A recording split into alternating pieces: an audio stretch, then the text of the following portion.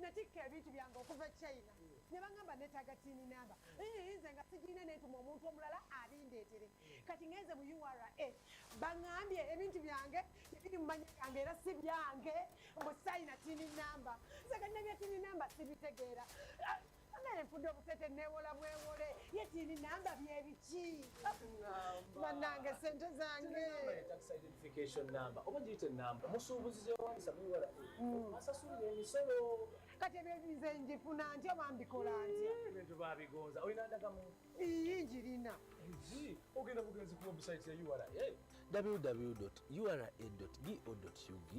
awo n'olondako e-services then n'ogenda ku tin registration awo nno woteeramu n'ennamba yo n'omwaka gwe wazaalibwamu amannya go gajja kwereta automatically awo n'ojjuzaamu n'ebirala bitono nnyo ebyetaagisibwa ng'ennamba y'essimu yo email address yo ne gy'obeera era nga bino osobola obbisanga emabega wandagamuntu yo then n'osubmitinga nga kamesagi kajja direct ku ssimu yo no nnyo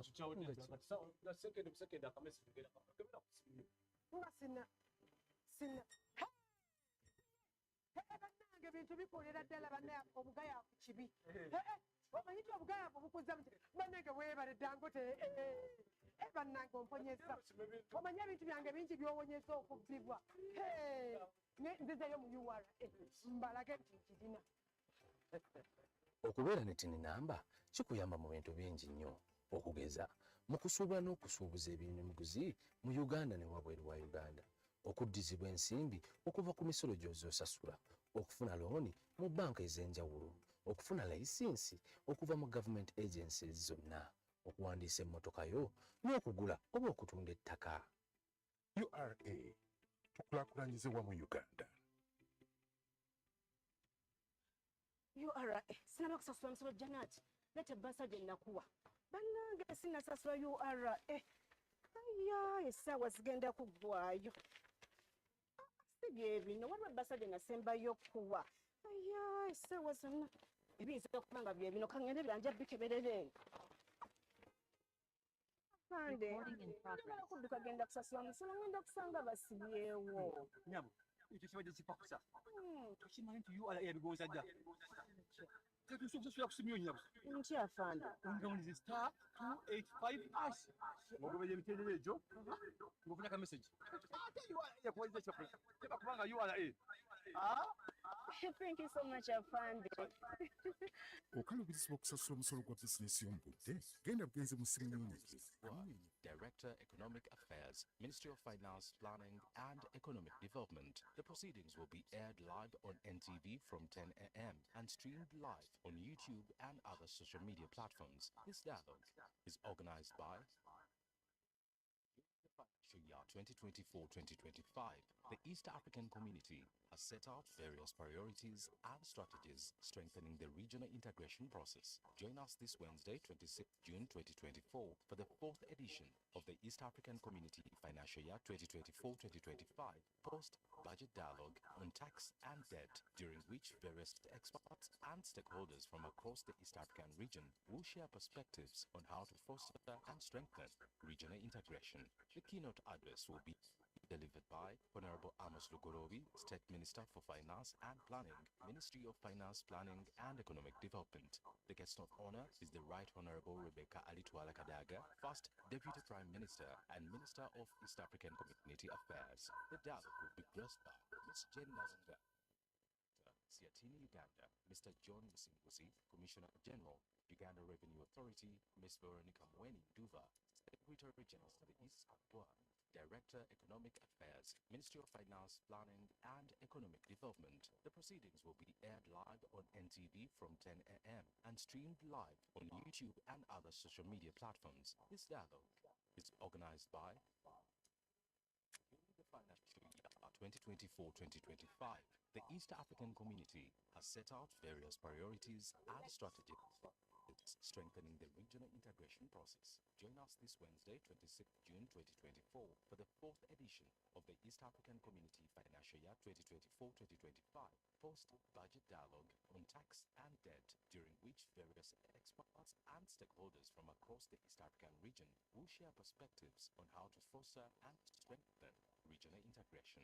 The keynote address will be delivered by Honorable Amos Lugorobi, State Minister for Finance and Planning, Ministry of Finance, Planning and Economic Development. The guest of honor is the Right Honorable Rebecca Alitwala Kadaga, First Deputy Prime Minister and Minister of East African Community Affairs. The dialogue will be graced by Ms. Jane Nalunga, Executive Director, SEATINI-Uganda, Mr. John Musinguzi, Commissioner General, Uganda Revenue Authority, Ms. Veronica Mweni Nduva, Secretary General of the Eastern Kapua, Director, Economic Affairs, Ministry of Finance, Planning and Economic Development. The proceedings will be aired live on NTV from 10 a.m. and streamed live on YouTube and other social media platforms. This dialogue is organized by 2024-2025. The East African Community has set out various priorities and strategies strengthening the regional integration process. Join us this Wednesday, 26 June 2024, for the 4th edition of the East African Community Financial Year 2024-2025.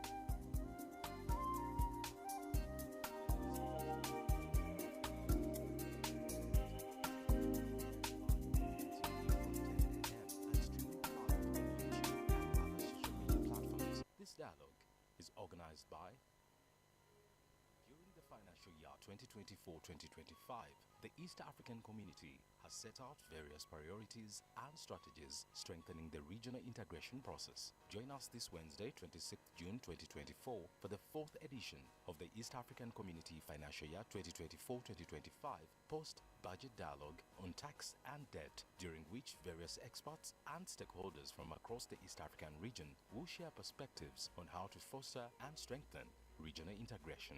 The keynote address will be delivered by Honorable Amos Lugorobi, State Minister for Finance and Planning, Ministry of Finance, Planning and Economic Development. The guest of honor is the Right Honorable Rebecca Alitwala Kadaga, First Deputy Prime Minister and Minister of East African Community Affairs. The dialogue will be graced by Ms. Jane Nalunga, Executive Director, SEATINI-Uganda, Mr. John Musinguzi, Commissioner General, Uganda Revenue Authority, Ms. Veronica Mweni Nduva, Secretary General of the East African Community, Director, Economic Affairs, Ministry of Finance, Planning and Economic Development. The proceedings will be aired live on NTV from 10 a.m. and streamed live on YouTube and other social media platforms. This dialogue is organized by During the financial year 2024-2025, the East African Community has set out various priorities and strategies strengthening the regional integration process. Join us this Wednesday, 26 June 2024 for the 4th edition of the East African Community Financial Year 2024-2025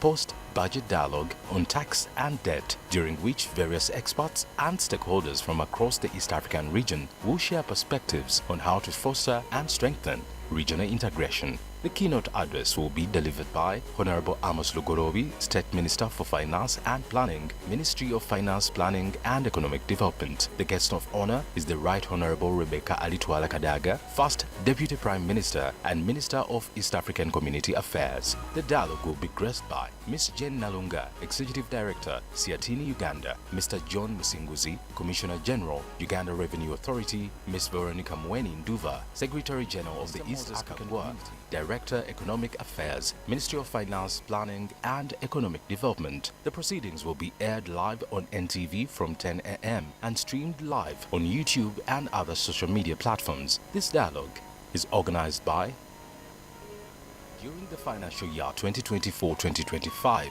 the East African Community has set out various priorities and strategies strengthening the regional integration process. Join us this Wednesday, 26 June 2024 for the 4th edition of the East African Community Financial Year 2024-2025 post-budget dialogue on tax and debt, during which various experts and stakeholders from across the East African region will share perspectives on how to foster and strengthen regional integration. The keynote address will be delivered by Honorable Amos Lugorobi, State Minister for Finance and Planning, Ministry of Finance, Planning and Economic Development. The guest of honor is the Right Honorable Rebecca Alitwala Kadaga, First Deputy Prime Minister and Minister of East African Community Affairs. The dialogue will be graced by Ms. Jane Nalunga, Executive Director, SEATINI-Uganda, Mr. John Musinguzi, Commissioner General, Uganda Revenue Authority, Ms. Veronica Mweni Nduva, Secretary General of the East African Community, Director, Economic Affairs, Ministry of Finance, Planning and Economic Development. The proceedings will be aired live on NTV from 10 a.m. and streamed live on YouTube and other social media platforms. This dialogue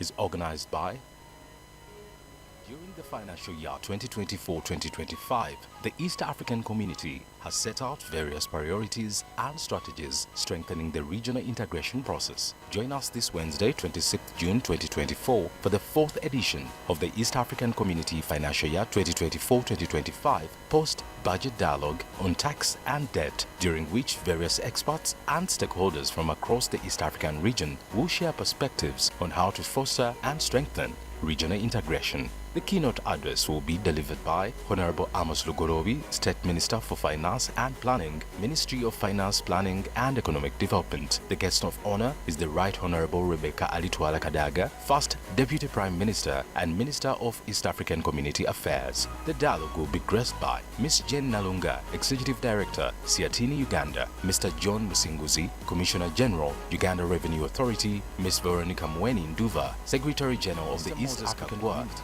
Director, Economic Affairs, Ministry of Finance, Planning and Economic Development. The proceedings will be aired live on NTV from 10 a.m. and streamed live on YouTube and other social media platforms. This dialogue is organized by During the financial year 2024-2025, the East African Community has set out various priorities and strategies strengthening the regional integration process. Join us this Wednesday, 26th June 2024, for the 4th edition of the East African Community Financial Year 2024-2025 post-budget dialogue on tax and debt, during which various experts and stakeholders from across the East African region will share perspectives on how to foster and strengthen regional integration. The keynote address will be delivered by Honorable Amos Lugorobi, State Minister for Finance and Planning, Ministry of Finance, Planning and Economic Development. The guest of honor is the Right Honorable Rebecca Alitwala Kadaga, First Deputy Prime Minister and Minister of East African Community Affairs. The dialogue will be graced by Ms. Jane Nalunga, Executive Director, SEATINI-Uganda, Mr. John Musinguzi, Commissioner General, Uganda Revenue Authority, Ms. Veronica Mweni Nduva, Secretary General of the East African Community, Director, Economic Affairs, Ministry of Finance, Planning and Economic Development. The proceedings will be aired live on NTV from 10 a.m. and streamed live on YouTube and other social media platforms. This dialogue is organized by. During the financial year 2024-2025, the East African Community has set out various priorities and strategies strengthening the regional integration process. Join us this Wednesday, 26th June 2024, for the 4th edition of the East African Community Financial Year 2024-2025 post-budget dialogue on tax and debt, during which various experts and stakeholders from across the East African region will share perspectives on how to foster and strengthen regional integration. The keynote address will be delivered by Honorable Amos Lugorobi, State Minister for Finance and Planning, Ministry of Finance, Planning and Economic Development. The guest of honor is the Right Honorable Rebecca Alitwala Kadaga, First Deputy Prime Minister and Minister of East African Community Affairs. The dialogue will be graced by Ms. Jane Nalunga, Executive Director, SEATINI-Uganda, Mr. John Musinguzi, Commissioner General, Uganda Revenue Authority, Ms. Veronica Mweni Nduva, Secretary General of the East African Community, Director, Economic Affairs, Ministry of Finance, Planning and Economic Development. The proceedings will be aired live on NTV from 10 a.m. and streamed live on YouTube and other social media platforms. This dialogue is organized by. During the financial year 2024-2025, the East African Community has set out various priorities and strategies strengthening the regional integration process. Join us this Wednesday, 26th June 2024, for the 4th edition of the East African Community Financial Year 2024-2025 post-budget dialogue on tax and debt, during which various experts and stakeholders from across the East African region will share perspectives on how to foster and strengthen regional integration. The keynote address will be delivered by Honorable Amos Lugorobi, State Minister for Finance and Planning, Ministry of Finance, Planning and Economic Development. The guest of honor is the Right Honorable Rebecca Alitwala Kadaga, First Deputy Prime Minister and Minister of East African Community Affairs. The dialogue will be graced by Ms. Jane Nalunga, Executive Director, SEATINI-Uganda, Mr. John Musinguzi, Commissioner General, Uganda Revenue Authority, Ms. Veronica Mweni Nduva, Secretary General of the East African Community, Director, Economic Affairs, Ministry of Finance, Planning and Economic Development. The proceedings will be aired live on NTV from 10 a.m. and streamed live on YouTube and other social media platforms. This dialogue is organized by. During the financial year 2024-2025, the East African Community has set out various priorities and strategies strengthening the regional integration process. Join us this Wednesday, 26th June 2024, for the 4th edition of the East African Community Financial Year 2024-2025 post-budget dialogue on tax and debt, during which various experts and stakeholders from across the East African region will share perspectives on how to foster and strengthen regional integration. The keynote address will be delivered by Honorable Amos Lugorobi, State Minister for Finance and Planning, Ministry of Finance, Planning and Economic Development. The guest of honor is the Right Honorable Rebecca Alitwala Kadaga, First Deputy Prime Minister and Minister of East African Community Affairs. The dialogue will be graced by Ms. Jane Nalunga, Executive Director, SEATINI-Uganda, Mr. John Musinguzi, Commissioner General, Uganda Revenue Authority, Ms. Veronica Mweni Nduva, Secretary General of the East African Community, Director, Economic Affairs, Ministry of Finance, Planning and Economic Development. The proceedings will be aired live on NTV from 10 a.m. and streamed live on YouTube and other social media platforms. This dialogue is organized by.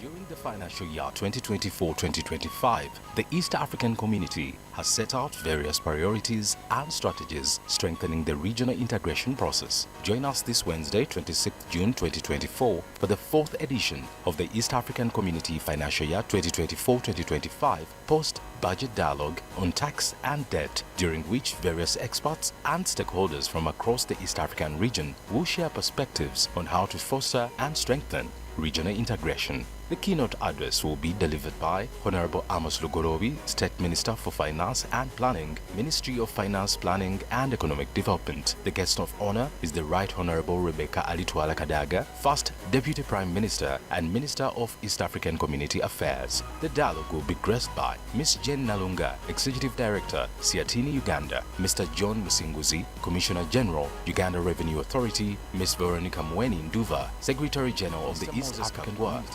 Director, Economic Affairs, Ministry of Finance, Planning and Economic Development. The proceedings will be aired live on NTV from 10 a.m. and streamed live on YouTube and other social media platforms. This dialogue is organized by.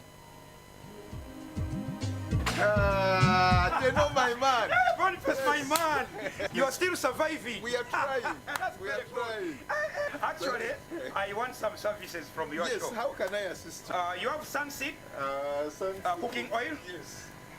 3 liters. Very good. Yes. Give me also this packed kakila sugar. How many kilos? I want 2 kilograms. Very good.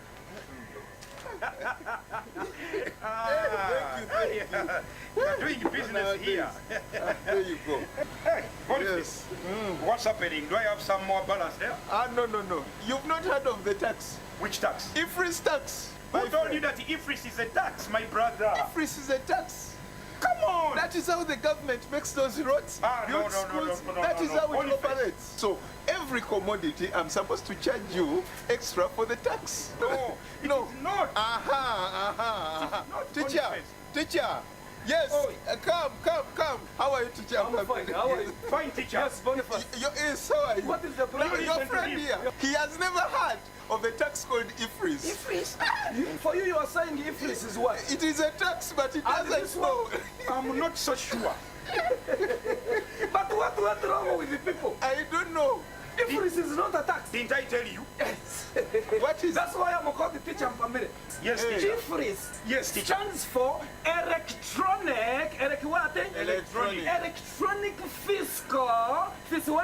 fiscal. Electronic fiscal receipting. Electronic fiscal receipting and invoicing system. Electronic fiscal receipting and invoicing system. IFRIS. Yes, teacher. Is there and show me any tax there? It is not a tax. It is a system. It is a what? System. Designed to assist taxpayers in maintaining accurate business what? Business records. IFRIS helps in monitoring value-added what? Tax. Value-added tax. Reported to Uganda Revenue Authority by traders like you. Do you know value-added tax? Isn't it the same as IFRIS? Anyway, that is value-added what? Tax. This is the consumption tax paid by the final what? Final consumer. For example, if you go to Chikuwa market and maybe you have bought a sack of rice at 100,000, 100 what? 1,000. That means you are going to be charged 18% VAT. That is 18,000 what? Shillings. So you will bring this sack of rice to this supermarket called the Boniface supermarket. Yes. And you, of course, your aim is to get profits from this sack of rice. So you will sell it at 100 what? And 50,000. As you are selling this sack of rice at 150,000, you will also charge your customers 18% of this one, which is 27,000. Yes, teacher. Mujukira nti Boniface yasasudde gumu kanaana mukikuuba nga vaati. Mukikuuba nga wati nga vati so addira okumwekanana guno n'agutoora ku ebiri kasanvu bw'agutoora ku ebiri kasanvu asigaza mmeka asigaza mmeka kenda kati kana kenda keotwala mu URA actually system ya ifris kana kenda kebadde erondora Boniface areme kalya okitegete mumpe erisiti yange ey'okubasomesa okirabye ssebo nti ifirisi si musolo kati mpa balansi wange URA sinaba kusasula musolo Janet lete basa gye nakuwa bannange sinasasula URA aya essaawa zigenda kuggwayo si byebino waliwo ebbasa gye nasembayo kuwa aya essaawa zonna ebiyinza okuba nga byebino kaŋŋende biranja bikeberere afande njagala kudduka genda kusasula musolo ngenda kusanga basibyewo nyabo ekyo kibadde kipakusa tukimanyi nti yabigonza dda kati osobola kusasula kusimyo nyabo nti afande ngamunize star 285 ash ng'ogoberera emiteerero egyo ng'ofuna ka message ate URA yakuwaliza ekyapula teba kubanga URA thank you so much afande okalubirizibwa okusasula omusolo gwa bizinesi y'omubudde genda bugenze mu simu nyonyige kamunyenye 285 hash abaddukanya bizinesi entono eziyingiza wakati wa miliyoni 10 ne miliyoni 15 omwaka bakwanguyirwa okusasula omusolo gwabwe ogwa presumptive tax nga banyiga bunyezi kamunyenye 285 hash banyumirwe enkola enennyango etali mu nsindikagano nyabo bannange bya ddala Janet omuntu awonye layini gwe ngenda kusasuliranga ku simu labayo bannange tuzimbire wamu ebiseera by'omu maaso ebitangaavu nga tunyiga kamunyenye 285 hash olunaku lwonna essaawa yonna wonna w'oli. Uganda Revenue Authority tukulaakulanyize mwami musoko walalaba naye budde banzimye ezempedde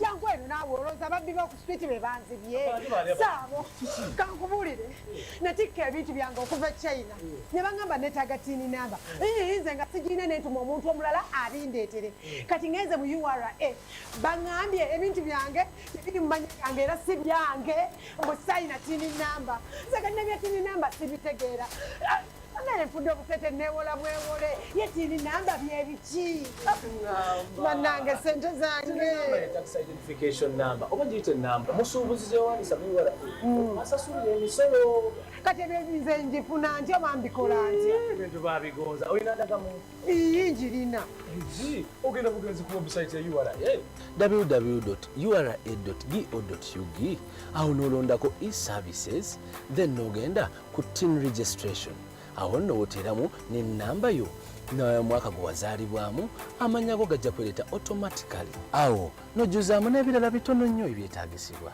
ng'ennamba y'essimu yo email address yo ne gy'obeera era nga bino osobola obbisanga emabega wandagamuntu yo then n'osubmitinga nga kamesagi kajja direct ku ssimu yo dakiika ntono nnyo nga sina bannange bintu bikolera ddala bannange obugayaavu kibi omanyi nti obugayaavu bukuza bannange weebale Dangote bannange buponyeza omanyi ebintu byange bingi byowonyeza okubbibwa nzizeyo mu URA mbalage nti nkirina okubeera ne tini namba kikuyamba mu bintu bingi nnyo okugeza mu kusuubula n'okusuubuza eby'emiguzi mu Uganda ne wabweru wa Uganda okuddizibwa ensimbi okuva ku misolo gy'ozosasula okufuna looni mu banka ez'enjawulo okufuna layisinsi okuva mu government agencies zonna okuwandiisa emmotoka yo n'okugula oba okutunda ettaka. URA tukulaakulanyize wamu Uganda.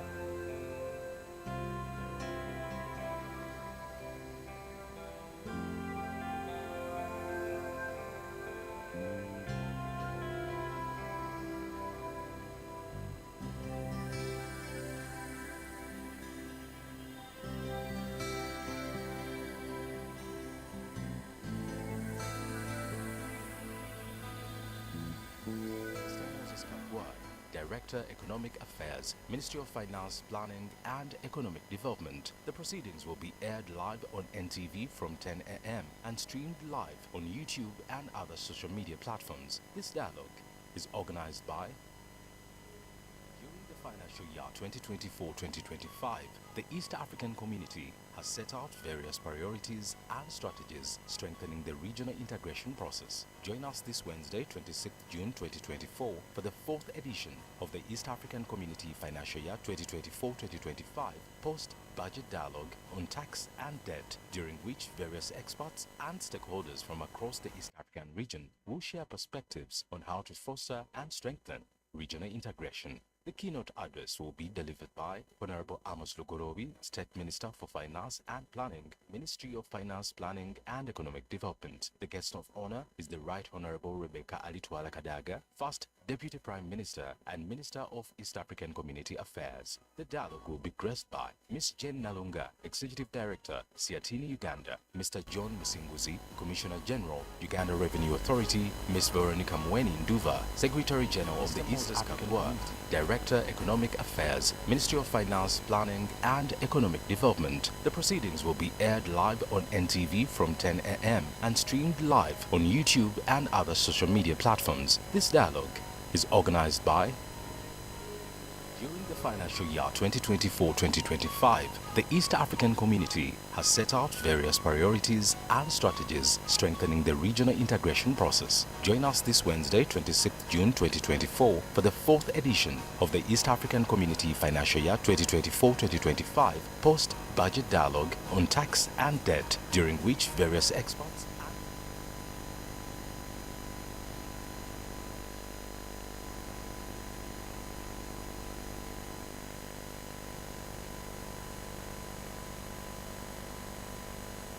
Finance, Planning and Economic Development. The guest of honor is the Right Honorable Rebecca Alitwala Kadaga, First Deputy Prime Minister and Minister of East African Community Affairs. The dialogue will be graced by Ms. Jane Nalunga, Executive Director, SEATINI-Uganda, Mr. John Musinguzi, Commissioner General, Uganda Revenue Authority, Ms. Veronica Mweni Nduva, Secretary General of the East African Community, Director, Economic Affairs, Ministry of Finance, Planning and Economic Development. The proceedings will be aired live on NTV from 10 a.m. and streamed live on YouTube and other social media platforms. This dialogue is organized by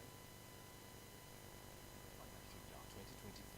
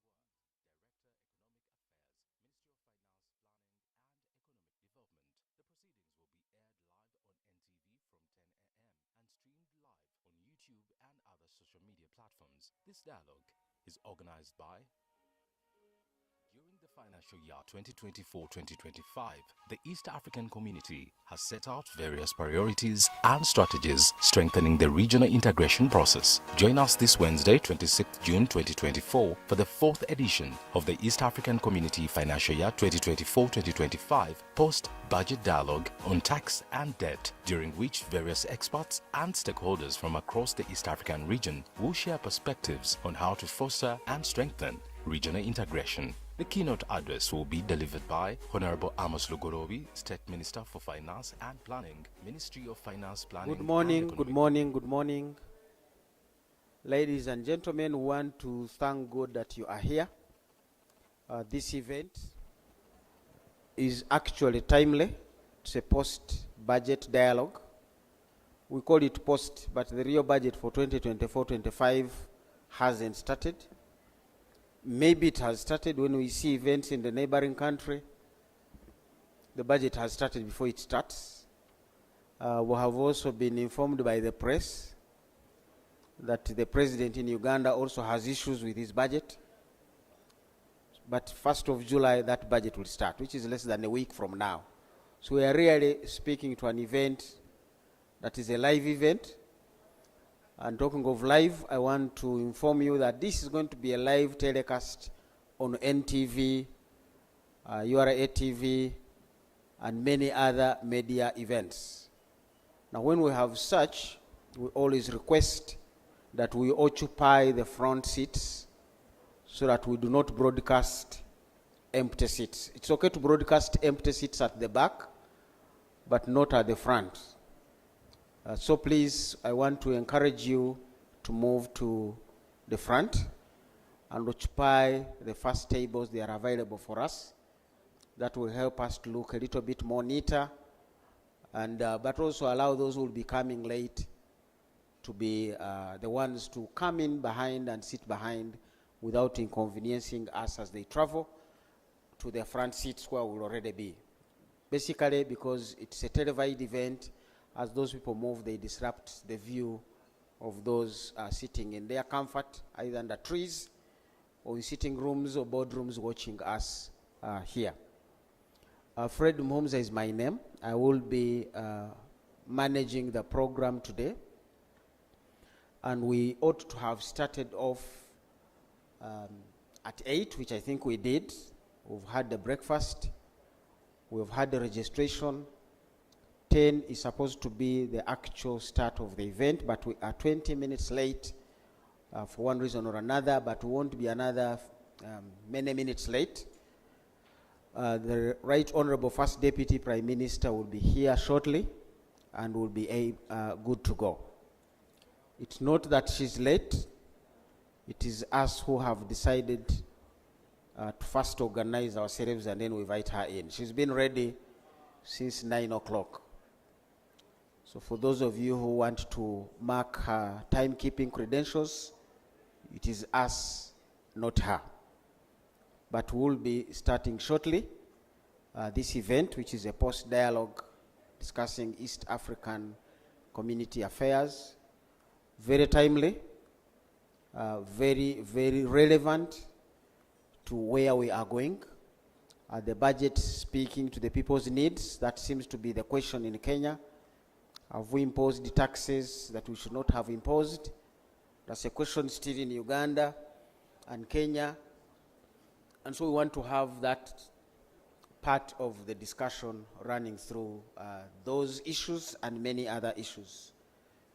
I will be back to inform you of the next steps once we know that the Right Honorable First Deputy Prime Minister and Minister for East African Community Affairs is ready to walk into the hall and we start our program. We intend to be here until around about 1 o'clock. The organizers have been kind enough to provide lunch, which we shall have, so don't miss your lunch. Tea continues to be served. I hope it is still behind there.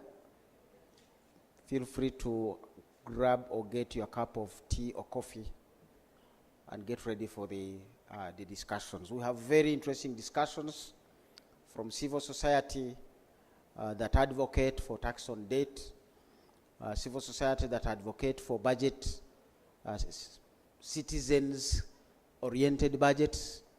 We have discussions from government agencies, the Ministry of Finance, the Uganda Revenue Authority itself is in the house. We are going to have some information coming in from people out of the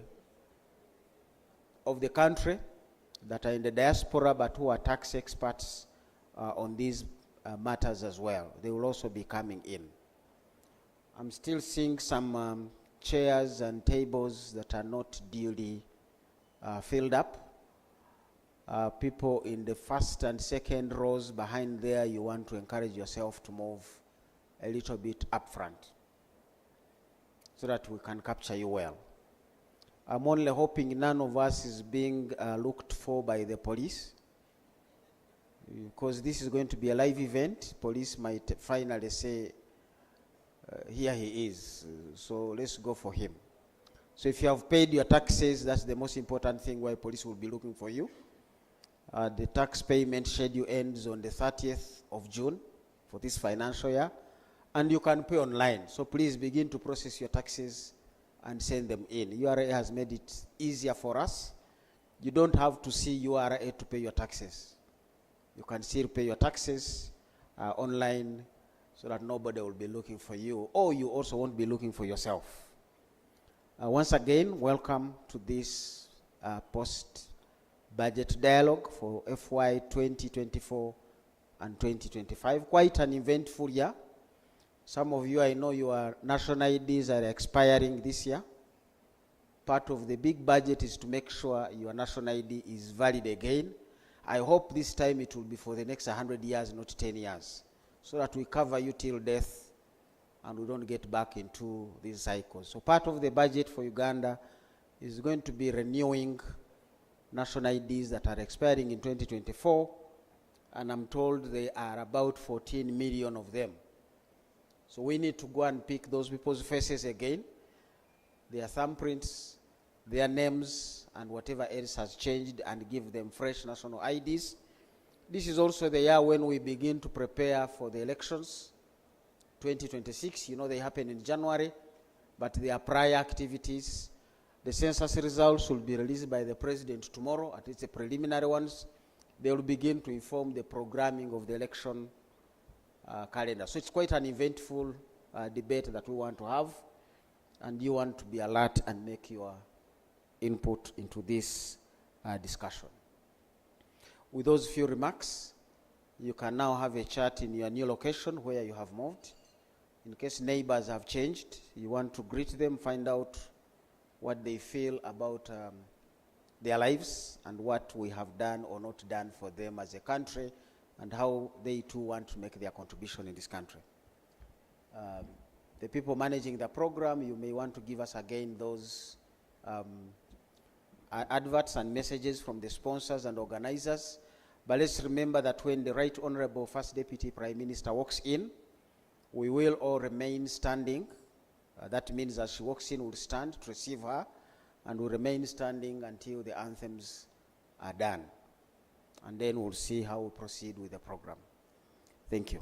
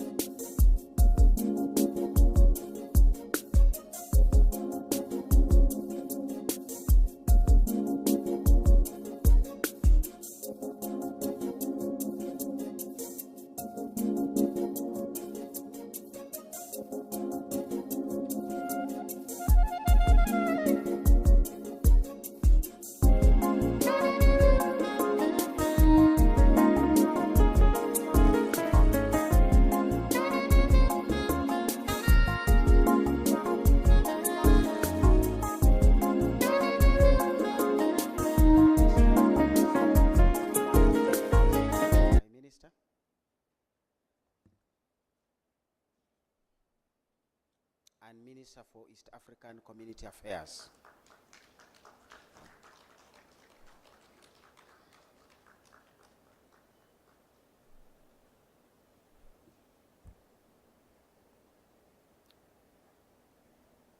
We will have the anthems in the order that they follow.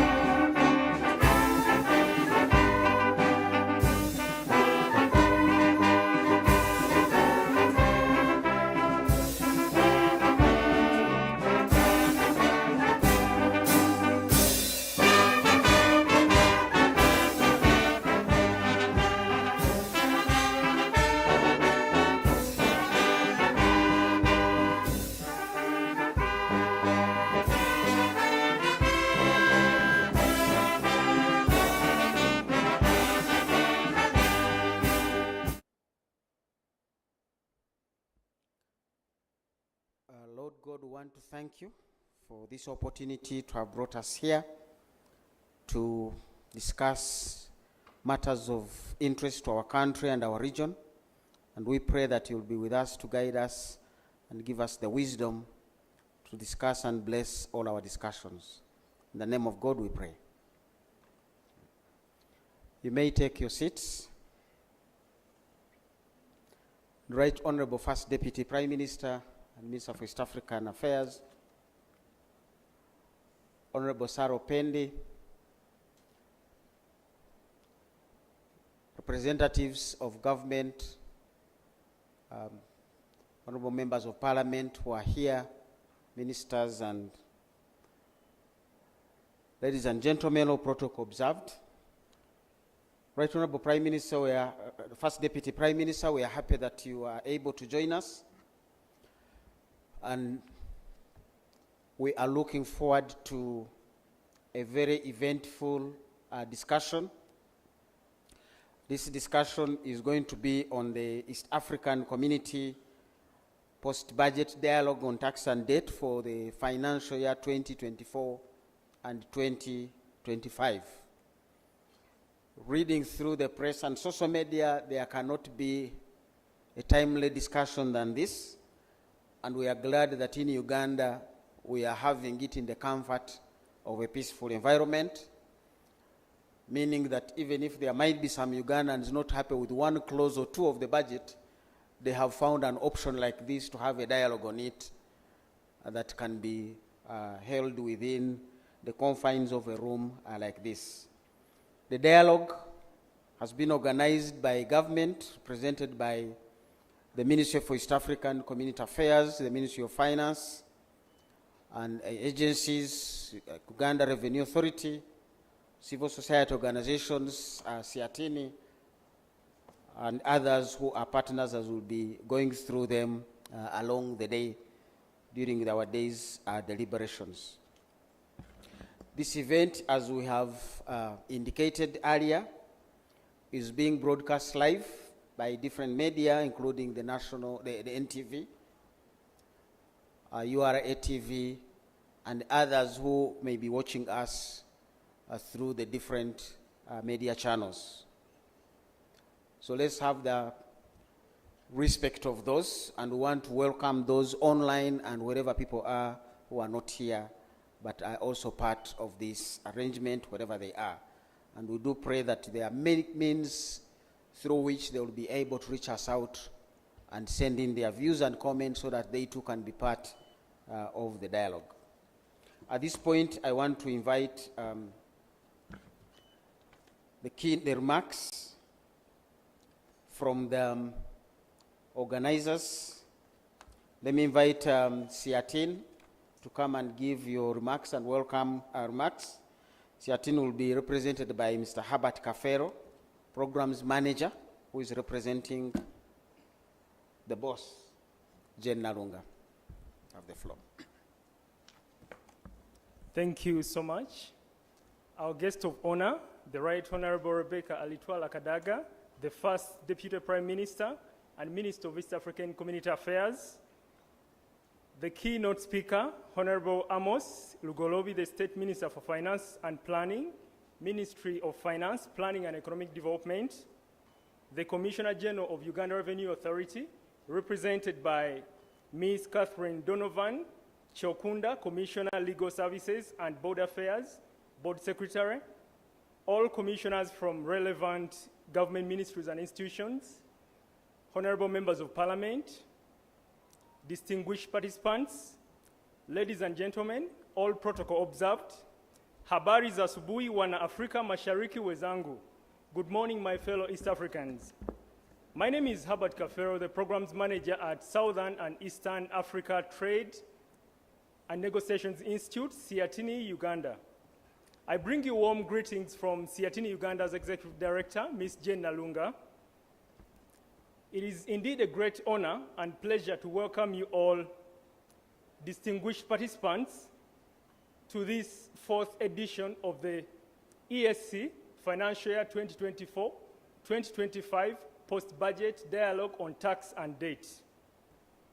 This dialogue, which has been organized by a number of National Budget Month partners, sometimes we call them Budget Transparency Initiative partners, is aimed at providing a platform for ESC citizens and key stakeholders to enhance citizens' awareness and effective engagement on tax, trade, debt, and other related issues in the East African region, and also aimed at fostering and strengthening East African community regional integration through tax harmonization and prudent debt management. Our guest of honor, the Right Honorable Rebecca Alitwala-Kadaga, the first Deputy Prime Minister and Minister of East African Community Affairs, SEATINI and other National Budget Month partners would like to thank the President of Uganda, His Excellency Yoweri Kaguta Museveni, through you, for his unwavering commitment towards making East African community regional integration work for the people and pushing for the region to be more integrated than divided.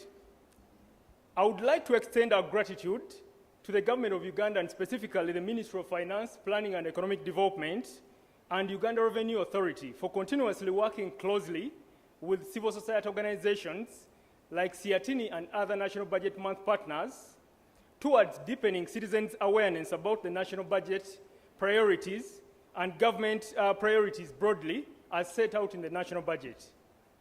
We would like to applaud Government of Uganda and the Ministry of Finance for clearly identifying the drivers of the economy. There is a short form for these drivers. It is ATMS, agro-industrialization, tourism development, mineral development, and science, technology, and innovation. We believe it is a good step for government, and as we applaud government for identifying these drivers, we call on government to allocate sufficient resources to these drivers, because a driver without the fuel cannot do a good job in accelerating to the desired destination. So we call upon government to allocate sufficient resources to these drivers of the economy. I would like to talk about, briefly talk about the state of the East African community regional integration, because this dialogue is basically focusing on ESC affairs. But in a special way, I would like to recognize Ministry of East African Community Affairs for working closely with National Budget Month partners to make this dialogue happen. And as SEATINI, among other partners, we recognize that the economic outlook of the East African community region is promising. For example, there is a projected increase in economic growth in 2024 of 5.1%. And 5.7% in 2025. That is promising. However, there are a number of challenges we have, and some of these challenges are already known to most of us who are here since we are key stakeholders. And I would like to also emphasize that the EAC regional integration presents numerous opportunities, and we need to make EAC regional integration work for the people, for the private sector, and for the benefit of all EAC partner states. EAC has approximately 302.2 million citizens and is now comprised of 8 partner states. We believe this population gives us a wider market, and as Uganda, we can position ourselves accordingly because other markets have challenges, and we have already tested some of these challenges with rejection of our products in the European Union, among other export markets. But the EAC is the sure market for some of our products that we cannot even trade in other markets. I could give an example of plastics. We cannot take plastics to the European Union, but we can sell them across the EAC partner states, which is really important for us, and I cannot overemphasize the need to make EAC regional integration work. On the other hand, EAC regional integration, all EAC partner states are facing challenges of debt distress, and this is a pressing challenge. We have challenges of climate change. It's a reality, and we're already facing the negative consequences. Debt and fiscal challenges around the world are real, and the EAC is not an exception. However, we observe that there is ever-increasing indebtedness. The debt burden is increasing among EAC partner states, and debt continues to exert pressure on national budgets.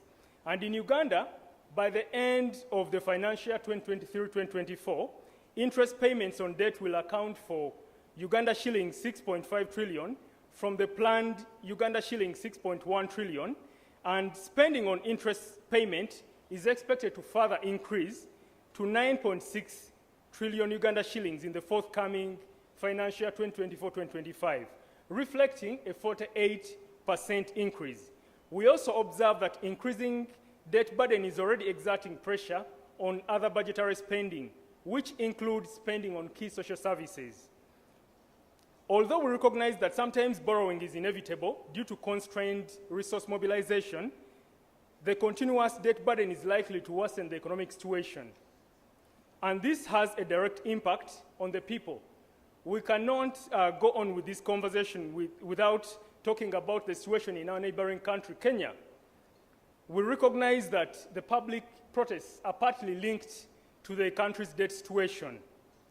And continuous debt is likely to worsen the situation across all EAC partner states. Whereas in Uganda, debt service is expected to take up to 46.7% of the financial year 2024-2025 national budget. Kenya's fiscal deficit pressure primarily comes from debt repayments. We cannot also ignore the public protests in the context of the consultations around tax bills. We have observed that the consultations around tax bills are not given adequate time. We observe that the 2 weeks are not sufficient enough to allow for adequate consultations. And the riots, the protests among traders here in Uganda were an indicator of the limited consultations, among other things, that if we gave consultations more time, let's say a month or even 2 months, if the planning can allow, then we would be able to exhaust all the consultations from key stakeholders and groups. And we call upon government to consider extending the time for consultations on tax bills because they feed into the national budget process. And as we talk about how to do things better in terms of addressing our debt situation, there is need to rethink how to address the debt problem, the debt situation, by equitably enhancing domestic resource mobilization, curbing revenue leakages, and curbing leakages broadly, including addressing corruption that is actually become the talk of the year. There is also need to widen the tax base by tapping into the untapped revenue sources, but also casting the net wider to consider those that are outside the tax bracket. There's also an important issue around concluding tax harmonization. There is slow progress towards tax harmonization in the ESC, and this is distorting trade. We also observe that there are recurrent non-tariff barriers. We've had non-tariff barriers over the years, and they recur. As we address one non-tariff barrier, more non-tariff barriers emerge. And as a way of addressing these non-tariff barriers, we are calling upon, through Right Honorable Rebecca Kadaga, the First Deputy Prime Minister and the Minister in charge of ESC Affairs, to call for the review of the East African Treaty, Community Treaty. We now have 8 members of the ESC, and the context has since changed since the treaty was adopted. We've faced a number of challenges as partners. The issues of retaliation have also happened. We've seen non-tariff barriers, border closures, among other things. And we believe there's need for a strong dispute settlement mechanism, among other areas, in view of reviewing the ESC treaty. We also believe that we need to adopt the conviction that ESC regional integration is not an option, but an imperative. We also observe that there are members that we've admitted into the ESC, and they are members by convenience. They only join when they want to achieve certain objectives, and they want to exit when they feel it's no longer necessary for them to be members. For example, the Democratic Republic of Congo, that doesn't want to renew its membership because of a number of issues they have put on the table. So we need to reassess the issue of expanding the ESC, whether it delivers on the envisaged objectives. We believe there is need for more coherence than broadening, because we're admitting members, some of them are even defaulting on their subscription fees. And the issue of moving together as the region cannot be overemphasized. When we move together, we win together. And we need to also collectively, as ESC members, exploit opportunities in other regional economic communities, RECs, like COMESA, SADC. The need to make the tripartite work cannot be overemphasized. I can go on, but because of the interest of time, allow me to stop here. And once again, I bring you greetings from SEATINI-Uganda's Executive Director, Ms. Jen Nalunga. And I look forward to the discussions in which I hope we will all participate in shaping a better way forward. Asanteni kwa kunisikiza. Thank you for listening to me, for God and my country.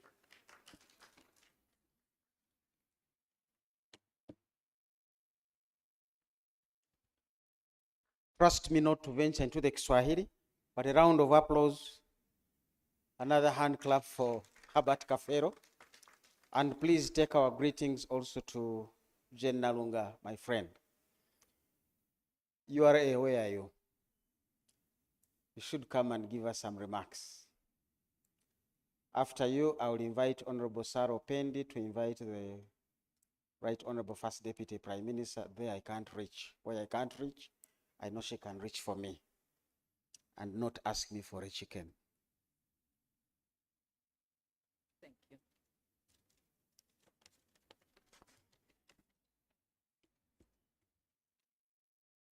Good morning. Our guest of honor, the Right Honorable Rebecca Kadaga, First Deputy Prime Minister and Minister of East African Affairs, honorable members present, honorable members of Parliament present, the Secretary General of the East African Community, Executive Director of SEATINI, heads of government ministries, departments and agencies present, management and staff of URA present, members of the civil society present, members of the media fraternity present, our valued taxpayers present, distinguished guests, ladies and gentlemen. First of all, let me take this opportunity to introduce myself. My name is Catherine Chokunda Donovan, Commissioner Legal Services and Board Affairs, Uganda Revenue Authority. I stand before you on behalf of the Commissioner General of URA, who was unable to attend this dialogue due to another conflicting engagement, but he sends his sincere apologies.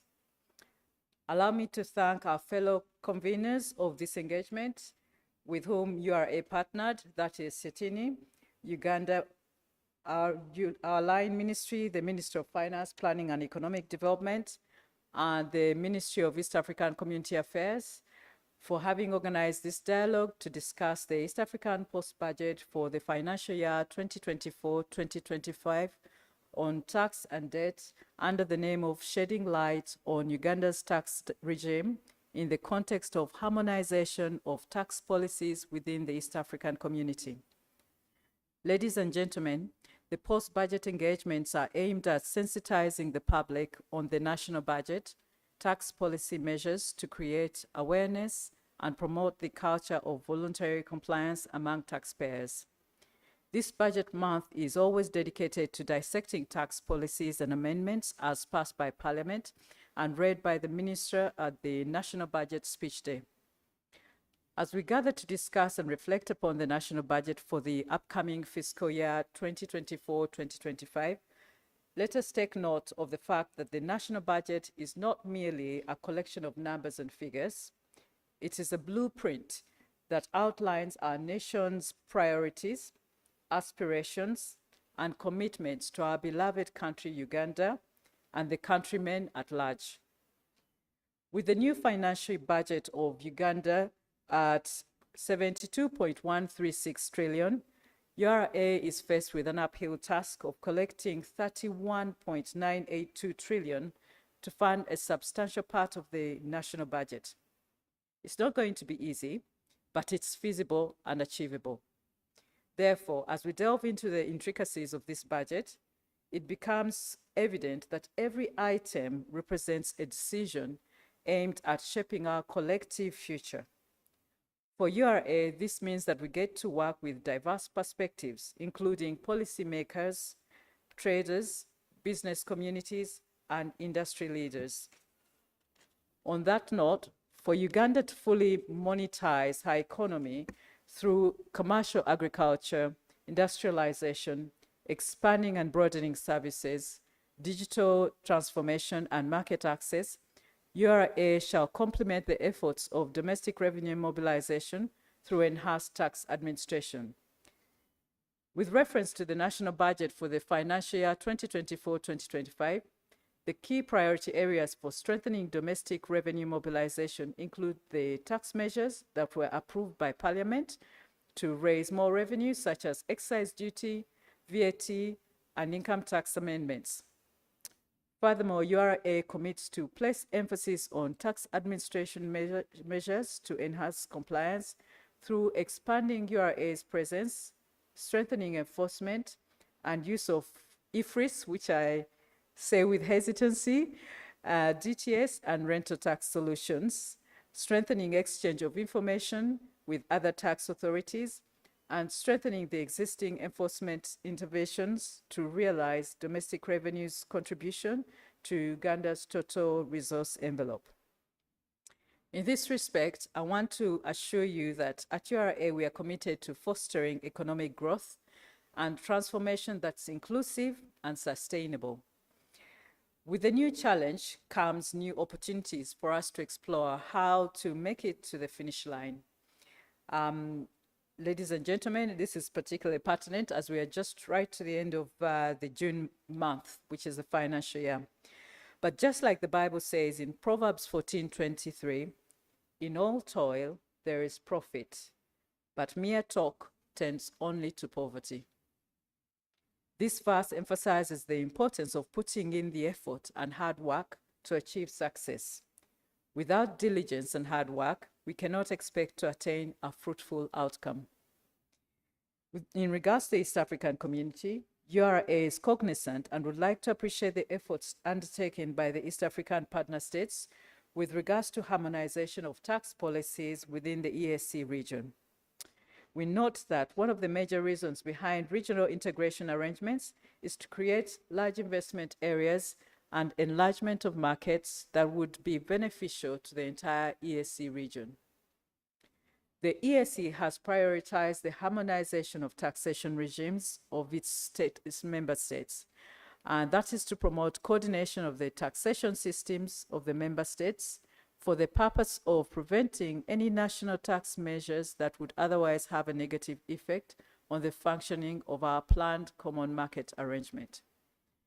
In relation, URA appreciates the strides being undertaken to harmonize the tax policies within the region, including but not limited to the ESC Unified Tax Procedures Directive, the ESC Model Tax Treaty, and the ESC Multilateral Double Taxation Agreement and harmonization of excise duty, among others.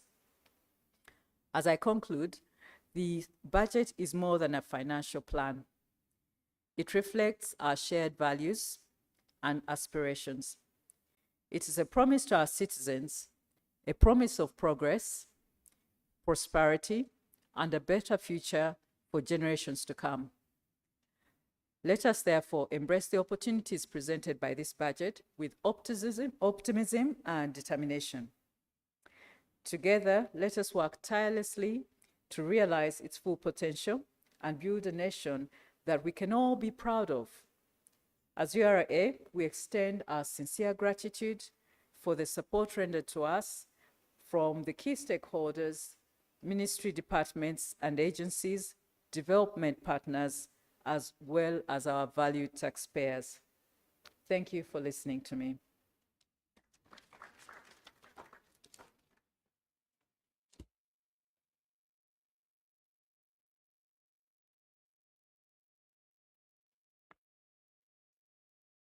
Please pass on our greetings to John Musinguzi.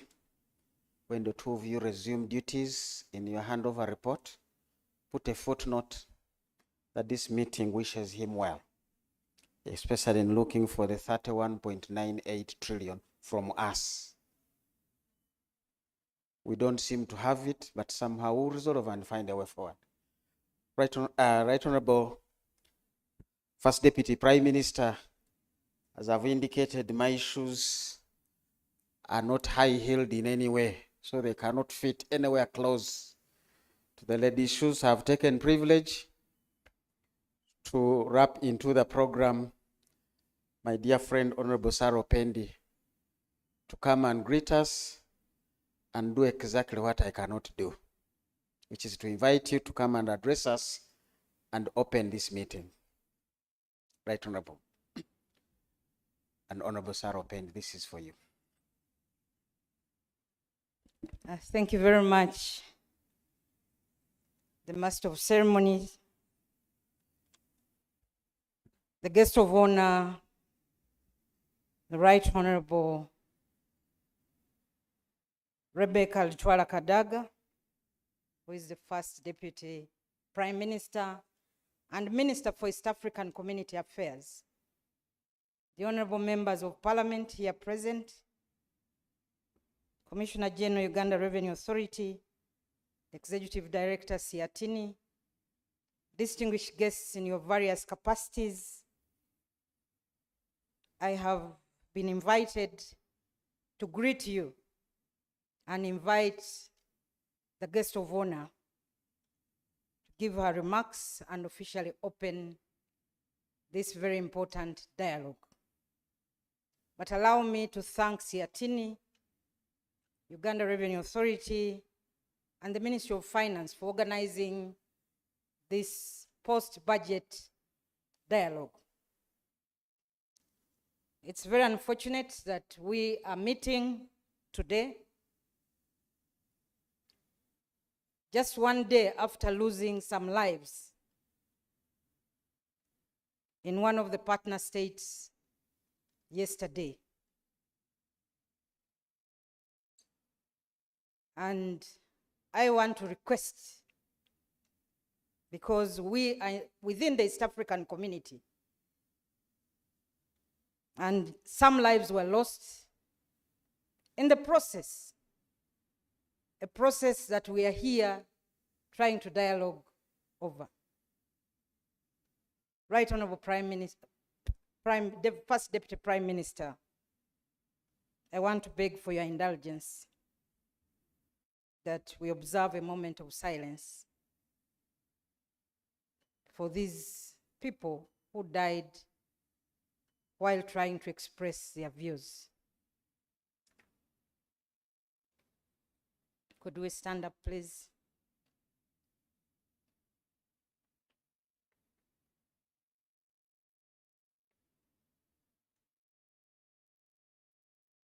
May their souls rest in eternal peace.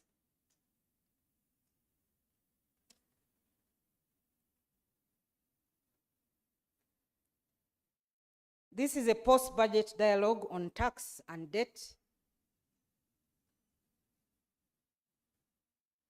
And it's very important for the governments to listen to their citizens. Because at the end of it all, these budgets are financed through domestic revenue, largely paid by the citizens, but also partners, development partners, and other donors. Uganda as a country is well resourced. We are a country that is rich with minerals. We are a country that has a very favorable climate, very fertile soils, and therefore our reliance on agriculture, our reliance on tourism, our reliance on the minerals sector, and trying to ensure that there are adequate resources allocated to these areas would be a game changer. Right Honorable First Deputy Prime Minister, you are aware that this 11th Parliament passed the Mining and Minerals Act, a bill which is now law, and Uganda is well endowed. And I strongly believe that if only we could organize this sector, the government would be getting substantial revenue from this sector. Unfortunately, currently as we speak, this is not the case. We still have so many illegal mines out there. People getting these resources to enrich themselves and not paying anything to the government. And it's my humble request that that law be implemented without fear, without favor. Just last week, I think it was last week when we saw the Minister of State for Minerals, the Honorable Nyamutoro, trying to visit some of the mines, and what happened, you also, I don't need to repeat it. So I want to call upon the government as we look for revenues. That is one area that we need to actually close and ensure that whoever is mining in this country mines with a license and pays the necessary taxes that they are supposed to pay. Because these are minerals for the government of Uganda and are supposed to be for the benefit of the entire population. We all know how much has been allocated to servicing the debt, and with the resources out there that government is not able to get, we would actually be servicing more. We would have had a bigger budget for servicing the debt, but that is not the case. So we need to tighten those loose ends and deal with all these other illicit financial flows, of course, including the corruption. The previous speakers have spoken about the key drivers of the economy. And Right Honorable Speaker, Right Honorable First Deputy Prime Minister, I do not want to repeat what they have said, but all that I want to say is that you cannot neglect road maintenance in this country, since we are heavily reliant on the roads road network as a means of transport in this country. We want to appreciate the government for the various investments that it has made in improving the road network. However, without funds for maintenance, all that we are doing is in vain. We have so many beautiful roads that have been constructed, but today they are full of potholes. Why? Because there isn't sufficient resources put in place to maintain these roads. And I want to call upon you specifically to push the executive to operationalize the road fund. I'm glad that this road fund was created through an act of parliament, and at that time you were in parliament. But to date, that road fund has never been operationalized. As we talk about the parish development model, as we talk about investments in agriculture,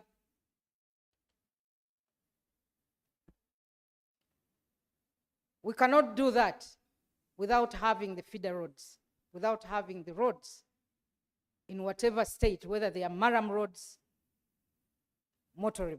So I want to request that that be dealt with. So Right Honorable, our guest of honor, the First Deputy Prime Minister, with those few remarks, I want to end with a call on everybody that it's terrible for Ugandans to pay taxes, and these taxes are not put to the right use. I cannot end without talking about the challenge, our biggest challenge today, of corruption. Let it be every Ugandan's responsibility to rise up and fight corruption. And I strongly believe that we can actually do this. We are doing our part as legislators, but the Ugandans should also do their part in not being partners in facilitating the corruption, but reporting all those who are misusing the taxpayers' money, but also, misappropriating funds that should be going to other sectors. So with these few remarks, it's my pleasure now, guest of honor, to invite you to address the gathering. Thank you very much.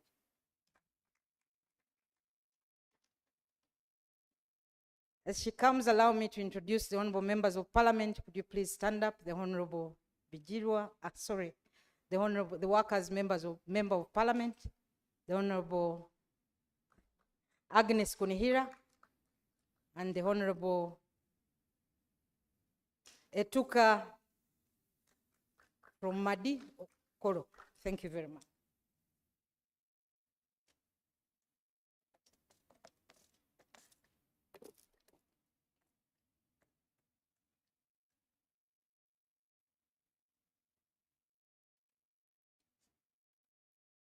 Good morning, honorable members of parliament, the SEATINI family, the representative of the Director General, and you, the taxpayers and stakeholders. It's a pleasure to be here this morning. I really want to thank SEATINI for a long-standing partnership with Parliament. They've been very supportive in giving information to members of Parliament to enable them to understand the budget and be able to do their work properly. So thank you so much. I also want to thank the Uganda Revenue Authority for this dialogue.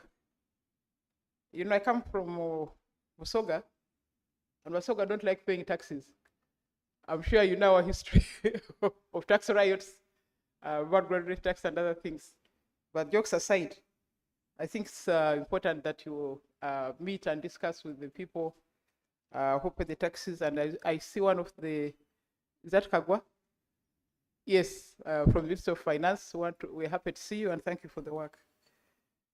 Now, I just want to respond briefly to what the Honorable Opendi has said before I go to my speech.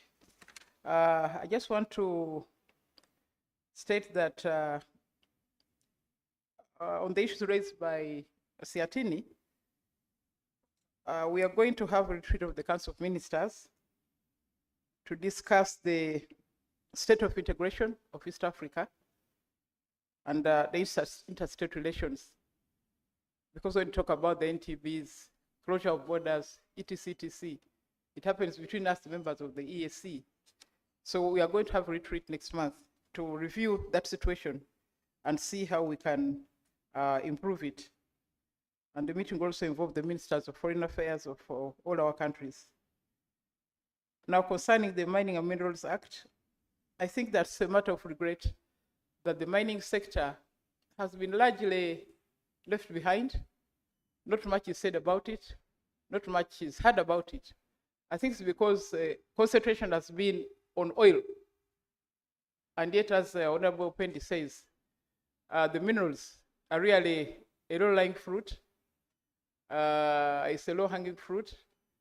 If you look at the map of minerals in Uganda, I think there's no part of Uganda that does not have some kind of minerals. So we are sitting on a lot of wealth, and it's important to be able to exploit it. Unfortunately, exploration is very, very expensive. I don't know many Africans or many Ugandans who are involved in exploration. You'll find the Chinese, you'll find the Indians, you'll find the Arabs. So I think we need to find a way to facilitate Ugandans to conduct exploration at a reasonable rate and also be able to develop with mines. She also mentioned the issue of transport. Again, one of the areas that has been neglected is water transport. We have a lot of water bodies in this country which are navigable. Some of them were actually navigable even in the colonial times. It's no longer the situation now. From my area in Namsagari, boat used to go from Namsagari to Egypt. It doesn't happen now. And so many other things. So water transport is also an area that we need to handle. And of course, the railways. I grew up near a railway station in Mburamuti.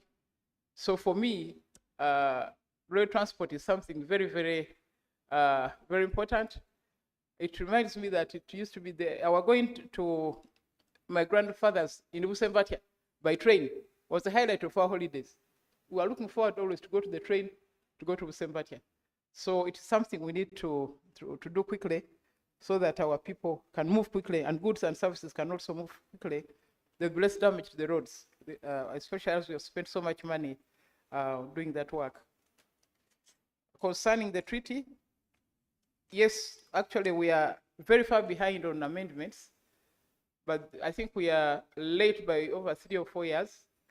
This is because the ministers of the attorneys general of East Africa have failed to meet in the last 3 years.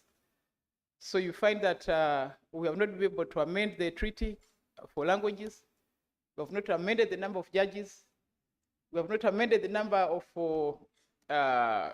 boards of trustees, because it was okay when we were 3, but when you are 8 and you have a board which is 40 people, you can't work. So during that retreat, it's our intention to really put pressure on the attorneys general to ensure that they do their work and we have the necessary amendments to the treaty so that we can look at the real integration. Having said that, again, I say I'm very happy to be here, part of this post-budget dialogue for 2024-2025. We are here to gather, dissect, and discuss the implications and opportunities arise from the recently announced budget. It's a crucial platform for stakeholders from various sectors to come together, share insights, reflect on our fiscal policies, and chart a path forward to ensure sustainable economic growth and development of our region. I've already thanked SEATINI for bringing us together. The budget is not just a financial plan, but a blueprint for our nation's and region's future, outlining our priorities, allocates resources, reflects on aspirations for growth, development, and societal well-being. Therefore, it's a reflection for our shared commitment, shaping a prosperous and equitable future. The topics of tax and debt are components of our economic landscape. They are not only fundamental to the function of our governments, but also pivotal in shaping the welfare of our citizens. So today we can delve into those issues, analyze our current strategies, discuss innovative solutions to help us address those challenges. Of course, taxation is the lifeblood of our governments. It helps us to fund essential services, invest in infrastructure, promote social welfare. However, it is imperative that tax policies are equitable, efficient, and conducive to economic growth. We must have created a tax environment that encourages investment, supports business development, and ensures that the burden is fairly distributed among all segments of society. I think the recent sit-down strike by the traders is a clear indication that the tax burden is falling particularly on particular sections and not on others. So it's necessary, Madam Donovan, that this issue is looked at critically. This management is also critical. Borrowing can be a powerful tool for development, but must be managed prudently to avoid unsustainable debt levels that could hinder our economic progress. Effective debt management strategies are necessary to maintain fiscal stability, protect our credit ratings, and ensure that future generations are not overburdened by today's financial decisions. The finance ministers of East Africa, Kenya, Uganda, Tanzania, and Rwanda presented their spending plans for 24-25 on the same day, the 13th of June, in a bid to harmonize the fiscal measures that affect each country's economy. The African Development Bank projects the region's growth to pick up from an estimated 3.5% in 2023 to 5.1% in 2024 and 5.7% in 2025, boosted by infrastructure development and increased regional trade. I would like to highlight a bit on the ESC budgets, estimated at 31 billion for Kenya, 18.9 billion for Tanzania, 19.2 billion for Uganda, 1.5 billion for Burundi. The partner states' budgets outline various new fiscal and monetary interventions amidst other measures aimed at realizing required resources to match expenditure while improving welfare of the citizens. From the surface, we notice a general increase in the EAC partner state expenditure allocations. Uganda's allocation of expenditure allocation has increased from 52.753 trillion for 2023-2024 to 72.13 trillion for 2024-2025. Kenya's expenditure of about 4 trillion is up from 3.85 trillion Kenya shillings for 2023-2024, and the United Republic of Tanzania, it has risen from 47.2 to about 50 trillion for the current fiscal year.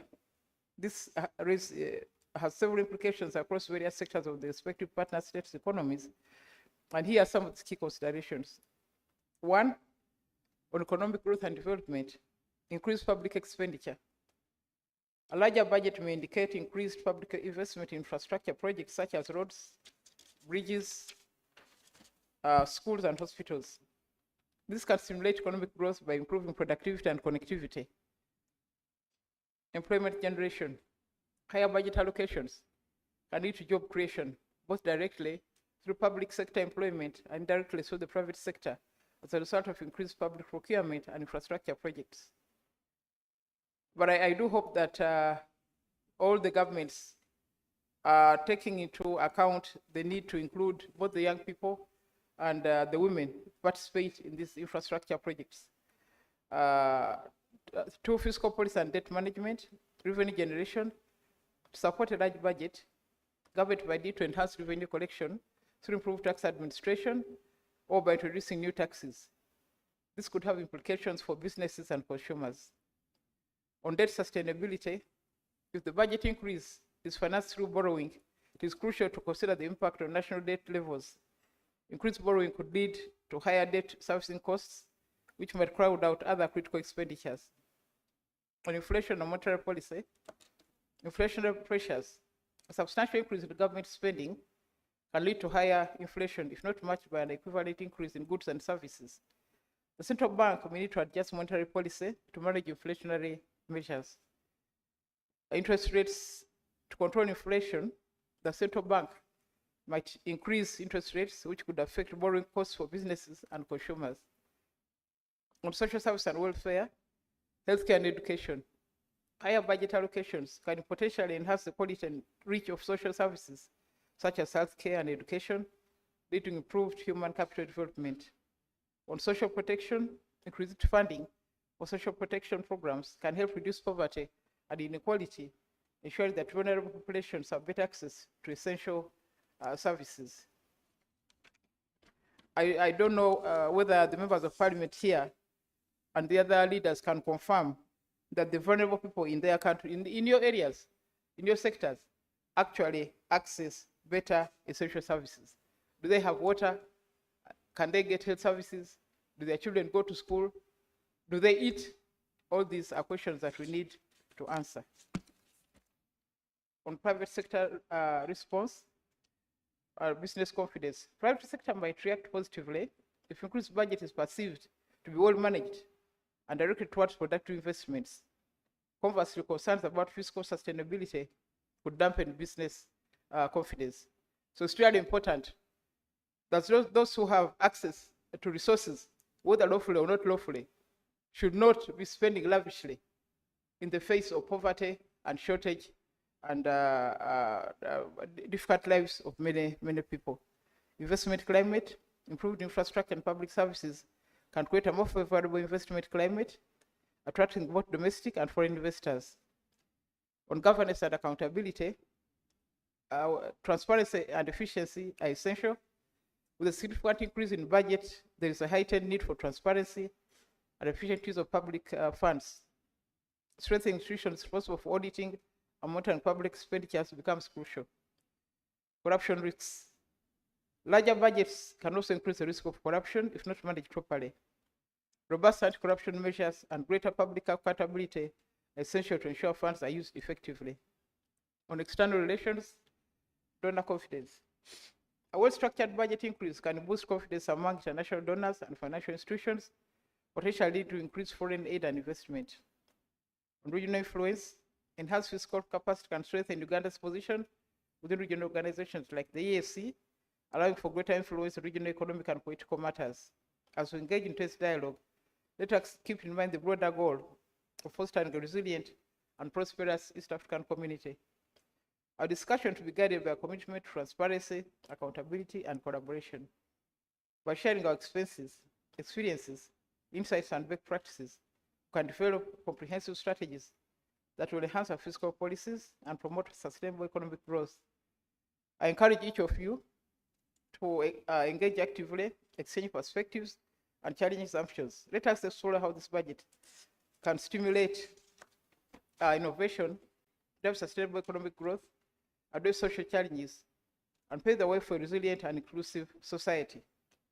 And I want to really implore the Ministry of Finance especially to listen when stakeholders are expressing their views about the tax measures, about the impact on tax, about the impact on the population. Many times, I think they are more driven by the need to collect money, but they don't care about the implications of how they go to get that money. For instance, we have been having a long-standing battle over tax on diapers and sanitary pads. How can you tax children? How can you tax babies? And you know, they really haggle and insist this tax must be there. Why? Tax beer, tax something else. But they want money because of the number of children who will use diapers, because of the number of women who are going to buy menstrual pads. Tax the women. Discriminatory tax. All these are issues that you need to listen to, Mr. Kago. Let me extend my gratitude to all the speakers, panelists, and participants who are here today. Your expertise and contributions are invaluable. I'm confident that our collective efforts will lead to meaningful outcomes. Together, let us seize this opportunity to forge partnerships, identify synergies, and collectively contribute to realizing the full potential of our nation. I am confident that our deliberations today will yield valuable insights and actionable strategies that will guide our journey towards a brighter tomorrow.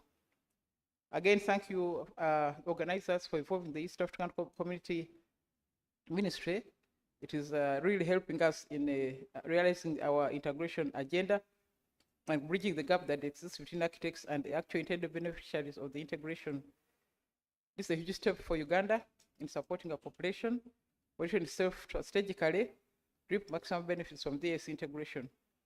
So we're really happy to be here.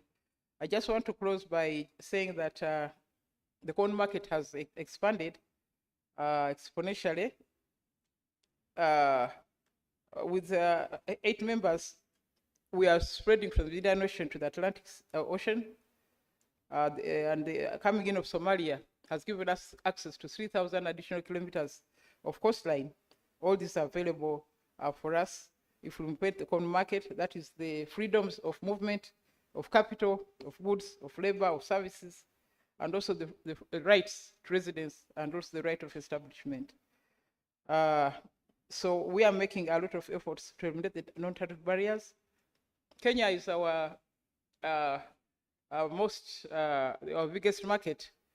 And 1 month ago, we had a long meeting with the government of Kenya, at which we agreed that we do not want to hear about quotas.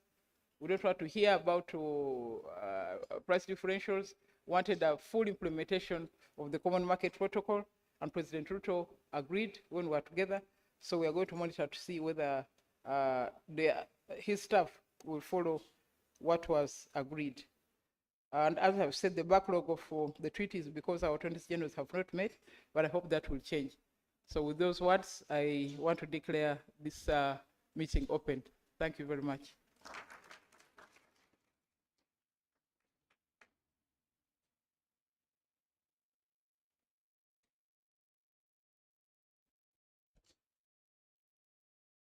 Let me take the privilege of standing right where the Right Honorable First Deputy Prime Minister has been, just before any of you comes ahead of me, and to appreciate and thank you for opening this dialogue and for guiding on how and where we should be taxing. It's not just about finding revenue, where do you find the revenue? But also reminding some of us who engaged the Ugandan train while it still moved. I used to enjoy the train to Kasese in those years when I was a schoolboy, and then bring back some G-nuts from Kasese and make a profit. I almost dropped out of school to go into business, but I remained focused on the school days. But the train is really a conversation, and I've already been computing the revival of the train around Kampala is already helping those who are using it to save 4,000 shillings per day. Because by taxi, they were paying 3,000 coming to town and 3,000 going back. That cost has been reduced to 2,000. So these things do matter for the citizens. When they touch where their taxes are going, you can be sure it makes a difference for them. We are going to have a group photo for those who carry the title of Honorable. You certainly are going to join the Right Honorable First Deputy Prime Minister and Minister for East African Affairs, and the organizers, SEATINI and URA. Commissioner Kagwa, you have to be in that picture. Julius, you have to be in that picture. Please, the photographers, come and make sure we are arranged for that so that we can get that out of the way, and thereafter we'll have a keynote address from the Ministry of Finance. Honorable Saro Pende, I'm back at your feet, requesting you help me with the honors of coming with that table and this table to join in. How is Madi Okolo? Did I hear that? Honorable Agnes Konira, you're welcome. Let's, camera people, please come and we get this out of the way. Do we need seats? Do we need to stand?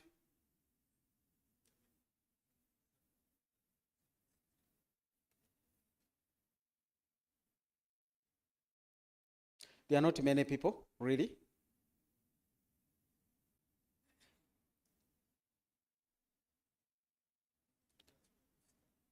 I think let's stand just on either side of the Right Honorable First Deputy Prime Minister and Minister for East African Affairs.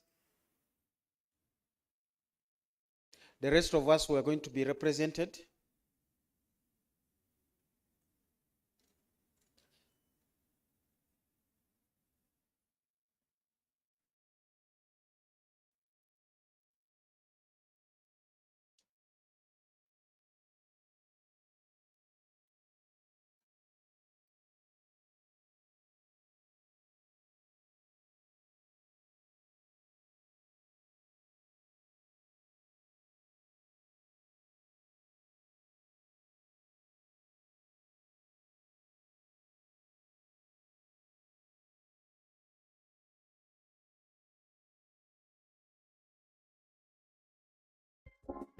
There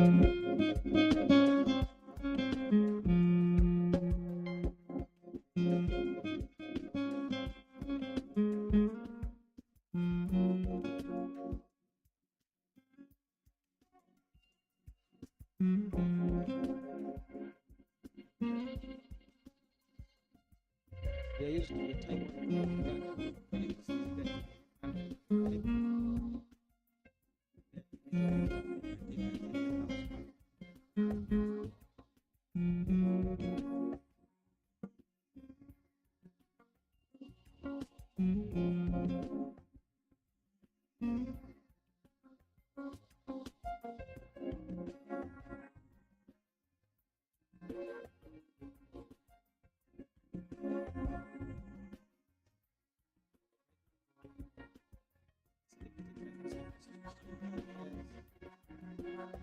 Next point, we want to invite you to listen in at least to the keynote.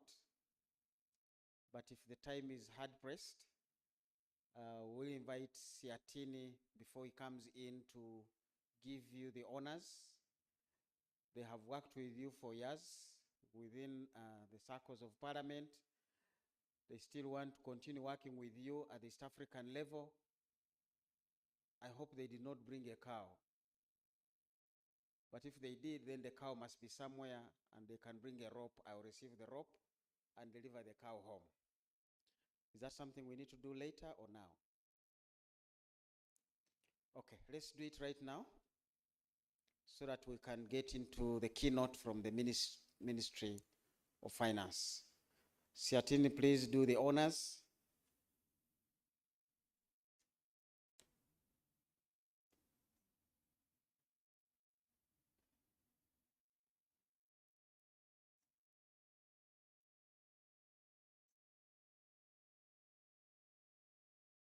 Thank you, moderator. Right Honorable Rebecca Alitwala-Kadaga, the first Deputy Prime Minister, from SEATINI-Uganda, from the Executive Director of SEATINI-Uganda, Ms. Jane Alunga, who is somewhere in Tunis, in some other equally important discussions, sends you warm regards. And from SEATINI, we would like to thank you for allowing us to work closely with the Ministry of East African Community Affairs, because as a civil society organization, we don't take that for granted. We truly believe in the East African community regional integration because it offers numerous opportunities. And as SEATINI, we strive to make it work for the ESC citizens, the private sector, the MSMEs, but also for all ESC partner states. And from your remarks, we are able to capture a number of important processes that we'll be engaging in, and also furnishing the different policymakers and technocrats with information to inform the discussions, the retreat that is yet to happen in view of taking stock of the progress of ESC regional integration, but also the review of the ESC treaty. We truly believe that if we review the ESC treaty and commit to different things, especially strengthening the dispute settlement mechanism, we will then reaffirm our commitment in a better way, because as the ESC is now, we observe that some members are not committed like how other members like Uganda are. And we believe the review of the ESC treaty will address a multiplicity of issues, including the recurring non-tariff barriers, among other issues, and strengthen dispute settlement mechanism, but also review the mandate of the East Africa Court of Justice, among other things. And the issues around tax harmonization, we also recognize that there is progress. However, we need to move from paper to action and remove all the distortions and also implement the common external tariff. We've observed that Kenya has gone on to sign bilateral trade agreements individually with the European Union, and it's also negotiating the strategic trade and investment partnership with UK, among other agreements and partnerships that individual ESC countries are pursuing. And that is not in the spirit of ESC regional integration. In fact, we observe that it's against the principle of variable geometry. The principle is being misinterpreted in favor of individual interests. Thank you so much. We have this bag. It's full with publications that we believe could enrich some of the discussions you are yet to undertake. And at SEATINI, we are big on research. In fact, we pride ourselves in undertaking research to inform alternative policy measures that could be taken on and yield the much needed sustainable development, poverty eradication, and shared prosperity across the EAC region. Thank you so much.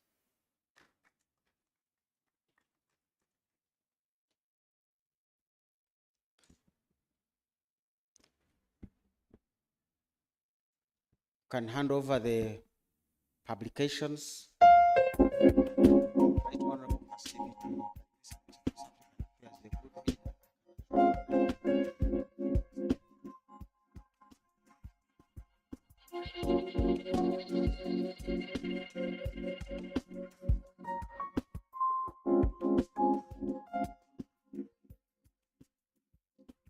Reading material for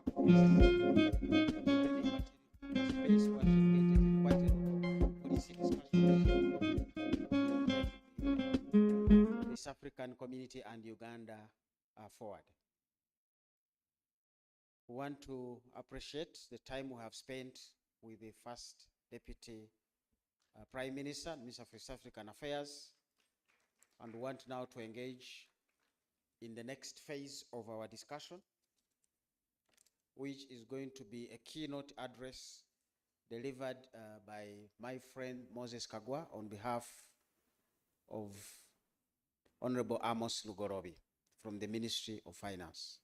Moses Kagwa, you will introduce yourself. I was discussing with you, there were changes that were here and not here. You'll come and tell us, who are you? Besides being Moses Kagwa in the Directorate of Economic Affairs.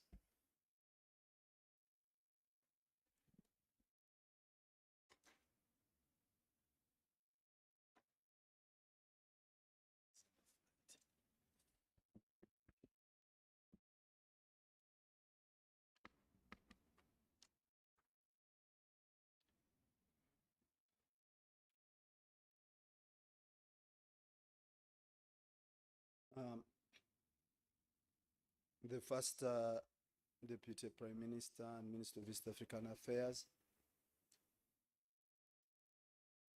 the honorable members of Parliament here present, distinguished guests, ladies and gentlemen, I've been requested by the Honorable Minister of State for Finance in charge of planning, Honorable Amos Lugorobi, to present this speech on his behalf. So I'm going to read it verbatim. My name is Kagwa Moses. I head the Directorate of Economic Affairs in the Ministry of Finance, Planning and Economic Development. I would like to take this opportunity to welcome you all to this East African Community Post-Budget Dialogue on Tax and Debt for financial year 2024-2025. I would like to thank the organizers and all of you who have spared your time to contribute to this dialogue. The dialogue is timely to enhance awareness about the ESC regional issues, including decisions made by the ESC Council of Ministers and the debt strategies for next year. As government will enhance and embrace opportunities to dialogue with civil society and the wider citizenry to increase participation in the process of policy formulation and to better inform policy making. 2, as a result of our fiscal consolidation agenda, which is intended to enhance revenue collection, reduce borrowing for only critical and strategic investments, and control government expenditure, government's fiscal deficit has reduced to 4.5% of GDP this financial year. We also expect it to go to 3.8 from the 5.5% last financial year. As we highlighted in the budget, in nominal terms, Uganda's public debt to GDP was estimated at 46.9% by June 2023, and is projected to end at 47.9% in this year ending June 2024. This is below the 52.4 threshold that is provided in the Charter of Fiscal Responsibility for the financial year 2023-24, and less than 50% of GDP government policy target for debt sustainability. The size, of course, of our economy has expanded, or is estimated to expand by 6% this financial year, up from 5.3% last financial year. So the size of the economy will be 202 trillion, which is about 53.3 billion US dollars, up from the 184.3 billion or 48.9 billion last year.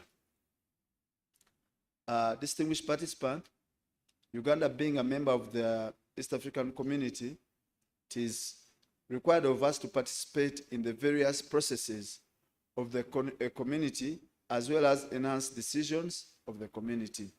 Therefore, my keynote address will focus on highlights of the ESC Council of Ministers' decisions for financial year 2024-2025.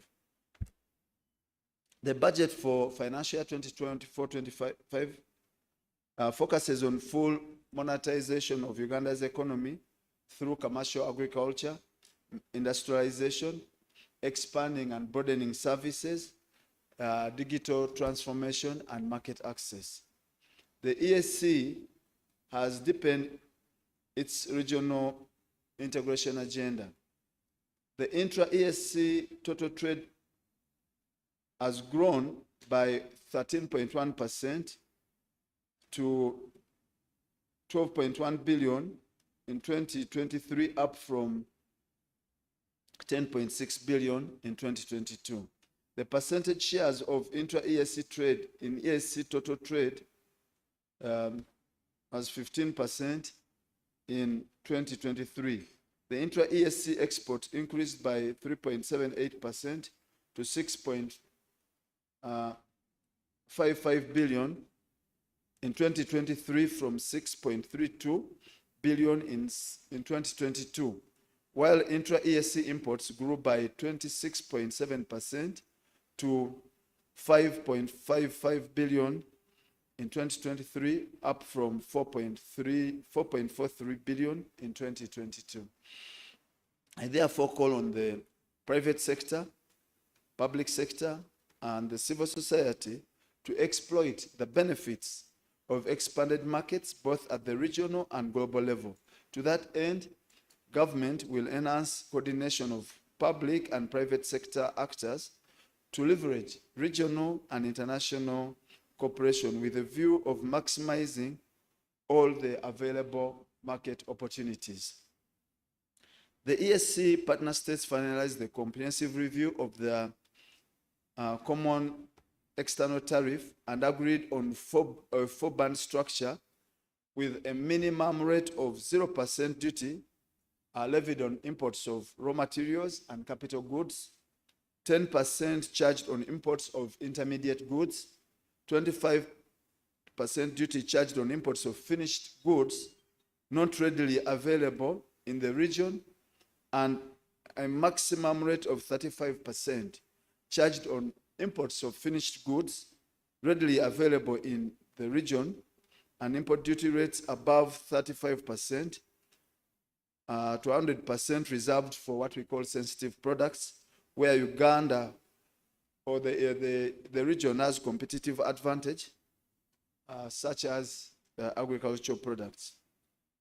The implementation of the new CET already commenced in respect of all products imported into the community.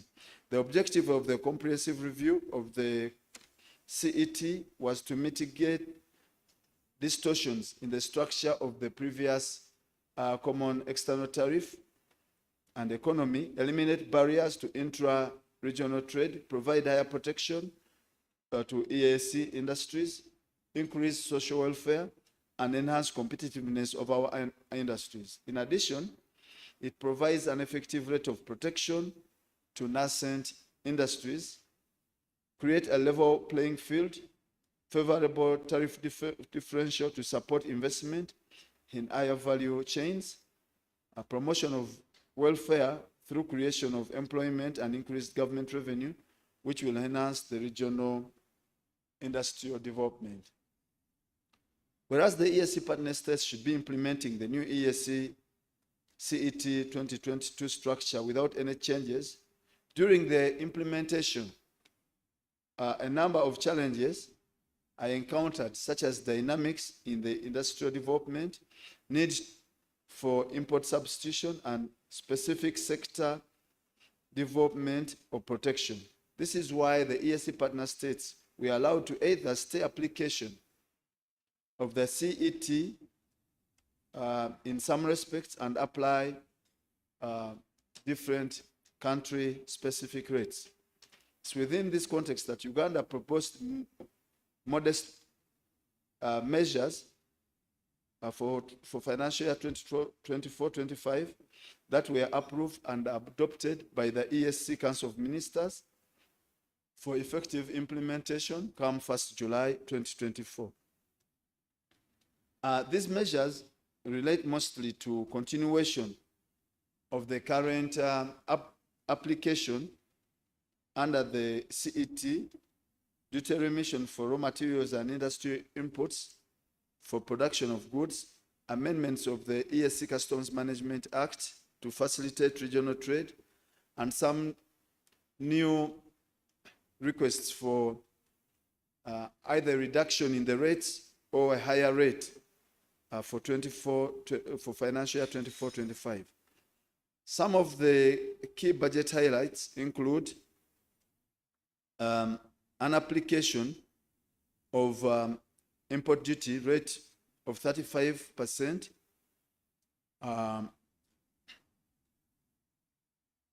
for rubber products where we have the capacity to produce them, an import duty of 25% on fully built units of hybrid vehicles, electric vehicles and electric motorcycles. Last financial year we had gone to 0%, but now we have gone back to 25% because we have capacity to produce these vehicles here through Chiram Motors. This measure is intended, of course, to protect our local assembly and manufacture of hybrid vehicles. And we are also applied 0%. We are allowed to apply a 0% on postpartum mesh paints for medical purposes only. We want to reduce the cost of medicines in this country, and we don't tax them. We also requested for a rate of 35% on spades and shovels because we have people manufacturing them here. We are also allowed to apply a rate of 35% or a specific duty rate of $1.1 per liter, whichever is higher, for what we call undenatured ethyl alcohol of an alcoholic strength by volume of 80% or higher, and denatured ethyl alcohol and other spirits denatured of any strength. The local manufacturers in the EAC region have invested in the local production of both undenatured and denatured ethanol with sufficient capacity. This will also resolve the issue of undervaluation.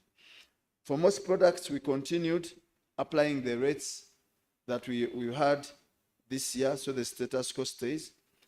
And this is, of course, to provide certainty and predictability to manufacturers and the business community. So we continued applying tariff bands of 0%, 10%, 25%, and 35% on specific products. And there were also rates which we have been applying, for example, on agricultural products to protect our farmers and the manufacturers here. So we continued. And the examples of this include meat and edible meat offals, potatoes, fresh or chilled, sausages and similar products, chewing gum, other sugar confectionaries, biscuits, honey, ready-to-drink juices, ginger, jam, processed tea, and coffee. We also have what we call duty remission schemes. These are where the duty rate is high, but it's reduced to either 10% or 0% for manufacturers because they use that as an input rather than a finished product. So even this practice is going to continue this year as to assist our manufacturers and reduce the cost of doing business in Uganda. Further, the ESC Council of Ministers urged all partner states to expedite the elimination of discriminated levies, fees, and charges in order to facilitate trade across borders and really deepen regional integration. On the Ugandan side, most NTBs affecting or imposed by Uganda were actually targeted at the Republic of Kenya. At the recently concluded Joint Permanent Commission, which was held in Uganda in May 2024, we agreed to eliminate all these tariff and non-tariff barriers and fully implement the provisions of the ESC Customs Union Protocol and the ESC Common Market Protocol, which means that the intra-ESC trade will be without tariff barriers. We also note that ESC has a substantial regulatory and institutional mechanism in place to eliminate NTBs, which includes the ESC Treaty, which has provisions that prohibit NTBs, as well as the ESC Elimination of NTBs Act of 2017, which provide a clear process for the identification, reporting, and monitoring the resolution of NTBs. The ESC Council of Ministers agreed to fast-track full implementation of the single customs territory. This is aimed at facilitating regional integration and trade in regards to exports, imports, intra-regional transfers, and transits. The single customs territory was developed to reduce restrictive regulations and to minimize internal border controls on goods moving among partner states, with the ultimate objective of free circulation of goods within the ESC. This will reduce the cost of doing business, reduce administrative costs related to enforcement, and also promote the ESC as a single market. The East African Council of Ministers considered the need to have a mechanism that will facilitate partner states to continue granting preferential tax treatment for goods originating from COMESA and SADC, while undertaking the necessary amendment procedures of the ESC Customs Management Act. The ministers agreed to extend the period of the COMESA products entering into the ESC duty-free from 1st July 2024 to 30th June 2025 to allow partner states to honor their commitments in respect of their of other multilateral and international organizations to which they belong, that is ESA and SADC. You know, we are in a customs union, and we should have single duty rates for all the goods that are coming from outside the ESC. However, we took exception that when we are entering the ESC, we also had obligations in COMESA and SADC, where we had duty-free entrance. We are trying to resolve this because it's very complicated to be in two customs unions. So we are trying our best to try and see how we can harmonize. Either we add COMESA and SADC to become part of the, to merge with ESC, or at least all of us should see how we treat these goods. So the ESC region is working on the finalization of the East African Community Assembling and Manufacturing of Products Regulation. This is to promote use of local raw materials and goods manufactured in the community in the assembly and manufacture of products. The framework is also intended to regulate the assembly of motorcycles and motor vehicles and items that should be excluded from the imported complete knockdown kits. There are also regulations that are being worked on for the special economic zones, which are yet to be finalized. And our partner states, we are requested to undertake national consultations on the same. These zones, or the policy, is intended to harmonize the special economic zones program in the ESC region, and also provide for establishment of other economic zones in addition to what we currently have. Those are the free zones, export processing zones, and the free port zones provided under the Free Zones Act. The harmonization of this policy will increase Uganda's competitiveness and enable manufactured goods in free zones to access the ESC, the African Continental Free Trade Area, markets, and others. Distinguished participants, as you're aware, the ESC partner states ratified the agreement establishing the African Continental Free Trade Area, and the African Continental Free Trade Area is set to be the world's largest free trade area, bringing together the 55 countries of the African Union and the 8 regional economic communities to create a single market for the continent. The aim is to enable the free flow of goods and services across the continent and boost the trading position of Africa in the global market. Most of the trade has been liberalized under the African Continental Free Trade Area. In the case of Uganda and in most African countries, large markets support more trade in goods and services, thus generating more income and employment opportunities. I take this opportunity, therefore, to encourage the private sector to adequately prepare to take advantage of the opportunities under the African Continental Free Trade Area. In conclusion, this address presents the major decisions made by the ESC Council of Ministers. I therefore urge the relevant ministries, departments, and agencies and private sector that are supposed to implement these decisions to expedite their implementation. The ministry also welcomes any ideas that can improve our effective participation in regional integration initiatives. I look forward to your contributions for God and my country. Thank you so much.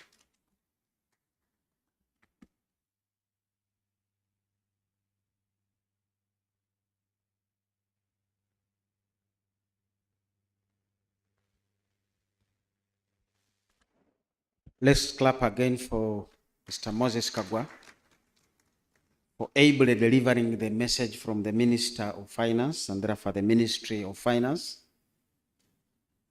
And as we chew the card, we're going to be assisted by a panel that will come here and give us some additional insights. One of us is supposed to join us from online. I want to recognize the presence of Honorable Okwang Phillips, who is with us in the House. Honorable, you're welcome. We are speaking to matters that in Kenya, you saved us them going that way because you deliberated well in Parliament, and we didn't have to bring our Parliament to your Parliament, which is our Parliament. But this is the dialogue, because in Uganda we have quite a lot of dialogues. We listen to each other. We have very many opportunities and avenues of bringing these conversations. I'm going to invite Mr. Alex Rubanga, the Assistant Commissioner for Trade from Uganda Revenue Authority, who will be representing Mr. Kagumire, the Commissioner Customs Duties. Alex, you're welcome to come and take a seat here. MS Miriam Babu, Chairwoman of the Women's Cross-Border Traders Cooperative Society. Please walk to the front and pick a seat of your choice.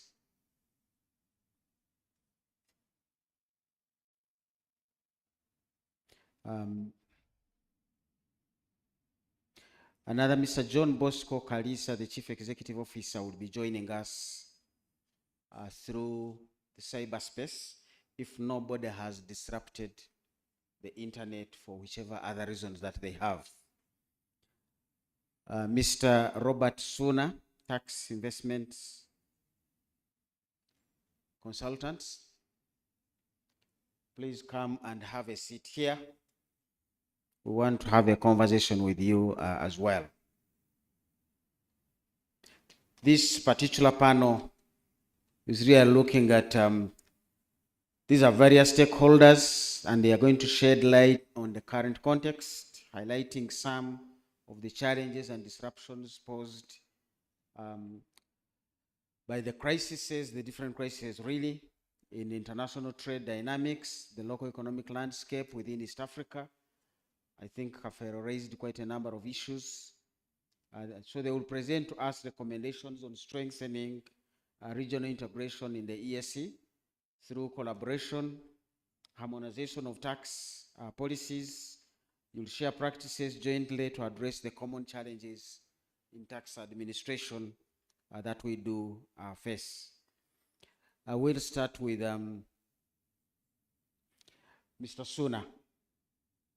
I want to shed some light on the work you do and how that is relevant to the discussions for the day, but also give us ideas on the implications of changes in the form of tax amendments in the ESC and how they are poised to close the revenue leakages and curb illicit financial flows. I believe I haven't asked you to bring a crocodile to the house. These are things you deal with more regularly, and you should find comfort in them. Mr. Suna, please. Thank you very much, moderator. Good afternoon, ladies and gentlemen, and fellow participants. My name is Robert Suna. I'm an independent consultant on tax, trade, and investment, and my bias is largely in illicit financial flows, international taxation, and also domestic revenue mobilization.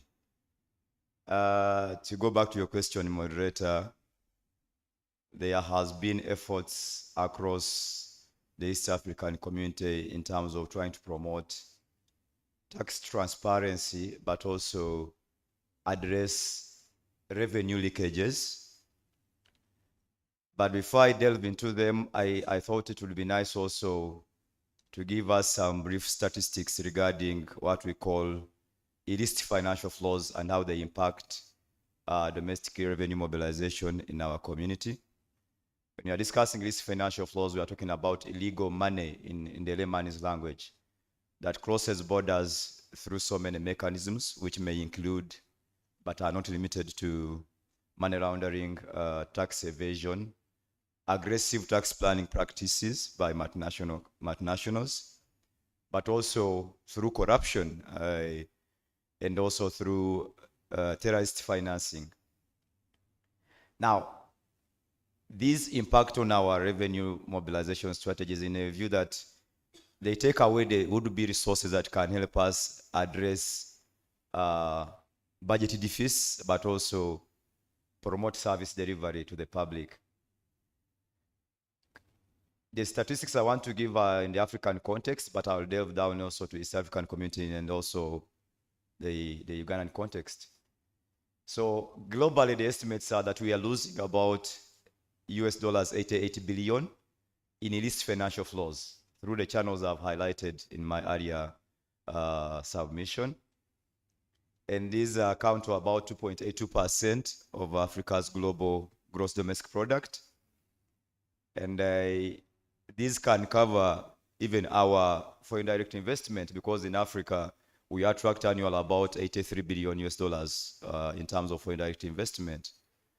We have a funding gap as Africa of 200 billion US dollars. So what it means that when we close the leakages and are able to cover money that we lose through illicit financial flows, we can first of all be able to fund our own budgets at least to 45%. We may not need for indirect investments attraction. It can be enough for us to generate domestic investment, which can finance our budgets. But also to highlight that majority of the African countries, even the East African community, many of us are close to all above at least 50% of our GDP going to domestic debt and public debt.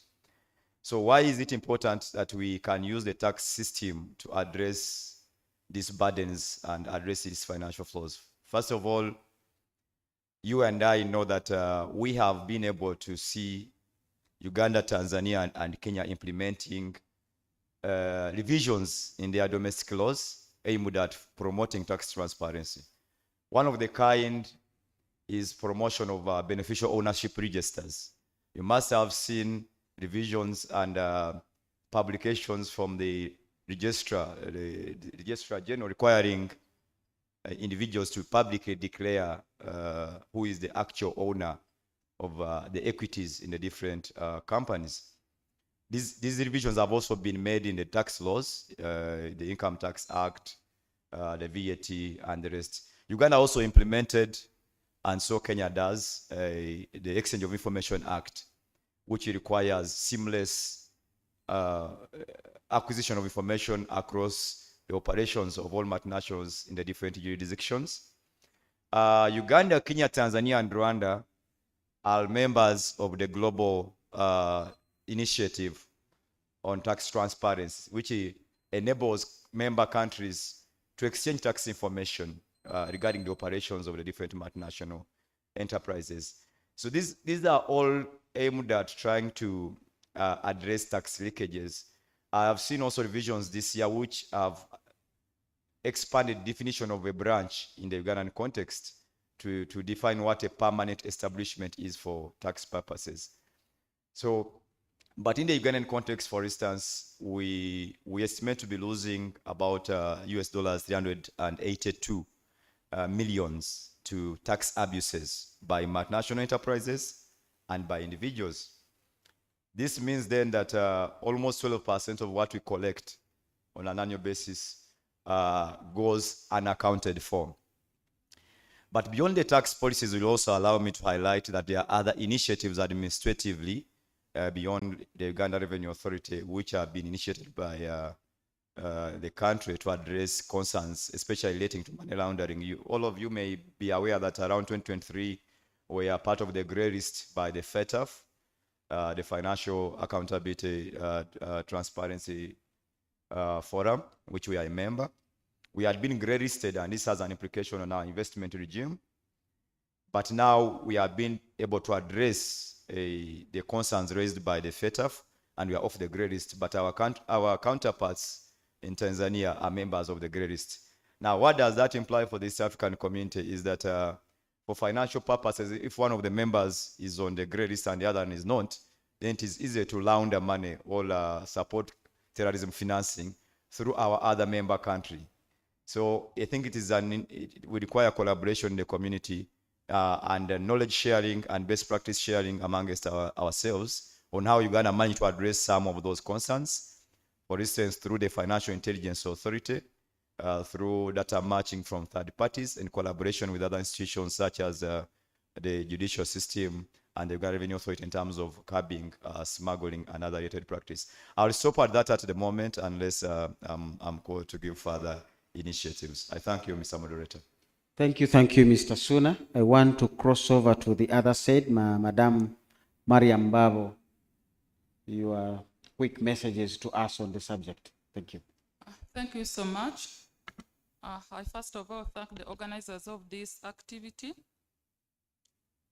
My name is Mariam Babu.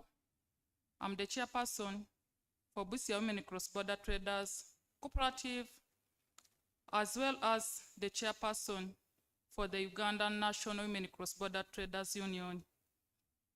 I want to begin by appreciating the East African community for putting in place policies that are favorable for the small-scale traders, who the majority are women, like the simplified trade regime.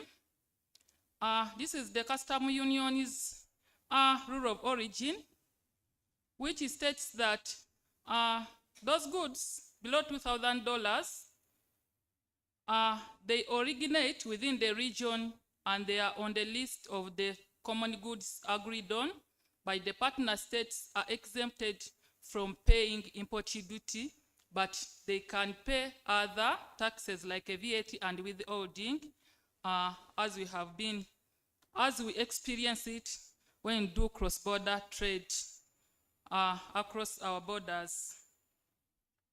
I also want to thank the Ministry of East African Community Affairs for supporting the Uganda National Women Cross-Border Traders Union for sensitization activities that has empowered our women traders with information regarding taxes. In a special way, I want to thank the first Prime Minister and the Minister for East African Affairs, Honorable Alitwala Rebecca Kadaga. She has always provided a listening ear to us whenever we report trade barriers, and she has taken action.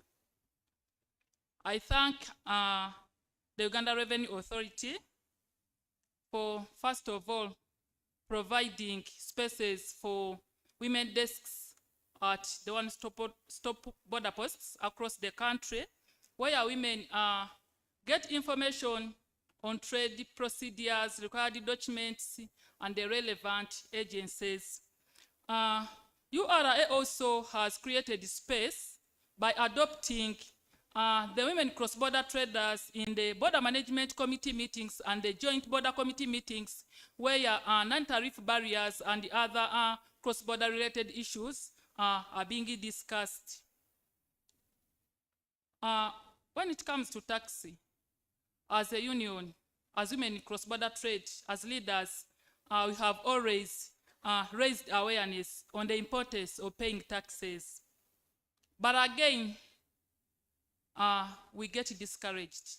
The traders get discouraged when they hear and see what goes on in this country, where funds are being misappropriated. So sometimes they are paying these taxes when they are not willing.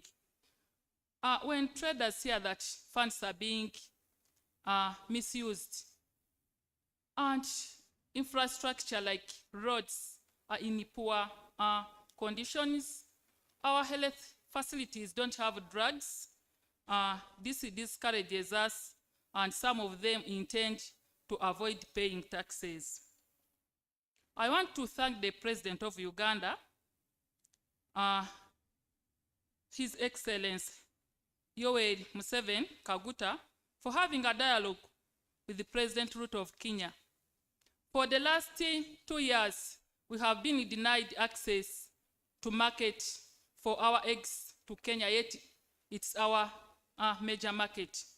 But I read that in the Kenyan budget, which was read recently, they proposed to remove the excise duty on the eggs. This is good news to the traders in Busia who are dealing in eggs.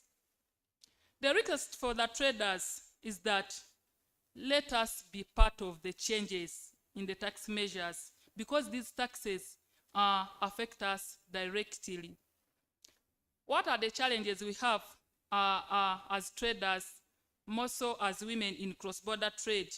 Traders always face double taxation, as their goods are taxed by the exporting and the importing states.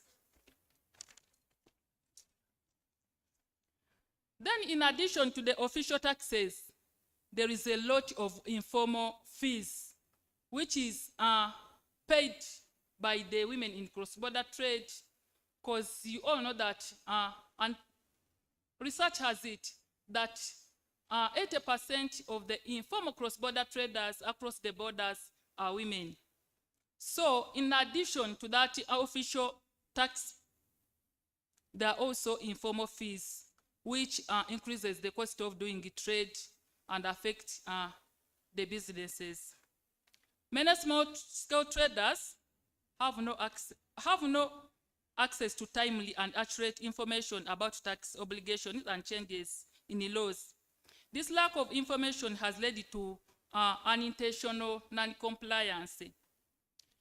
Efforts by the EAC to harmonize tax policies and reduce trade barriers are ongoing, but have not yet fully addressed the needs of small-scale traders. We have experienced losses of our money by closures of the border. We have experienced losses of our monies by immediate bans. Like the other year, Kenya banned the importation of sugar cane, and many trucks of sugar canes were stuck at the border and people lost their monies. There is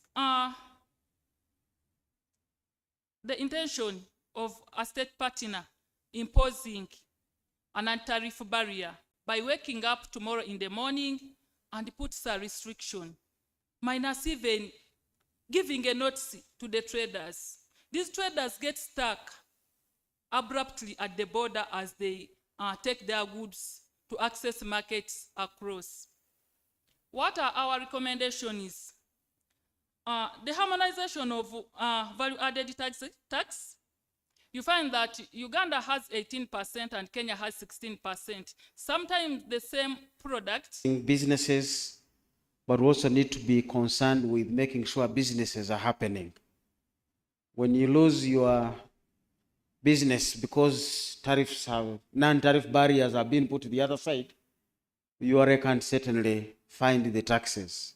So many times people look at one side and say, why hasn't URA found the taxes?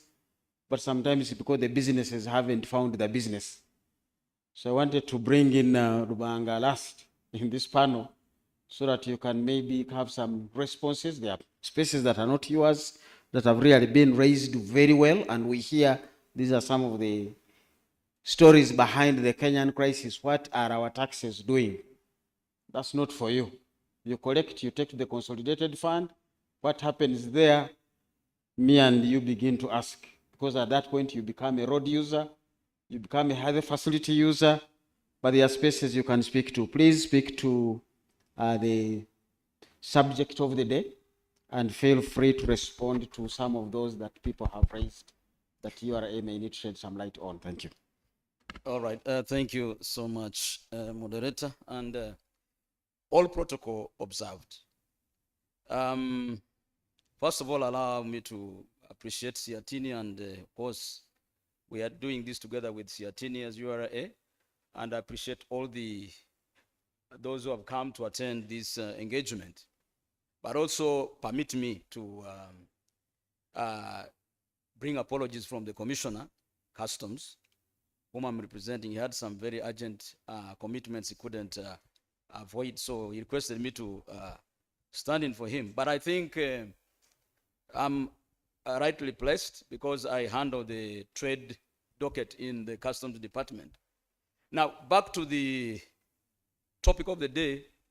I think my Honorable Minister has done me a lot of favor by talking a lot about most of the things that I would have shared, especially from the policy perspective.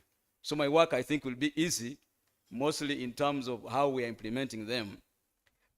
You rightly said that our work is to collect, and our work is also to implement most of these tax measures that have been put in place.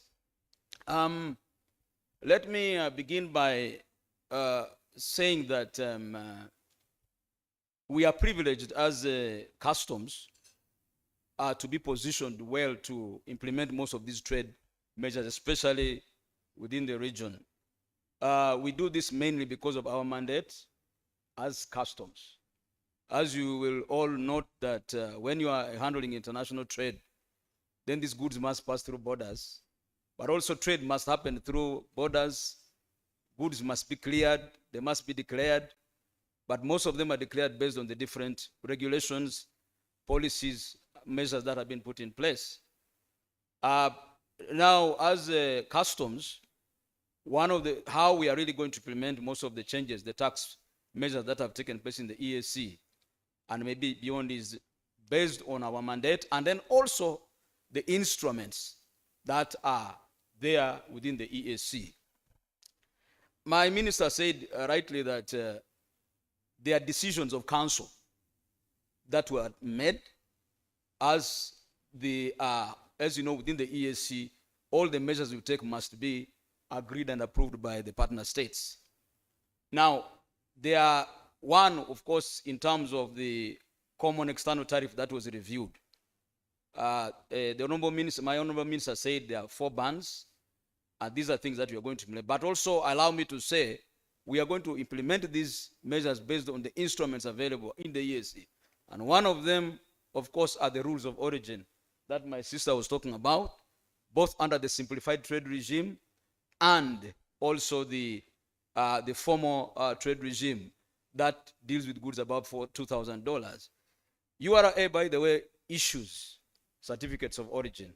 And this is one of the things that we do to help promote intra-EAC trade, especially for goods that are qualifying. We do this because we want to make sure that we promote legitimate trade. Legitimate trade means that the goods that are cleared must really be confirmed to originate from the different countries, that they're partner states.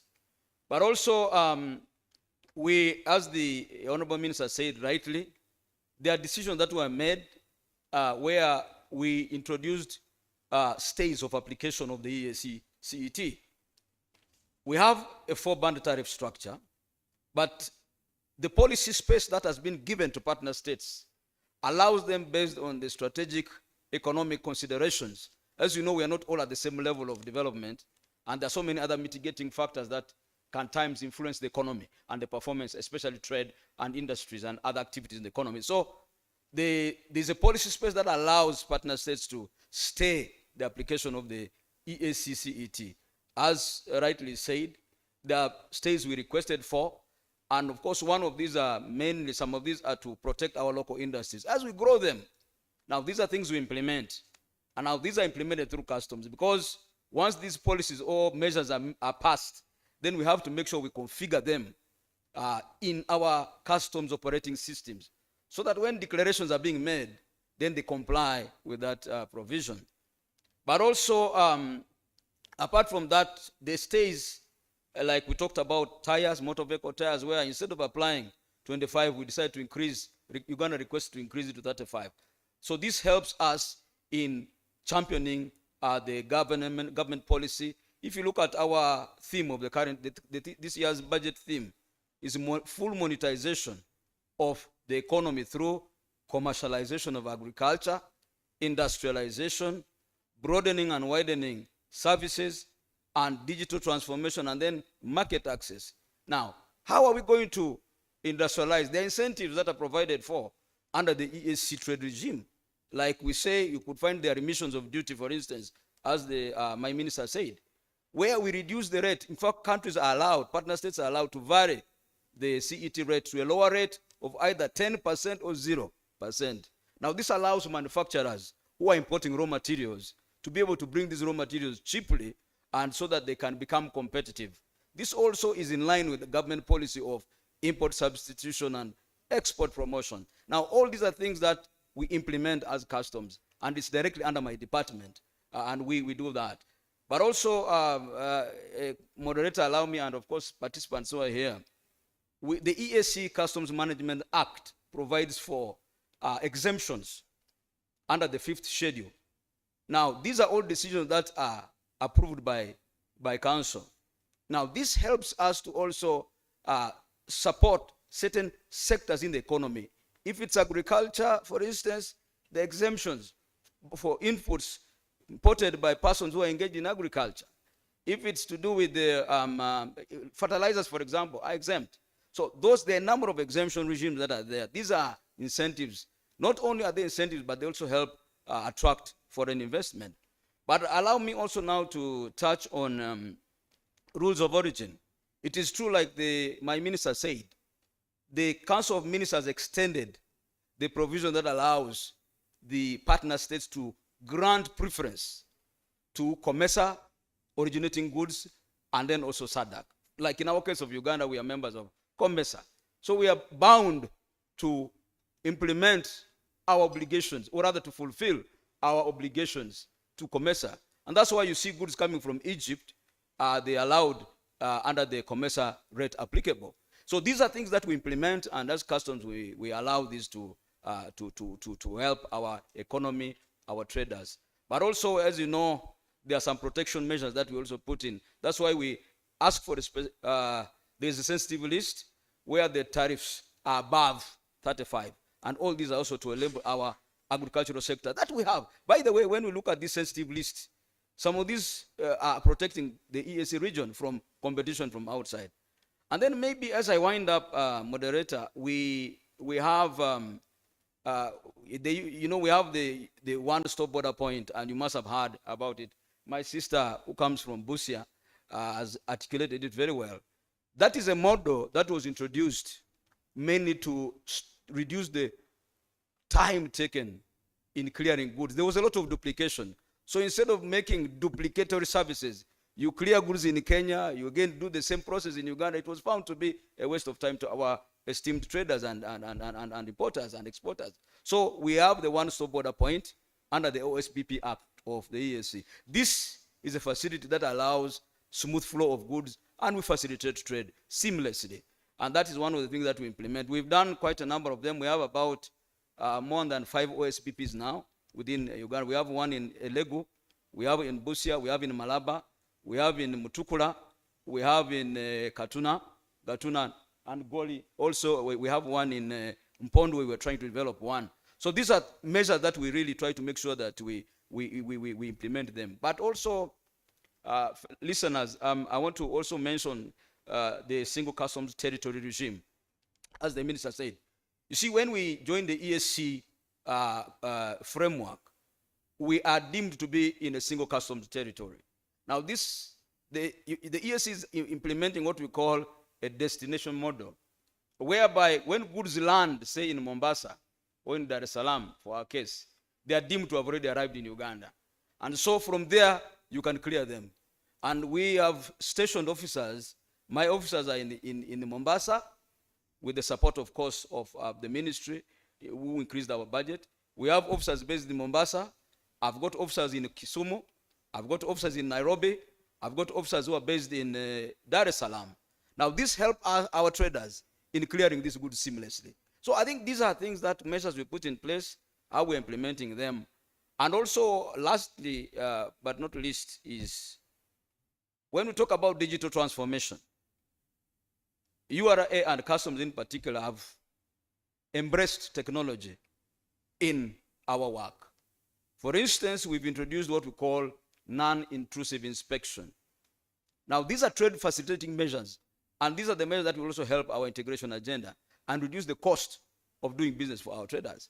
So we don't have to verify goods and open the container, but there are some goods that we just simply scan.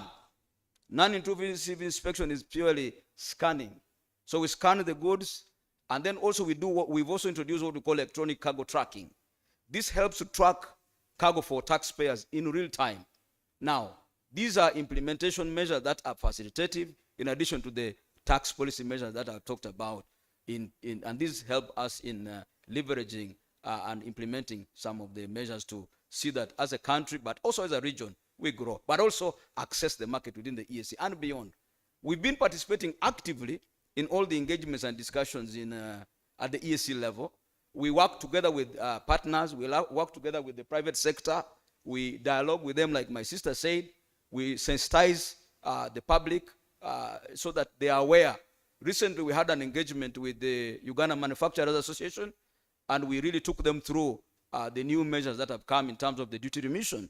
When we are advising them on the expression of interest, advising them on the whatever is obtainable and available. Of course, we expect the gazette of the measures to come out by the end of this month. So those are some of the things that really what I can say into this particular topic. And thank you so much for listening to me.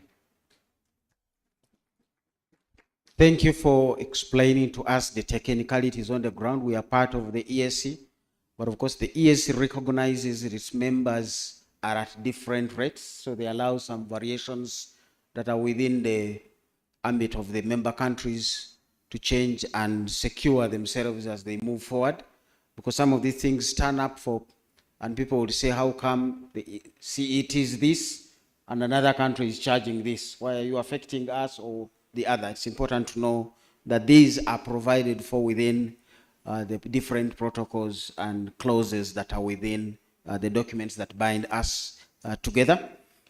As a researcher from the Makerere University Business School, at the Economics Forum, I'm taking some notes here. Tax is an interesting area for us. And as we said, if you don't know tax matters, they can become national security issues. It has happened in Kenya, and I'm reading from social media, the CDF here has responded to protect some of the assets. So that's an extra cost that will divert taxes from elsewhere. So we are in a discussion that is real. This is not imagination. These are real issues that affect citizens, they affect countries. So let's take them seriously. I don't know whether we are able to find Mr. John Bosiko Kalisa, who was supposed to join us through the virtual spaces. Are the organizers and coordinators of the signals able to find him? Otherwise, as we find him, I want to invite 2 or 3 of you, if you have a comment to make to the subject of this panel. I will later on invite the second panel, and then we'll engage all the panel members. They are not going away. At least for them, they are exempt from going away. That permission is not available. So you are going to stay in the house. After the second panel, people may still want to engage you later on. Even the questions coming in right now to you, you will have that time to respond to them, because I want us to listen to the second panel as the time is running out. Do we have a mobile mic? I saw Mr. Julius here's hand. I've seen that hand is number 2. I think I'd opened the window for 2 or 3. The third one is here, right? So number 1, number 2, and number 3. And then we engage the second panel, and then we'll engage into the bigger plenary all together. Do we have mobile microphones? Right over here. Julius Mukunda almost peeped into the wardrobe of the Right Honorable First Deputy Prime Minister. I didn't want to say it when she was here, or else he would have been asked by security on how he got to know the day's events. Julius. Good morning, Muhumuza. Good morning, everyone. My name is Julius Mukunda. I work for CS Bank. Just quickly for me, I think it's one question, but it has 2 subsections. One is the ease to pay tax, but also the cost to pay tax. And I know you have done wonderful work. I mean, people sit in their bedrooms and pay taxes. But I think there is one more item you're remaining with, the one on customs. Why do I need a third party to help me process if I buy a fridge from abroad? Because why do I need somebody else to help me clear a car from the bond? There are some simple things that I think Ugandans can be able to process themselves. If you can also work that one out, it can reduce on the ease to pay taxes, especially at the border. That's very complicated. The last question for me is on the cost. I know that by 1st July, an email is going to come to me where you'll be forcefully directing me that you are now a withholding agent for URA. What incentive do I get to do that? Is there a possibility that probably if you could start partnering with the private sector, especially even like local governments, it could be less costly for them to pay. Remember, manufacturers are on the stamps they are paying. They are saying it's very expensive, and also people they complain about IFRIS, how expensive it is to use it to pay tax. I thank you. Thank you, Julius. There is a hand right over there.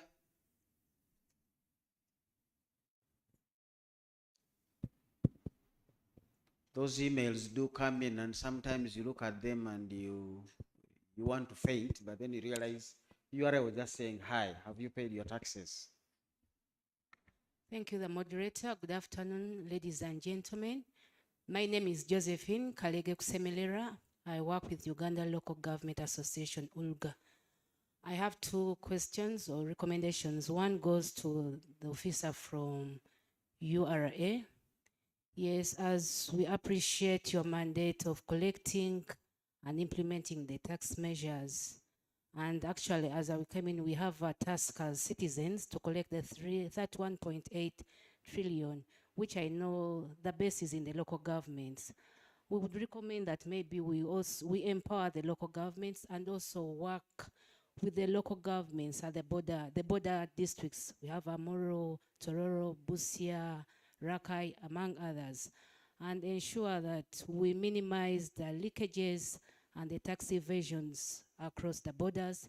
Maybe that could also support in boosting the collections that we have ahead of us for improved service delivery in Uganda. Then second goes to Commissioner Kagwa Moses. Yes, when we look at the tax base in Uganda, we look at also tourism as one of the sources of boosting the domestic revenue and even the local revenue within the local governments. But I don't know whether there are intentions or strategies of empowering the tourism sector within the local governments to ensure that they boost local tourism, because that is a major source of funding or major source of revenue that could contribute to revenue collections. And this could also go into what Honorable Sarah submitted, opening up the road sector, providing the resources for maintaining these roads so that they can attract more tourists to go to the destinations and be able to contribute to tax revenue. That's my submission. Thank you. Thank you, Josephine from Olga. I think our linkages with the local governments are still not that strong from the conversations I hear. 2 weeks ago, the PSST told us he sold his trees and there was nobody to notice how much he earned. Of course, URA is far away from Gomba, where he comes from, but the local governments are there. So how are we linking up with these local governments to see all taxable activities? Last week, I was chatting with a person telling them how I was now going to really struggle. You pay rental income on the same income, ground rent is the same income. So how much income should I declare to URA for tax purposes, knowing that already the local government is picking a portion of my rental income and taking it away? These are things that need to be harmonized. But this friend of mine actually told me for them, their neighbors don't pay rental income, but they are paying ground rent. So one arm of government actually knows them, another arm of government doesn't know them. So those linkages, I know we had put up those systems, and I know history is out there. So our linkages with the local government bring in a lot of interest on how we can broaden the tax base to those who are able to pay, but also not overtax them because of so many charges on the same level of income. I think there was another hand here as number 3. Now I see that table wants to bring 2 more people. Thank you very much. My name is Jemba Kanakulia Murondo, Deputy Spokesperson Kasita, Uganda. The first one goes to my brother Rwanga on digitization. IFRIS is part of digitization. and we've had issues with it, not only here in Kampala or Uganda, but we are having a sit-down strike in Dar es Salaam because of IFRIS. I hope as we try to digitize, we should be mindful of what digitization has done globally. It has promoted economies, but at the same time, we know what it caused around 2010 with the recess, economic recess, which happened because of digitization. As we look forward to digitize for increased revenue collection and ease of doing business, we shouldn't forget the disadvantages of digitization without doing much of sensitization and educating Ugandans to achieve the necessary goals. Then the second one, I'd like to thank Mr. Kagwa, the Commissioner, for an explicit presentation. However, like Dr. Muhumuza intimated earlier on, we need to develop our infrastructures even more. Not only roads and bridges, growing industries and others, but railway is making minus railway system in the country. We end up having a costly business, especially when it comes to transportation. We need to develop further the railway system and water transport as well to increase that crisscrossing of doing business within the EAC. Fast tracking on single customs, hopefully we should give consideration of both regimes, not taking one where taxes are paid at Mombasa or Dar es Salaam, but maintain a warehousing regime which does promote more business, especially since 65% of goods that come into this country are not consumed by Ugandans, but rather neighboring states. So if we insist on one regime and neglect the other one, that kind of enforcement might disrupt business in this country. Then finally, Mr. Kagwa raised the issue of free trade areas, and among them, he mentioned the export facilitation and processing centers. These are some of the areas we'd expect government to put more emphasis on if we are to see importers and other Ugandans transforming from one area into another one, especially when it comes to exportation. Short of that, without these kind of facilities in place, we'll keep lamenting, we'll keep echoing the same message we have been doing for the last 10 years. Like the president has been talking about subsistence farming, which he refers to as Kida Chonka, forgetting that aggregating different sectors and sector players can produce even more than what the so-called investors are bringing into this country.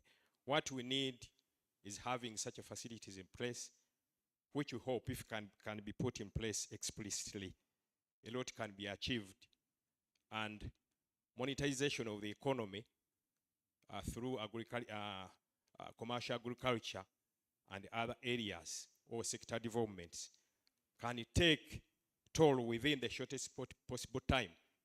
Like my brother, is it sooner, intimated. And through this kind of arrangement, we can easily realize the national planning, the national plan, is it ND4 or ND4, NDP4? 4 or 5 within the shortest possible time. I submit. Thank you very much. The important words from Kasita, and we know what's been happening between Kasita and URA. Good conversations. We've made progress. I'm told the other day over 2,000 traders went and had their penalties reversed, equivalent to over 15 billion shillings. These are the conversations that we really want to have. We can listen to one another. And please, the traders out there, there is a container next to where you do your business. Please treat that container as a source of advice. Interact with it. It is not against you, it is for you. I'm going to ask Madam Babu to give us your last comment. What do you want us to go away with before you resume your seat with the floor? Any key takeaways from your constituency?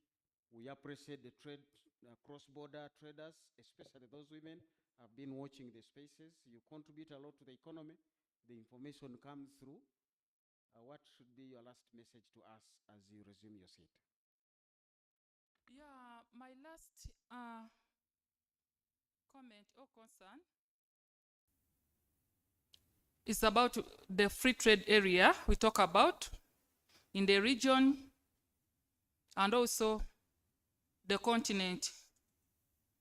We have heard about free movement of persons, goods, services in the ES region, and also the CFTA has come in. But insecurity remains a barrier to the free movement of persons, goods, and services in our region and the continent. It's my humble request that the ESC and the departments responsible to promote maximum cross-border cooperation, because we can't talk about free movement and we don't have cross-border cooperation. Thank you so much. Thank you very much. I'll let you resume your seat on the floor and listen in to the conversation. You can see for us in the private sector, colors don't mean anything. She's into her business. So she expects both the leaders of opposition who are in red and those in government who are in yellow to offer her free space to do what she does best. And she has communicated that message to you in a very, very clear message. All she needs, trading within the East African region and representing the women that she does. Mr. Suna. Thank you. I'm going to hold Rubanga here for obvious reasons. I thought we'd stay around to give him some security advice, okay. My parting shots, one is that we have made substantial progress as the community and as a country in terms of legislative approaches and institutions to try and address tax leakages, but a few challenges remain. The global economy is evolving, especially when it comes to complexities in financial transactions, specifically with the introduction of virtual currencies. I don't know how prepared our countries are in terms of taxation involving use of digital currencies like Bitcoin and the rest. That's the one area where we need to look forward to. The capacity of our revenue administration is very critical because as economies evolve, even those who are operating and the actors become wiser than those who are chasing after them. How do we empower our auditors in the revenue administration? How do we empower the tax administrators to be able to track and trace these tax malpractices? So we need to address the capacity constraints in the revenue administration, both in numbers but also in competencies of the same. Another area I thought is a takeaway is we have varying levels of political will in the region. Today we agree on harmonization, and tomorrow a partner state introduces something which is contrary to what we have agreed at the community level. So someone told me there is no school that teaches political will, but I think it's an important aspect if we are to achieve and are able to close these tax loopholes which cause these financial flows. I submit and thank you. Thank you. Hand clap for Mr. Suna as he resumes his seat. Where is Mrs. Hilda Mukuru Tumuhe, who is policy analyst debt and aid from SEATINI? I'm now introducing the next panel, but remember your questions are going to still be picked up. All the panelists are still in the house. The answers are in the house. That's why I don't want my friend Rubanga to begin responding to the many questions, just in case some may be addressed along the way and more may find him while he's still here. This particular panel that is coming in is going to be looking at matters of low domestic revenue mobilization and the growing debt burden amidst the quest for attaining sustainable financing. I'm supposed to have Mr. Samuel Ameu, is that the name? Representing his commissioner as well. That is Madame Sarah Chalangat. So you're going to put on female shoes and represent Chalangat, and you'll be telling us matters related to that. I don't know whether Maris Wanyera is in the house. If she's not in the house, Mr. Kagwa, you already had a slot to be here or there. So choose which chair you are going to sit on and continue to represent the Directorate, the Ministry of Finance. So this is the second and last panel, but remember your questions that have been directed to URA are still going to be addressed ably well, and maybe some will be answered. You begin to see the distinction between domestic taxes and customs. Customs has a lot that is beyond their reach. They will be told this was an ESC decision, so implement it as it is. And I've seen a lot of revenue that we are losing because of customs that is now originating from the member countries. Would have picked some revenues there, but the ESR say don't charge members beyond this. Now when people relocate from India and begin to manufacture from Tanzania, you can no longer tax them. That is a loss that we have seen in the figures. But the domestic man doesn't have that restriction, so he'll be telling us why are we having low tax revenue. And I've said he might not know my income. The other day I was chatting with a friend. I do research, so I'm allowed to hide my sources. Who just got a job from the US. He's going to be paid well from the US. Good luck in finding how much he's earning, which account it's going to, and how he's spending it. But that's a Ugandan earning and has a possibility of not being part of the tax issues. Should we give him to customs? Should we give him to domestic? I don't know how we have structured ourselves now that diaspora is becoming a big space. Madame Tumuhe, we are starting with you from where I sit in the civil society spaces. You want us to give us an independent perspective on Uganda's ability to sustain its debt versus public service delivery. Okay. Thank you, moderator, and our dear guests. Thank you for coming to join us in this important discussion. The question of whether we have the ability to actually sustain our debt versus provision of services as a nation. Why do we anyway need to worry? Do we need to worry anyway as a country? When we look at our resource envelope and the national budget, we clearly see that there are parts, it's usually disaggregated into parts, where we have the upper side where government has allocated money to the various programs, but then down we have what we call the memo items that clearly show the obligations government has to meet in each and every financial year.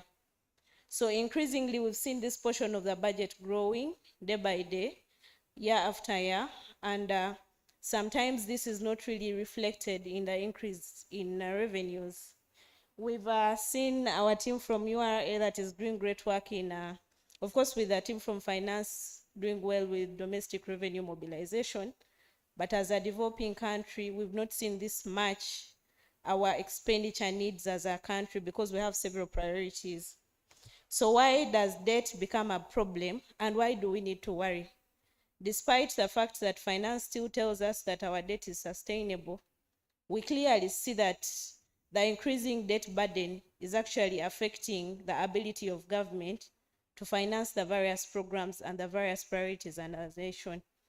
We have clear plans and goals as a country, ranging from our vision as a country, which is implemented over the 5-year development plans.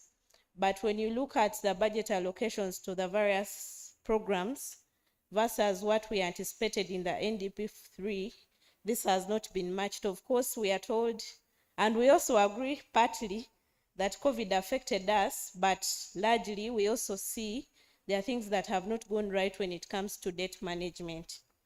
So in this particular financial year, when it comes to debt, we've seen increasingly the share of domestic debt growing high day by day, and sometimes government is not having enough cash to actually pay off the existing maturities, so they opt to roll over some of these funds. Rollover simply meaning that either government is going to go back to renegotiate with a current creditor on the domestic market, or they're going to borrow from another creditor to pay off the existing domestic debt. Of course, to widen the average time to maturity, simply meaning that when your debt is spread over several years, then your ability to pay it is less riskier. So our concern as civil society, in a number of times we've seen Auditor General, and also in our own advocacy papers, like our ED highlighted that we do a lot of research, we've seen increasingly that what we've borrowed, sometimes we don't utilize it well, but also we've increasingly borrowed, and for projects when we are not ready to, so government has continued to issue what we call commitment fees for debt funds that have been borrowed and have not been utilized. Because when the creditor lends you, definitely, for them, they need to make profit. And we see that in financial year 2022-23, we see that government incurred over 9-point-something trillion towards commitment fees. So when you look at these funds, they can actually fund the entire human capital development program, like we've seen in our current budget. Well, of course, it is slightly higher, but we still see the World Bank telling us that our human capital index is very low, at about 38%, implying that with the current state of education and health in Uganda, government is going to, like our children are only 38%, are likely to be 38% productive in the future.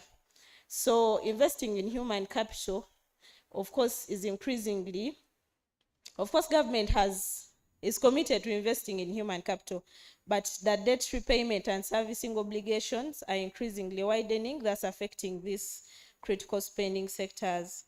And when you look at the background to the budget for this particular financial year, we are seeing that for every 100 shillings collected in financial year 24-25, the coming financial year, 40% of the domestic revenues will be channeled to pay debt servicing. So it implies that we are only left with 60% to spend on other sectors. And of course, this figure does not include the maturing domestic debt or the redemptions that are going to occur. So that is the reason why citizens need to worry, and why we actually say that as we pay the fair share of our taxes, as we call upon our citizens, our fellow civil society members, each of us has an obligation to pay the tax.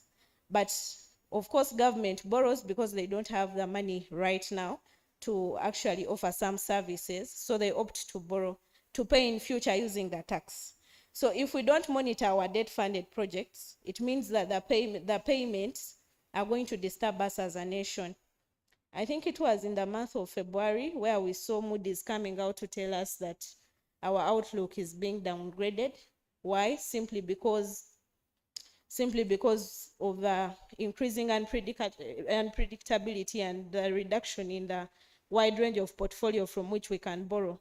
Why? In the previous financial years, government has really relied on domestic borrowing. But also, when you look at our frameworks and the laws that govern public debt management, they are very clear on what thresholds we shouldn't surpass as a nation, but increasingly some of the key thresholds are breached.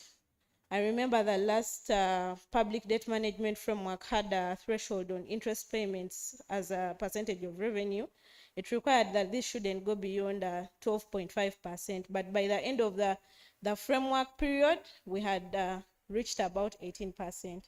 So this clearly shows the impact of debt on the revenues that we collect.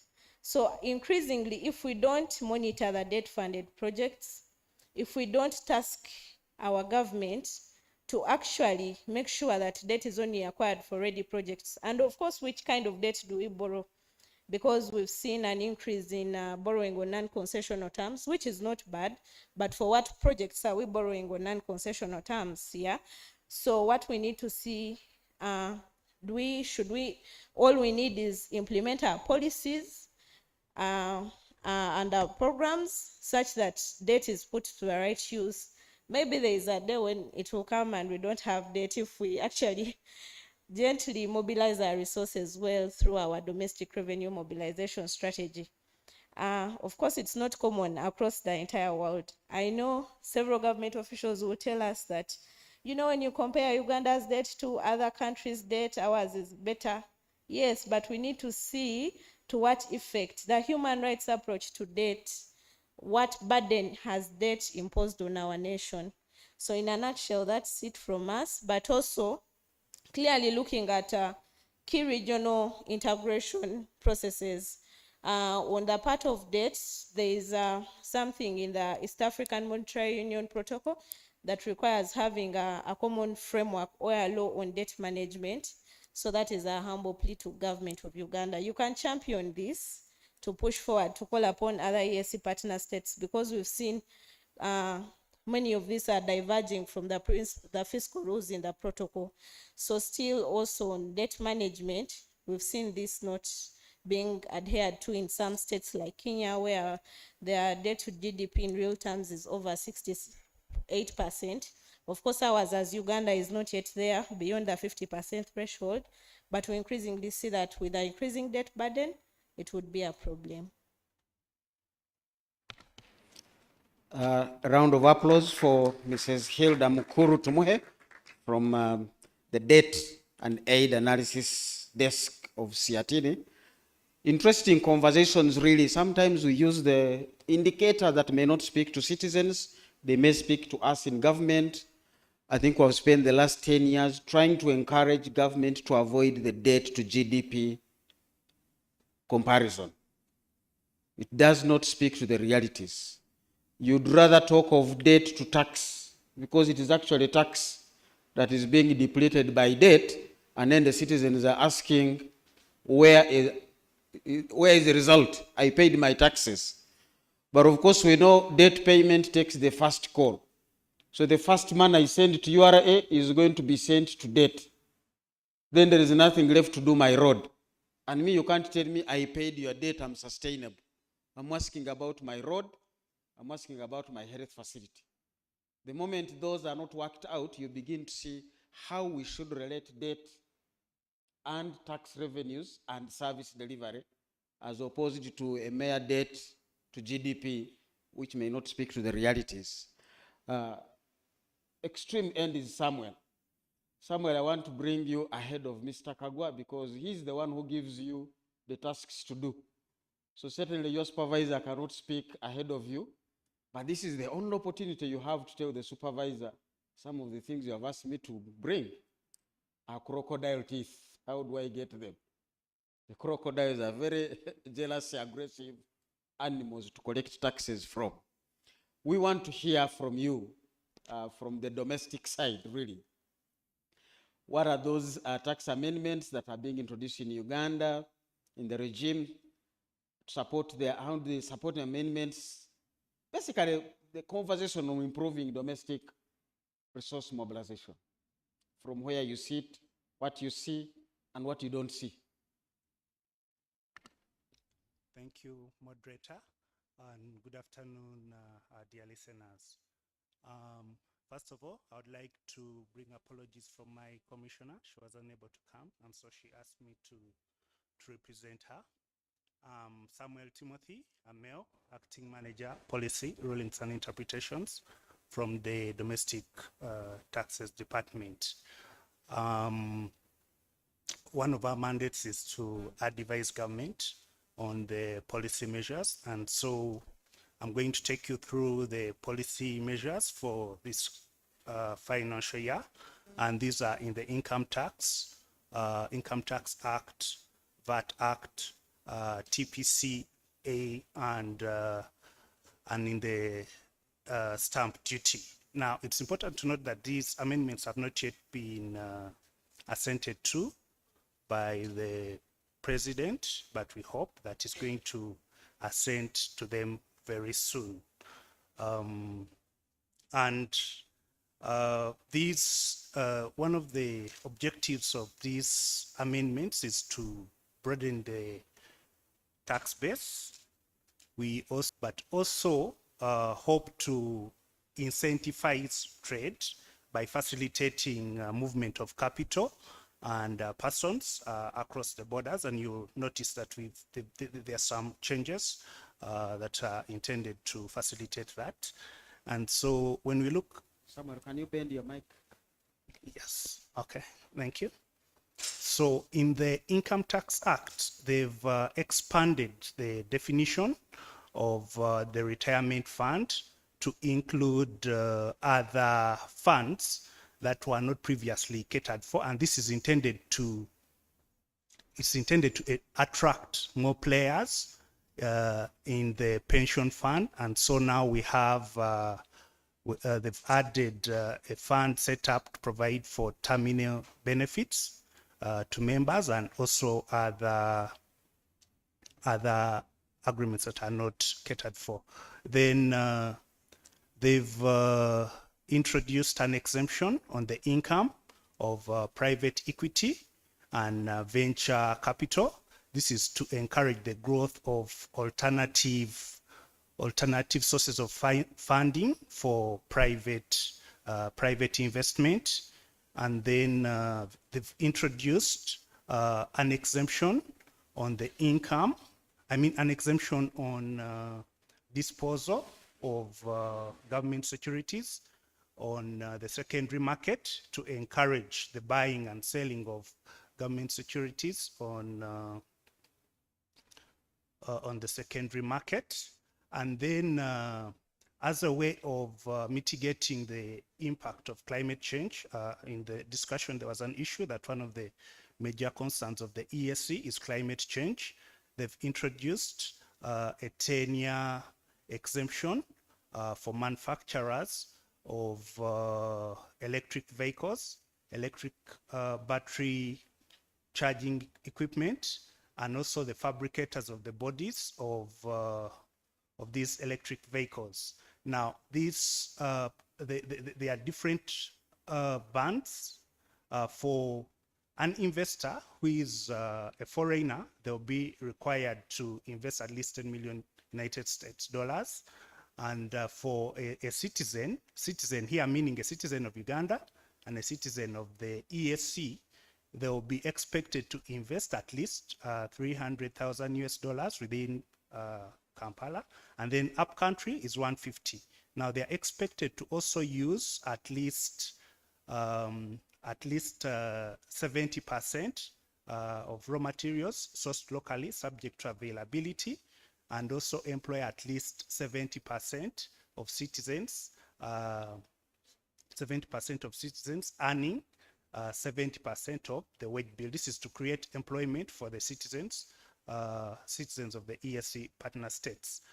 Another exemption that has been introduced is a 10-year exemption for the hospital developers of specialized hospitals. The conditions for income tax are the same as the conditions for the developers of, for the manufacturers of motor vehicles. Then the branch concept, we've replaced the branch concept with a permanent establishment concept.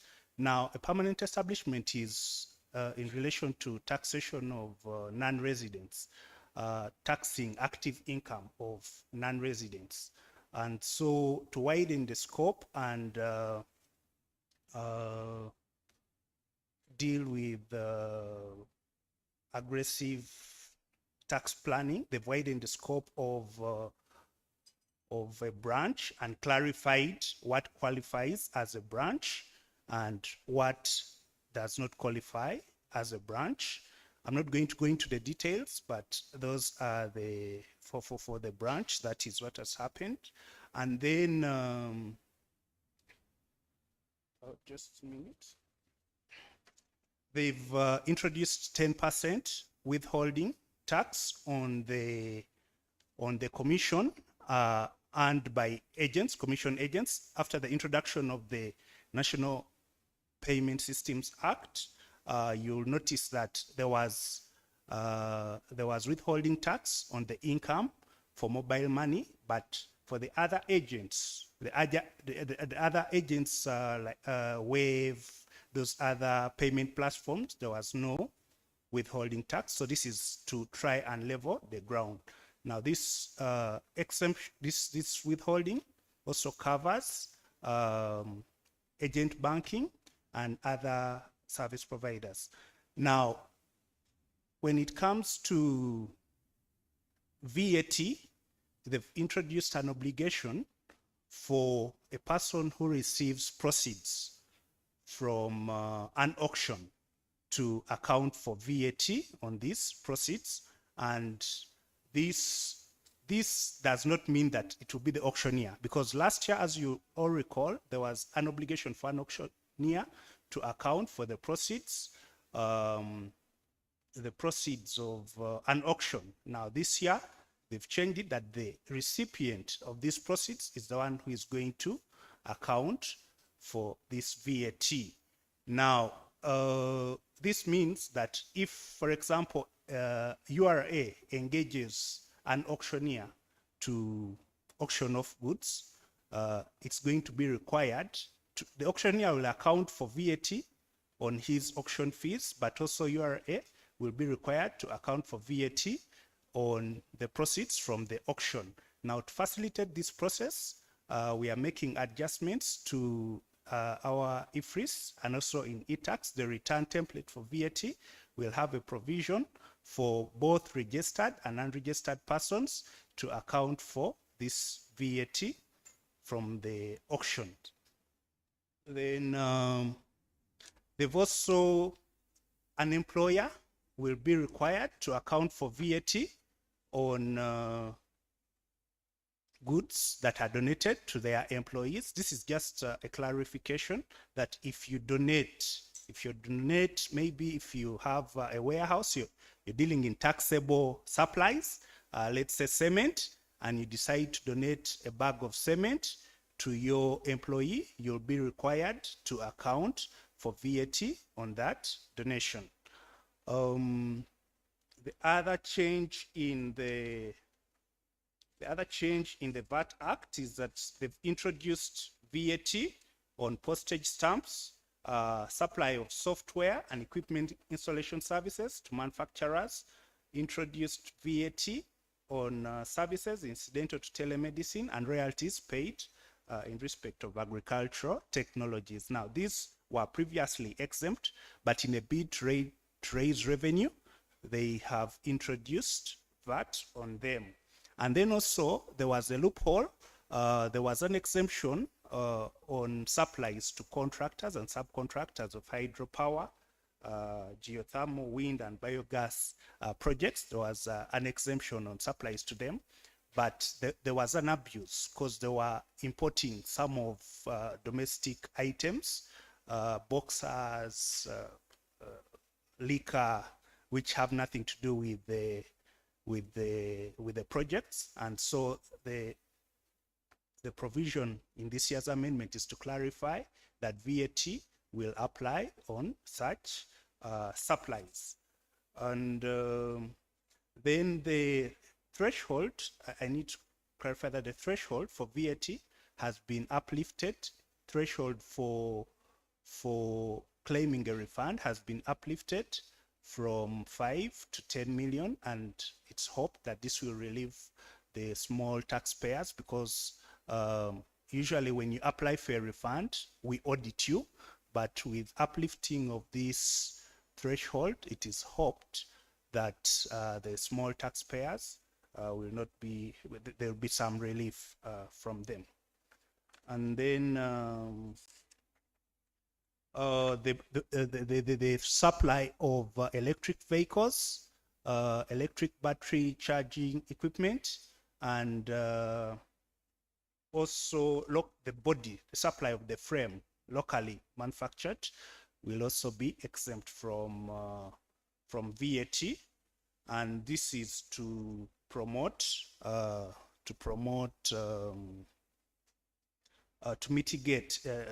industrialization, but also to mitigate, as you notice, people are moving away from fossil fuels, and so we need to look at the technologies that will facilitate that.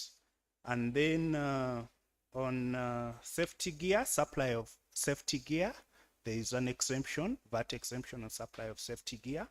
And then supply of cooking stoves that use ethanol, there is also a VAT exemption, but this exemption will expire on 30th June 2028. And then for the manufacturers of electric vehicles, they also have an exemption in the manufacturers of electric vehicles have an exemption in VAT on supply of feasibility studies,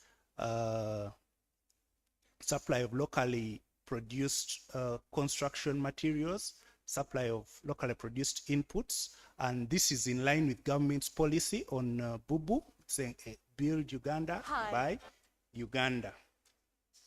And the conditions for VAT exemption, income tax, so I will not go back into that.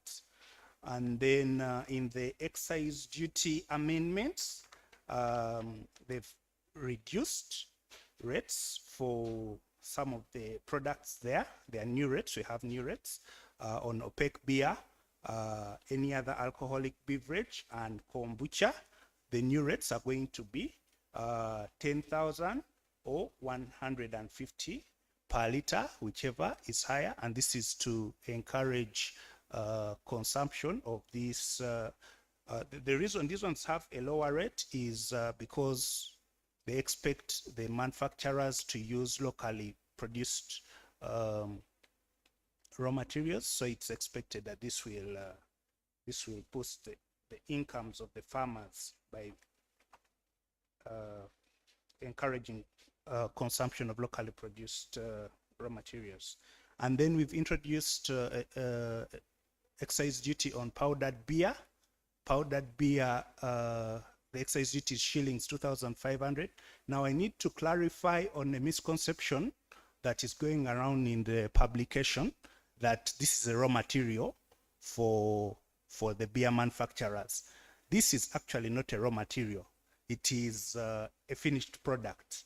But what happens is that you buy the product, take it to your home, add water, and you let it sit for about 24 hours, and after that it's ready to drink. So it's not the raw materials for the manufacturers, but it's actually a finished product. So that will attract excise duty of shillings 2,500. Sorry. And then on alcohol, they've introduced undenatured alcohol. Sorry. So on spirits, they've introduced excise duty of shillings 100 or shillings 2,500 on undenatured spirits of alcoholic volume 80% made from imported raw materials. And then for the others, the ready to drink, what we would call ready to drink undenatured basically means that the alcohol is fit for consumption. So for alcohol, that where the alcoholic strength by volume is less than 80%, the excise duty is 80% or shillings 1,700 per liter, whichever is higher. Now this may point to the likes of Uganda Waraji, the journey workers, that would be the excise duty rate on that. And then for imported wines, they are going to attract an excise duty of 100% or 10,000 shillings, whichever is higher. But for juices made of at least 30% pulp or at least 30% by weight or volume of the total composition from locally grown fruits and vegetables, these are exempt from excise duty. But for those ones that do not meet these conditions, they'll pay excise duty of 10% or 250 shillings per litre, whichever is higher. This is down from the 12% or 250 shillings per litre that was there previously. 2 more minutes. Yes, okay. I think to wrap it up, since the amendments were quite many for excise duty, I think I'll not be able to go through them. I need to specify that there is a waiver that we need to take advantage of. A waiver on there is a waiver on interest and penalty outstanding as at 30th June 2023, where if a taxpayer pays this outstanding tax by 31st December. Now, I think those are the important amendments that I may need to talk about. In terms of what systems we have in place to facilitate collection of these taxes, we have the IFRIS, electronic fiscal receipting and invoicing solution. This is used by, it can be used by both VAT registered and non-VAT registered taxpayers. And so we'll continue implementing this system.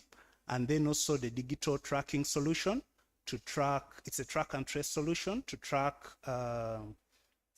excisable products, to give us insight on how much is being produced and to help us ascertain that the declarations being made are accurate.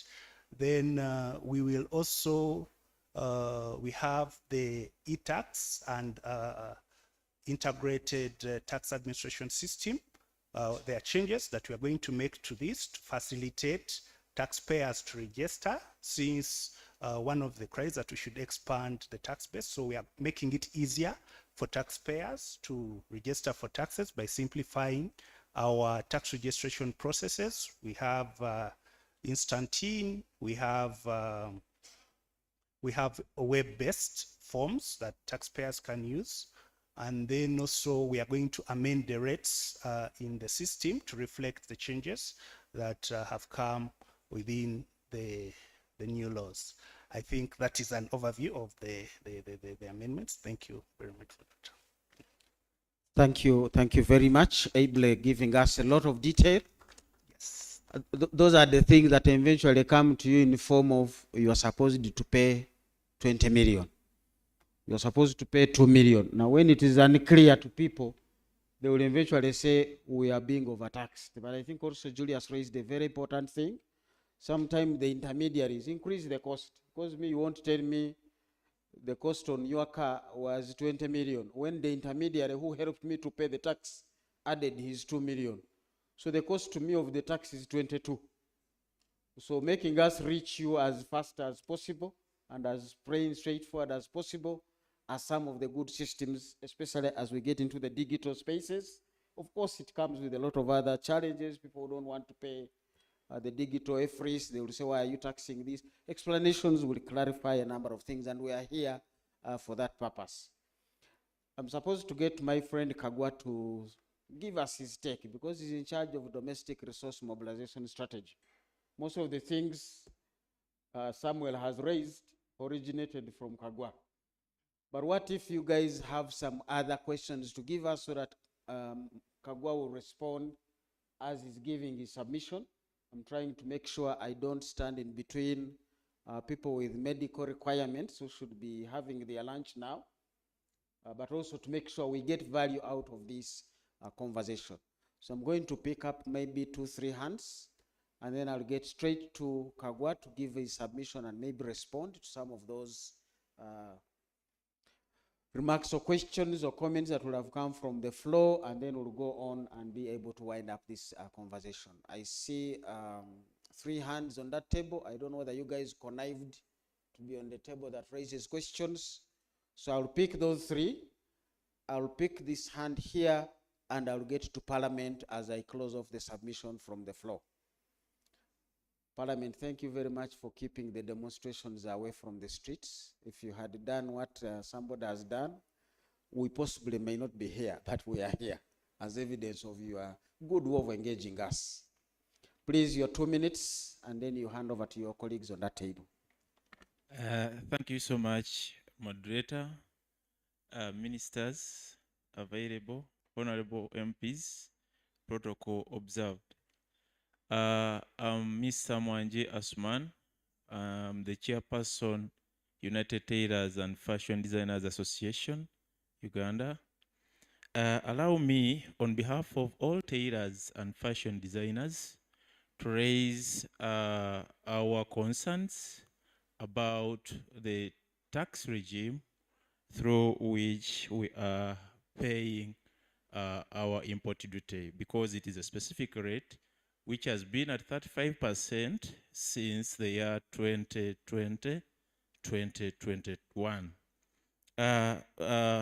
Kagwa, I'm so happy to be before you, because at least we've been with you ever since, and we met you all the way through up to now.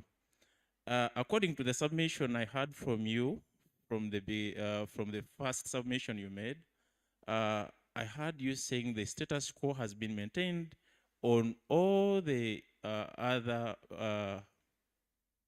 products that you've not mentioned in your first submission. We are really sad that according to the URA statistics, we paid over 43 billion shillings in taxes, which steadily dropped throughout the years. 2023, we paid 22 billion in taxes. I'm failing to understand the kind of calculators and models you use in determining profit and maybe systems of revenue collections.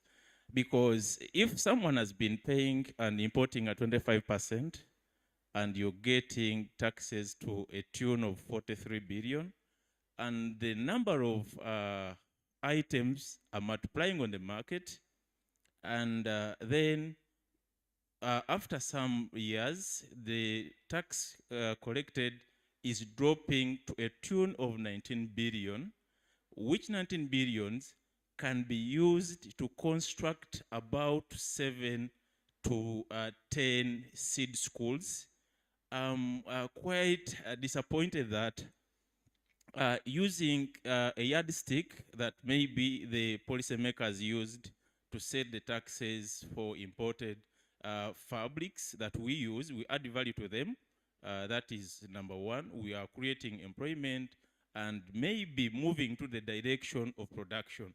Because a few months ago, I had the president of Uganda presenting to the heads of states in Nairobi, and he was emphasizing the policy and the habit of production, and textiles and garments was one of the focus items that may be pointed at. So as tailors and fashion designers, we deeply think and suppose that being that the government is spending much of our taxpayers' money on training girls into fashion and designing, we thought maybe we could maybe get a special consideration in terms of this importation of fabrics, because basing on the available manufacturers, textile manufacturers or fabrics manufacturers, we strongly believe that they need time to put up their quality of production, because the quality of produced fabrics locally is still low. And in production and in garments and fashion, we think that it takes a lot of fibers and blends of what? Materials. Most of us in this house, I think and believe strongly that we are not putting on items that are made locally. So as we look at how to tax or impose specific rates on these items, we must be considerate of what impact is it actually putting to the players and the sector players. Thank you so much. Thank you. The microphone goes to your neighbor. Hope he'll be brief. Good afternoon, everyone. I'm Dr. Hilary Emma Musoke, and I'm glad I'm the Private Secretary to His Excellency the President in charge of value addition, innovation, and export promotion. I'm glad to be in front of my senior professor, Muhumuza, whom we've interacted for years and as one of my mentors into the field of lecturing. My senior comrade Kagwa, for me, mine is to really bring up a few options for domestic taxation, bearing in mind the wars we are going through, me and you and the president, with the traders who are demonstrating and announcing demonstrations even next month. I think we need to strategically come up with different interventions to widen the tax base, because it is the problem. I was shocked to get a database of people registered for VAT who are on infreeze to be as little as 30,000. And infreeze is causing demonstrations in the country where people are demonstrating when they even don't know why they are demonstrating. Because a drop in the ocean of 30,000 causing traders to cross, and everyone is talking about infreeze. Is it a disease? Is it a tax? Is it a what? It has really jeopardized the country. What am I saying? We have, for example, million borders in the country. I've seen a number of people coming up with the proposals to see how even borders can contribute to the tax base of the country. How are we going to organize? What strategies do we have to organize such sectors, like the carpenters, the welders, the restaurants, the brokers? Brokers are very rich. For example, land brokers, car brokers. But where do they contribute to the national treasury? We have seen companies like Gigi trading online, but according to my research, these companies are taking away all the money through digital platforms, but they are not paying any coin. Most of them are not paying back any coin to Uganda. Gigi belongs to an Ukrainian guy, but every time these traders trade on Gigi, money goes in form of mobile money. But then we are putting pressure on these few people. How can we realign and organize the informal sector and the different categories to see that we increase on the tax base so that we have lesser taxes imposed on our Ugandans? Then the last one, sir, Mr. Kagwa, can you please include a budget for massive sensitization of Ugandans in taxation? Put it in Uganda, in Karamoja, in Lutolo, so that people know that they are supposed to pay taxes and why they are paying taxes. Otherwise, like when we got a problem for HIV or measles, government deliberately came up with strategies to sensitize the entire country. Can we make Ugandans understand why they should pay taxes? And can we really show them what the taxes do so that they appreciate paying taxes? Thank you for going on my country. Thank you. The last turn on that table, and then I'll have two more people and we get back to the panel. Okay, thank you, Mr. Moderator. All protocol observed. I greet you all. And by name of Wasa Samuel, I work as a policy and research officer, Uganda Small Scale Industries Association. Unfortunately, I missed to ask Mulangira sooner to elaborate to us how how regulatory policies, their consistency affect the international trade, especially when it comes to East Africa community.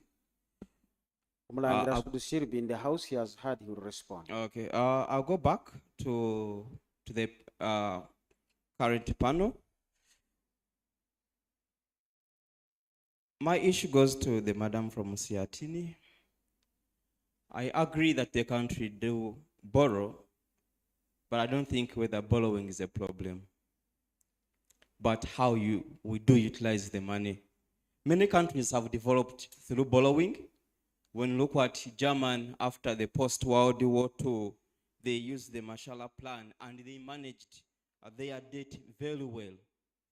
When you look at South Korea after the Korean War, they utilized their aid and loans between 1980 and 1990s, and they developed.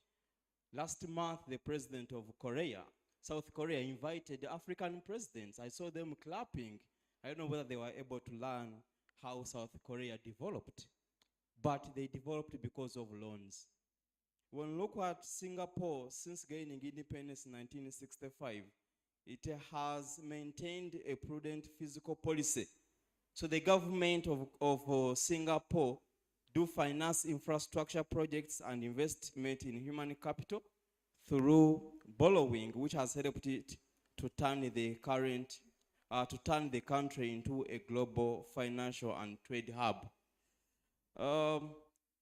We borrow a lot of money. I don't think after coming up with a better strategic plan, for example, we borrowed money to construct Busega Market. The construction of the market started in 2010. We are in 2024. Up to now, the market is not utilized.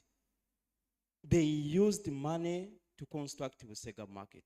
So the problem might not be borrowing, but how do we utilize the money that we borrow to make sure that we set a platform that will help us from borrowing? Okay. Thank you. At times we say if you don't know how to use money, don't borrow. You have raised a very important point. If we borrowed in 2010 and the market is not there, should we have borrowed? Thank you so much. My name is Simon Says, and I'm the chairperson of Mbarara City Traders Association. I just had 3 questions and 1 recommendation, but Dr. Chisanja mentioned 1, but I need to emphasize it, the tax education. A number of traders need to understand the thresholds, the turnovers, the VAT input and output. But they are really not reached out to be studied on those issues.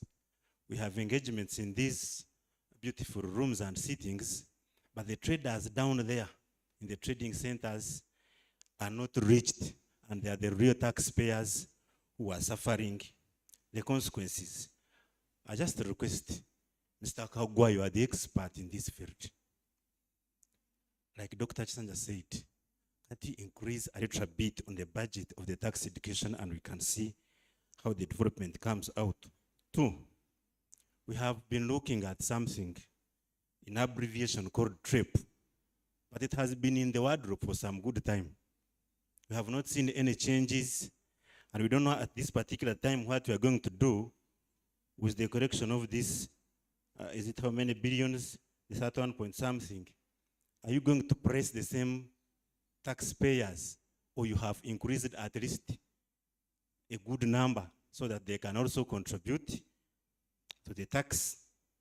And another thing, Mr. Chisanja, now this comes to you. However much you are not on the panel, you always talk to the president. Can't you advise him to do a little bit of politics when it comes to taxation? He's the one who just said that the borders should stop paying tax. So apart from the president mentioning once again that the borders should at least contribute something, they will not bring anything. Because they say president if yatugamba ntutukorechi ntutukore fe turi bamufuna mpora. Those people are building houses, those people are doing very big things. They're educating their children, we are sharing the same hospitals, we are sharing the same schools, but they don't contribute anything, including the tax. The tax, I mean the vehicles, not tax as in Musoro, na even abafuga tax. They're also not paying anything. Like in Imbara, they don't pay. But they have been contributing a lot, but the word of the president decreased them from paying the tax. Otherwise, I thank you so much. Mr. Kagwa, take note of those two things, and I'm just waiting for the reaction. Thank you. Your neighbor already has a microphone. I don't want to bring another demonstration. Thank you so much, Professor Muhumuza. My name is Boni Kagawa, and I teach at Makerere University Business School, but I also run a safari company called Likana Safaris Uganda. For me, I'll retaliate on the point made by the Honorable Saro Pendi of mineral development being a big source of wealth for this country. But, Mr. Kagwa, tomorrow I'm running a safari for 4 days, 16 Americans arriving by KLM tonight. And they will be in Murchison Falls for 3 nights, and each one has given me around $750. So that's close to $9,500. And URA will come for my commission, and they will tax the VAT on my commission. And then also I will pay some other stakeholders in the value chain. What am I trying to say? Mr. Kagwa, the tax base that these people are telling you to widen is already overstretched. You're taxing the same people. How I wish you allocate more money into tourism marketing. We get many arrivals at the Entebbe International Airport to sell to them gorillas. Beginning July next week, we are selling gorilla permits at $800 per person, foreign non-resident, to see gorillas for 1 hour in Mugahinga National Park, in Nkuringo, in the whole Bwindi sector, Buhoma, Ruhija, Rushaga, and this is a real game changer. How I wish you empower us, the sector players in tourism. In October, I'm going to Rimini in Italy. I've paid 2,500 euros to attend an exhibition to interest travel agents, sign contracts with me, bring me tourists, and I pay tax to government of Uganda, and we improve our country. We can change this economy just through using tourism. I can tell you this, nations like Zambia, Namibia, Rwanda, they are using it. SEATINI, thank you so much. You're articulating issues of debt. The best way to beat debt out of us is get Forex by engaging more in export trading, which is tourism in this country. I tell you, this is a game changer, and we are not talking about it. I thank you for the progress you've made in the tourism sector. The PSST gave us close to 400 billion, and then 1.6 trillion indirectly into infrastructure development, which can also spur tourism development. But we need more. Through Uganda Tourism Board, give those guys money. Let me tell you, you will definitely see change in this economy. Thank you so much. And URA, we are giving you your taxes. We are paying VAT honestly and religiously. We are paying income tax. By 30th, we put in our provisions. We pay all our taxes from the tourism sector. We are paying every single money to Uganda Wildlife Authority through park entrances. Each foreign non-resident that goes through Murchison Falls pays $45 for 24 hours. So that's what we are talking about. Thank you so much. Thank you, Kagaba, for Kugaba. Yes, you were the last. Thank you, the moderator. I have one question to URA in relation to the harsh tax collection measures. You're aware that in West Nile, within 2 weeks, we lost more than 5 people who were shot by URA tax operatives, and then over 20 were injured.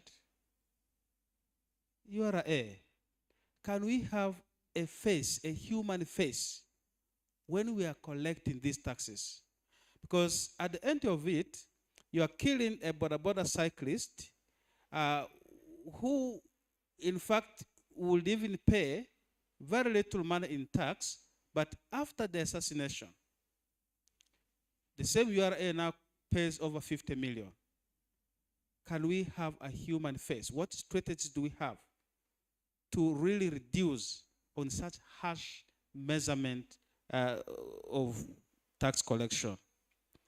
Related to that, DRC is now a member of the East African community. Most of the numberless motorcycles which flood West Nile region come from the DRC. Why can't we come up with the measures to register these motorcycles such that we avoid the motorcycles coming to the country when they are not registered in the country's number plates? Mr. Kagwa, thank you very much for being here, and we listened to you. One of my colleagues alluded to the issue of loans that we borrow.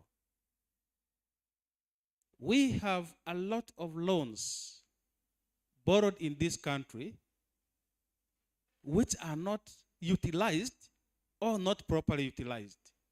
You are aware that about 80 loans which were borrowed for projects in Karamoja have not been implemented and their periods have expired.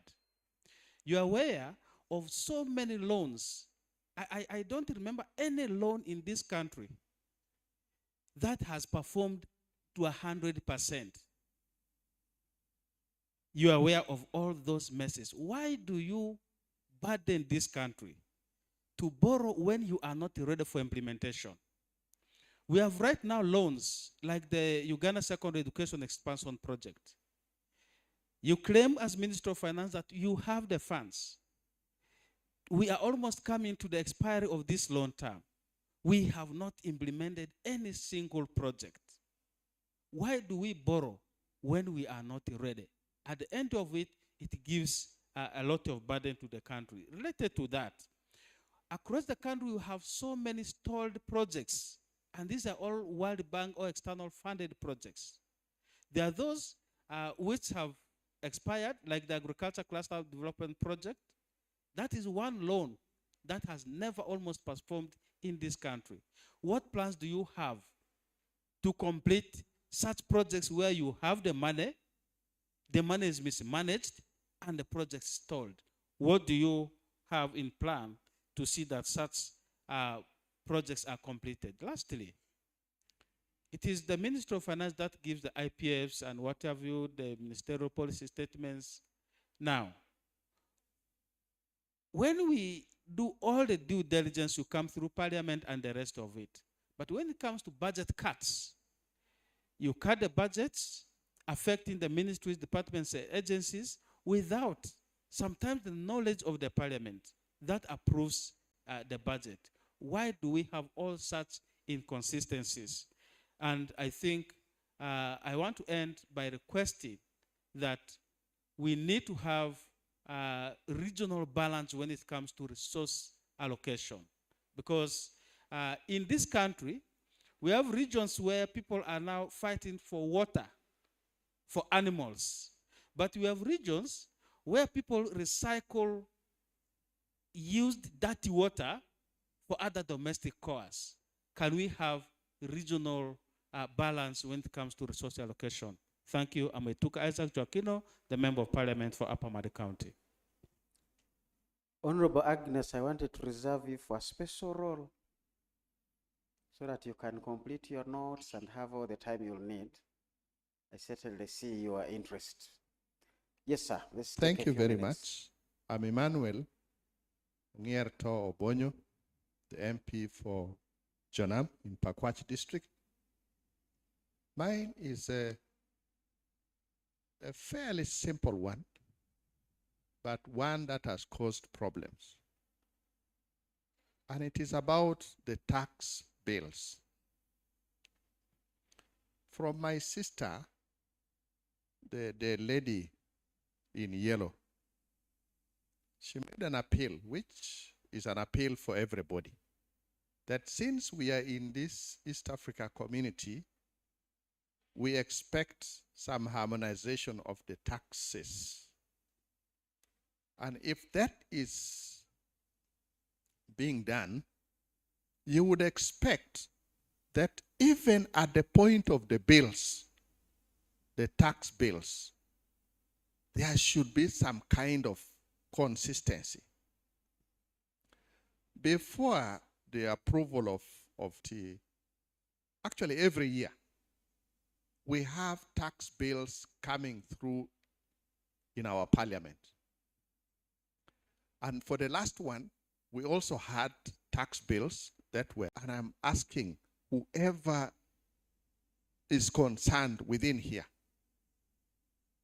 is there any way the technical people within Ministry of Finance in Uganda and across the East African countries, do they sometimes sit down and look at these things so that when, as a country, Uganda, we are processing the tax bills, Kenya is doing so, Tanzania and the other East Africa community members, there is some kind of harmonization so that at the implementation level, at the point where now Revenue Authority is implementing, there is some kind of similarity. Because I feel bad that we are talking about taxes in Uganda, things go quiet, and in Kenya, there is fire, people are dying. What is happening? Are we harmonizing? Are we speaking to each other? That is the point I wanted to bring across. Thank you so much. Thank you so much. Right Honorable, I'm compelled to pick the honorables now as I wind up on the floor. Then I'll get back this side. Let's take the microphone. I'm also compelled here to say one slot will go to URA, which will be literally to Rubanga. I've not had many things with Samuel. And then after Rubanga, my friend will wind up, and then I'll get to Kagwa to wind it up. Thank you, moderator, and the members present. I have one question to ask. I am Lokwang Phillips Ilukol, Member of Parliament, Napore West Constituency, Karenga, and eventually Sukas Karamoja. The question I want to ask is on URA. Thank you for the good work that you are doing to ensure that you are giving the collections for the running of this country. But I want to ask on the tax administration. In most cases, through my own research, you give tenders to entities to collect taxes on your behalf, and you give the target of the particular amount to these entities. These entities do good work, and in most cases, they surpass the target. What happens to the extra? Is it declared to government or otherwise? Thank you very much. Right. When honorable members speak, you only want to get to the technocrats to give responses. Those are quite often the people who appear in their committees, and they give technical responses. I'm not sure whether Mrs. Hilda Mukuru, you have anything to respond to? Yes, there is a gentleman that asked. Let's just be quick on that, and then I'll go to Mr. Rubanga. How do we utilize borrowed funds, citing that debt is not bad? Actually, debt is not bad. And I don't think we as SEATINI, we've come out to say that debt is bad. No. That is why I said citizens need to follow up on their revenues. Why? Because government has borrowed, which monies are being paid back using the domestic revenues. So how do we utilize borrowed funds? Thank God also Mr. Kagwa is here, but I'll just give a snip. In 2015, the World Bank came out to tell us that for every dollar we invest here, we only get a 0.7 of a dollar, implying that even the money we've invested, we've not actually recovered, citing issues of poor project management, corruption, and several other public investment management problems. So government came up with what we call the public investment management system, but this is under the PIMS unit, right? So it's under the Ministry of Finance. So it is the Public Investment Management Unit. So this one looks at how do we actually have debt borrowed for only ready projects. Yes, like I noted earlier, we have what we call the frameworks that govern borrowing, and Uganda is not actually short of the laws. The public debt management framework clearly spells out on when we should borrow and from whom and why we should borrow. So there are several principles on domestic borrowing, but also on external borrowing. And this requires that all projects should undergo the PIMS system, and debt should be acquired for only ready projects that have gone through feasibility analysis. I heard of someone mentioning of a market that was not complete after 10 years. The questions we should ask ourselves as citizens: were the stakeholders consulted? There's a famous one that we usually cite on the Wandegeya market. I don't know if you've had a chance to go to the highest floor of these markets, but also the markets in the various cities. These are all USMID funds which were actually borrowed. But why aren't people utilizing these? You usually find issues of high costs, high costs of rent, such things. Why? Probably because the stakeholders that would utilize these projects have not been consulted. But also you remember the famous one on the road where the cultural leaders came out to contest that a given tree should not be removed for right of way. All these clearly show that there are loopholes in this system, that stakeholders are not consulted, or even the utilization bit comes with a feasibility analysis. Have we actually known whether we shall get the intended return from a various loan project?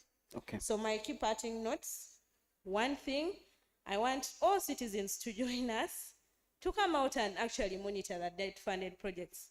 Let us not wait to see Auditor General coming to tell us that government has paid such and such amount in commitment fees because of this non-performing project. But also now my worry is on the side of the political arm. We have our parliamentarians here and also our technical people from the Ministry of Finance. He noted that there is a... Just 1 minute. Yes, there is a measure on exemption for hospital developers, the specialized hospitals. And this caught my attention. I remember the famous Lubowa, and I continually see medical tourism. So hope this measure, as the measure is coming up, citizens need to actually monitor who are the investors that are actually going to gain from these tax exemptions, because we are wasting a lot of money in tax expenditures that have not yielded much, yet we are grappling with debt. Thank you. I think that goes to Kagaba as well. People should not only come here to see gorillas. Medical tourism is making a lot of money for India, for Turkey. Besides gorillas, where else can we improve and make some money? I'm tempted to, because I promised Banga, you have so many things. I was about to send all those people who asked you questions to have lunch with you on the same table so that you answer them there. But is there one thing among the many, or else I'm going to give Kagwa to handle all the questions related to tax as we close off the panel? Just one of those things that you really think, if you don't talk to it. Okay, maybe thank you, moderator. And one, I want to maybe say that all the recommendations some of you have made are very good recommendations that we've taken note of. But quickly, like you asked me, what one thing I may speak into, maybe two. Allow me one or two. Just in 1 minute. As long as you squeeze them in 1 minute, it's okay. Exactly. Now, there was a question that Julius raised about ease of paying taxes. Why don't we allow people pay taxes by themselves? I thought that one I may need to handle it myself. I mean, to clear I didn't want to give it to to my minister. Go now, on. one is that, you see, accountability for taxpayers' goods is very important. And within the ESC framework, there's a provision that we need to have clearing agents. The commission has to license someone for purpose of clearing. And this is for purpose of establishing certainty and monitoring of the clearance. However, when you're a traveler, at the borders, we've got what we call the simplified trade regime. Like if you've got one item, two items, you're allowed to clear them yourselves. You don't need to actually have an agent. In fact, it provides that the customs officers can capture for you the declaration. So those are cases we have, one or two, even at the airports. I'm sure you've traveled. You don't need an agent. If you've got something that is $500 and below, you clear. So we have that provision at the borders, especially under the simplified trade regime. You're allowed to clear. You're right in that. That one, you don't have to get an agent. But the bigger ones is where we need an agent. Then maybe lastly, on the issue of digitization, IFRIS, I know the Honorable Minister, represented by Mr. Kagwa, will talk. The last one was something from the Honorable Member of Parliament for Arua. I thought that moderator is very important for me to talk to. One, as URA, we want to apologize for any kind of high-handedness. It is not really in our intention to actually cause injury and put a bad face. However, I want to say that there are two things that happened. As you are a Honorable Member of Parliament, you are aware the Commissioner General and the Honorable Minister of State in charge of general duties camped in Arua region for almost about a week or more. Now, the whole purpose of that was to build bridges, to be able to engage. And we believe indeed to hear from the community, engage with them, and have more time to sensitize. I remember in Arua one time when I went, they asked me that question. So I do take note of that, but we are, as you are taking it as a serious issue.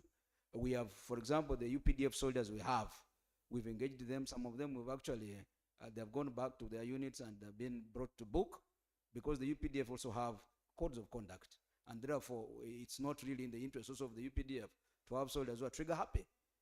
That is something that we as government take it seriously, and we are continuing to engage with the community. We do agree it's not a good thing for people to die.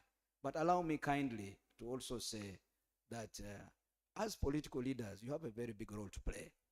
In really, I was there in Arua, one of them was saying that let me tell you, smuggling will never stop. This is our way of life. This is our way of living. We're not going to stop it. Now, it was a very difficult conversation. But so I think it's both of us as government and the political leadership, we need to work together to sensitize our people on their tax obligations. But we do agree and we apologize and we are working out to do our best and even changing some leadership in those areas. So I think I want to end on that note. Then I will allow maybe as you said rightly, the rest of the tax issues like, involving the local government to collect taxes, things like on the textiles issue. I think even the IFRIS issue, you're aware the president is planning to meet the traders on the 31st July. So I think also my honorable minister will speak into it. And then also in terms of the technology, maybe my colleague, if he has a chance, but that is really what I want to summarize on. I submit. Thank you. Thank you. Lunch is about to be served, so if you still have issues with those fellows, free seating for lunch. You'll get some good advice there, but don't throw water at each other. It's for drinking. So when you disagree on that table, continue with another table.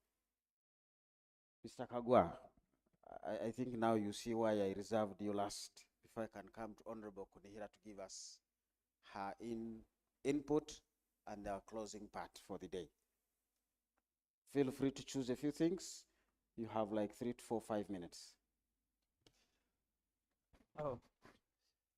Thank you, Dr. Mumza, and I thank everybody for coming here and trying to discuss and understand the budget. One is that for the first time since I started working in the Ministry of Finance so many years ago, we had a standing ovation when the minister outlined the budget speech, what is going to happen. For anyone who watched at least that must have known that this next year's budget has been well received by everybody. Even His Excellency the President said, I have nothing useful to add on this budget because it shows the strategic direction of where we are going. Having said that, I've had all these many things. I'll start maybe with Madam Mariam Babu. She's raised a number of important points. I think even some of which touch what our Honorable Emmanuel has said. The double taxation, the informal fees, informal way of doing business, and then the need to harmonize taxes in the region.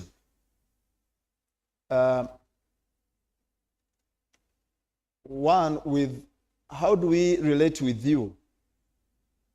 I think let's have an association of traders. I don't want to call you informal traders, but cross-border traders, with whom we can talk and have a good discussion. We can't talk to each and every single trader, so that you come with your issues and we try to see how to resolve them. You can also use Julius here, because he's the voice of the voiceless, to be able to come forth with your issues and we see how to resolve them. That's what I can say generally. But in terms of how do we harmonize our domestic taxes so that the VAT is 18%, maybe 16% across the board, it depends on the tax base in a country and what the country wants to achieve. Tanzania's tax rate is 20% VAT. Kenya is 16%, but they also have a levy, a training levy of 2%, which makes it 18% VAT for at least goods that are manufactured in Kenya.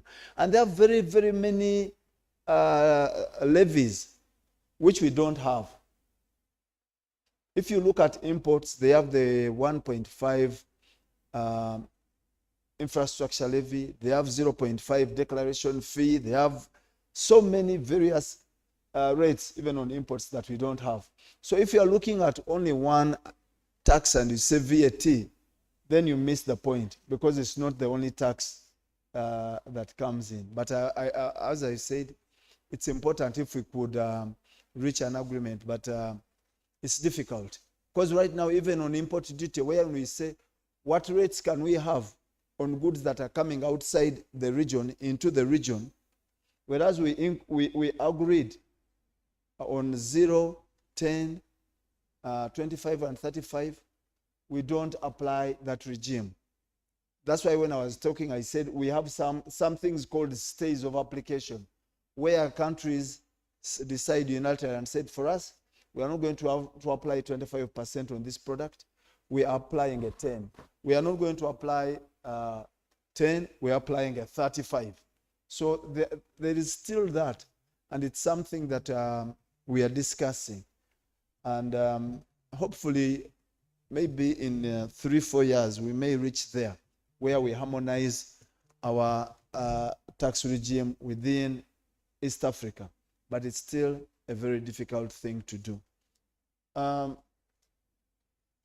Hilda mentioned something, I don't know where she got it from, that intrigued me on debt, about our commitment fees being 1.7 trillion. From my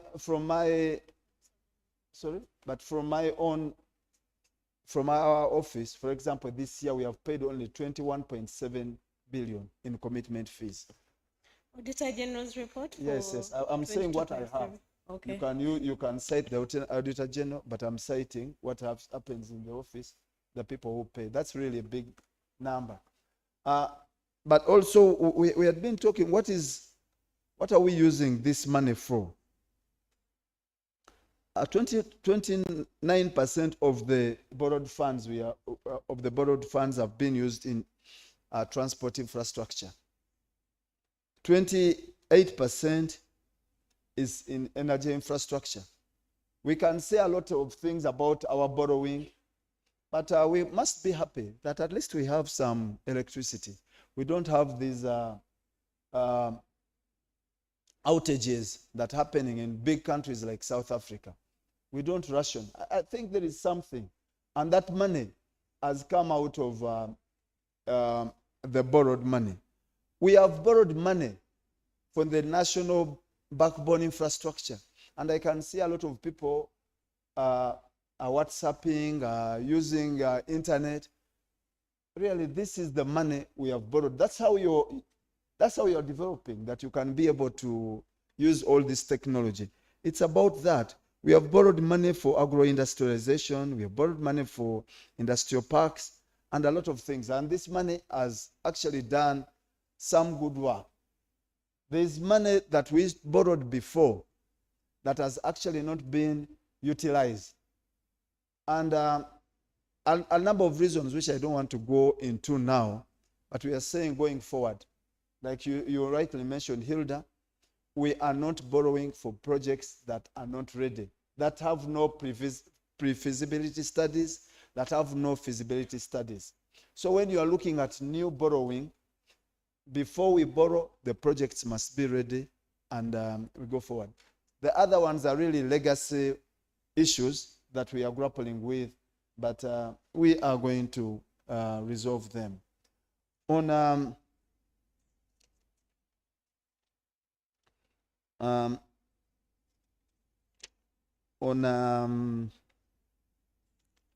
Mwanje, on textiles, I don't want to go into that because we are really having discussions. We can have more discussions during lunchtime, but we are discussing at the highest level. HE met you, and he has promised to meet you again. So I don't want to say we are going to do something before an agreement has been reached between you and the highest office. So let us wait until that is resolved. But I also want to assure you that sensitization, and I think a lot of people have talked about it, tax education, that you textiles manufacturers, there is a remission for you where you wouldn't pay that tax. You look at it and see whether you can fit into that. A lot of textiles manufacturers here have taken advantage of that remission scheme. So I would expect you also to look at that. There was an issue by Mr. Jemba on, I think you made comments, and they were very good comments, which I think we are going to take forward, because we have been discussing them, and we'll continue having these very wonderful discussions. Thank you so much. I think Josephine from ULGA, on how do we harmonize property tax and rental tax? What do we do? What are the strategies for boosting tourism by local governments? How can this happen? How can we? And you have also talked about the provision for funds for road infrastructure.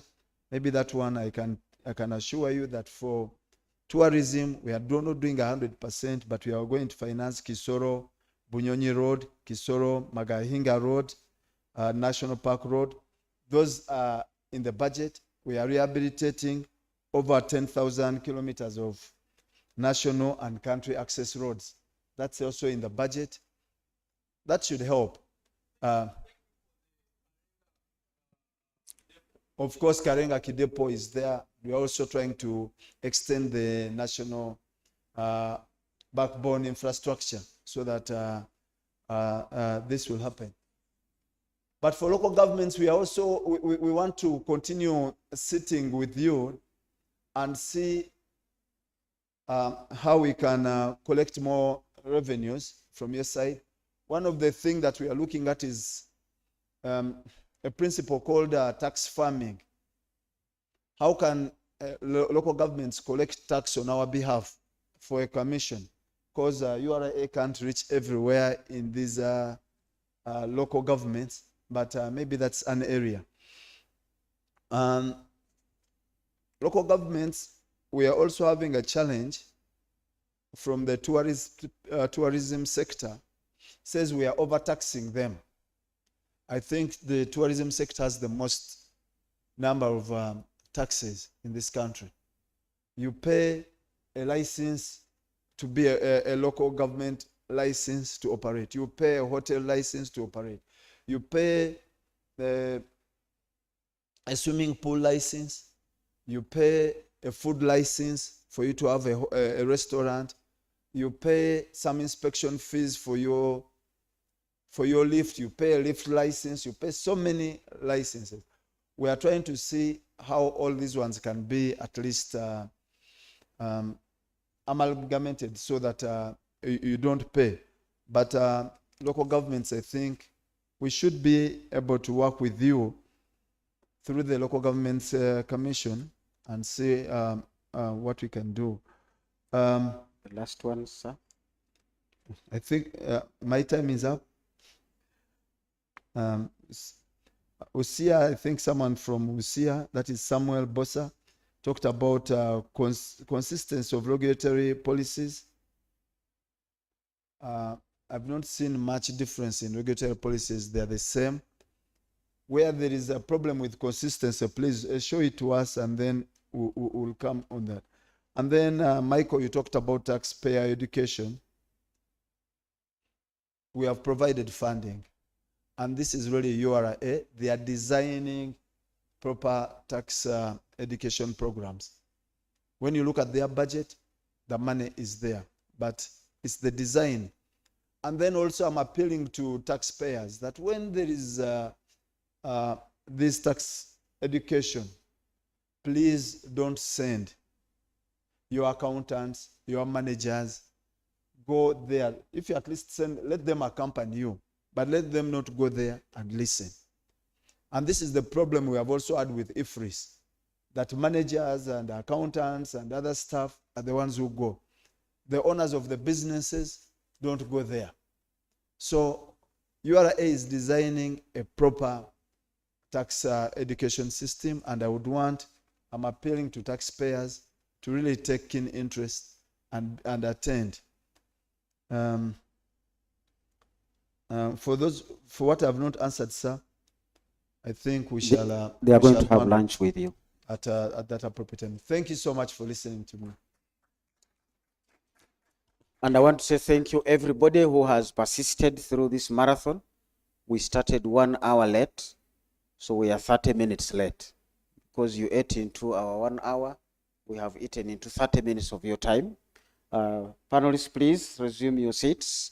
As we wind up on this, I've been guided that Honorable Agnes Konihia, who represents the workers in Parliament, is going to come and give us the final remarks. Yatin, URA, Minister of Finance, and partners, thank you very much for this. I don't want to do your duty.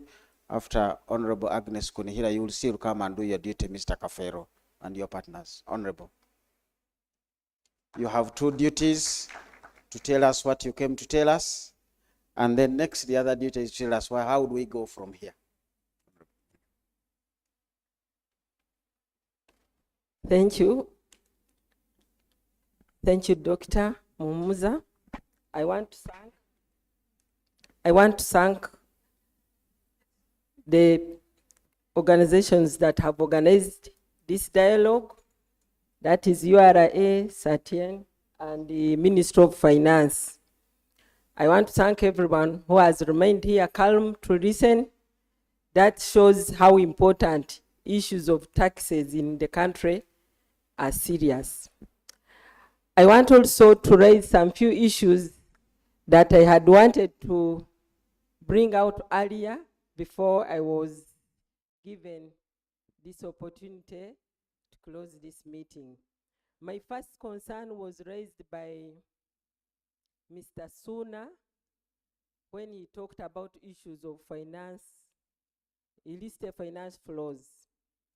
And in most cases, you talk about money coming from outside the country. But what are we doing about the monies that are within our houses, being got from illegal dealings, maybe corruption, the proceedings from corruption. Yesterday I was even thinking, how come Minister of Finance has not come out to suggest that we change money, and maybe the minimum amount of money that the person should bring in cash should not be beyond 20 million. If you have anything above that, put it on your account. Then we shall know what have you traded to have $1 billion in the house. So I don't know why these planners, but also I thought over it that it's most of you people who have that money in your houses, so you cannot bring out such a suggestions. My other concern was to do with the agricultural commercialization. I'm wondering what the ministry is planning, Ministry of Finance, because you have economic planning also is part of you. You have given people money, including the PDM money. I'm already seeing, if you move around, Matoke now is March, so people are throwing ripe bananas because the consumption is low. Now with all the money you are injecting in the economy for purposes of agriculture, what other strategies do you have in terms of marketing the products and storage? So first thing first, I think you should be always planning to achieve, not for wastage. So you may never recover the money you have put out there for PDM if we don't plan for marketing and storage. That was another issue. My other issue was to do with pay, Mr. Kagwa, pay as you earn. You have concentrated on taxing the fewer people you have on the payrolls in some companies, in government. We have continued to have industries coming up. Have you done your research to know how many workers are there? Every company we try to visit, you find they have only 50 people on a taxable payroll. Then you find they have around 1,500, 2,000 workers. They are not anywhere in their system. Maybe you could consult URA to help you with an IFRS-like system that every employer should have all workers, whether casual, whether what. They should be on the payroll or in the system of that company, because some are earning more than 500, but they are termed as casuals. So you cannot tax them because they are casual workers. Yet, you are taxing the lowest paid person who is earning above 235 as pay as you earn. And yet, it is the easiest tax you can get, because with less hassling, you can charge us, as you have been doing, to all workers, but you are leaving out the biggest numbers of workers, because as government, we have encouraged casualization, and the employers are taking advantage of that system, not only to run away from pay as you earn, but even other areas like saving for the workers, NSSF, and other rights of workers. So those are the three key areas I thought I would bring out to you as a person in charge of policy, because it's for you specifically, not URA. URA is a taxman who collects, but you put in place policies, and you are putting in place unfair policies to tax me, who is on a payroll earning 275, and you leave a person earning $1 million, but because that person is termed as a casual, they are not taxed. So those are the key areas. With those few issues, I would like to thank everyone who has taken time to stay around, listen in, and I think, Dr. Mumza, this conversation is always important. I always take time to listen to him whenever he's talking of issues of economics, because some of us are not in that area, but we take time to learn. So I want to thank everyone. I want to thank Satyen for always bringing us on board in terms of helping us to understand the budget, issues of taxation. So we are seeking and looking forward to always be part of this conversation. I want to thank the URA. Of course, you are doing your responsibility as per the law to collect And the lady from Busia told you our concern, even this morning as I was coming from Chira, the dust on the roads. What is happening? URA is collecting a lot of money. That's why the members are not appreciating. The public is not appreciating paying tax, because how do you pay tax and pass through roads as if, even my road from the village is better, Kamwenge Road, but how can we be in town around Wakiso area and Kampala, and we are moving in the worst roads ever? We want to appeal to the implementers of government policies, as Mr. Kagwa said, please take serious note of this. If you are not releasing funds, please help us to release funds. Even the person was talking about tourists. The other day, read in the papers, there are some tourists who got issues after hitting a pothole around the northern route. So we are even going to lose the tourists because of bad roads. Why should I come to Uganda and yet I can go to Kenya where the roads are smooth, clean? They don't even allow a dirty car to enter town. So somebody would even prefer to go to Rwanda, come to Chisora and view your gorillas and go back and stay in Rwanda because of the road now mixed up with the motorcycles. If you move around Kampala, even me, I feel ashamed even to say that is our city. It is motorcycles and bad roads. So I want to thank everyone, and I'm looking forward for this conversation in the near future. And with those few remarks, I will want to use this opportunity to close this meeting, today's dialogue, and maybe invite you for lunch. Thank you so much.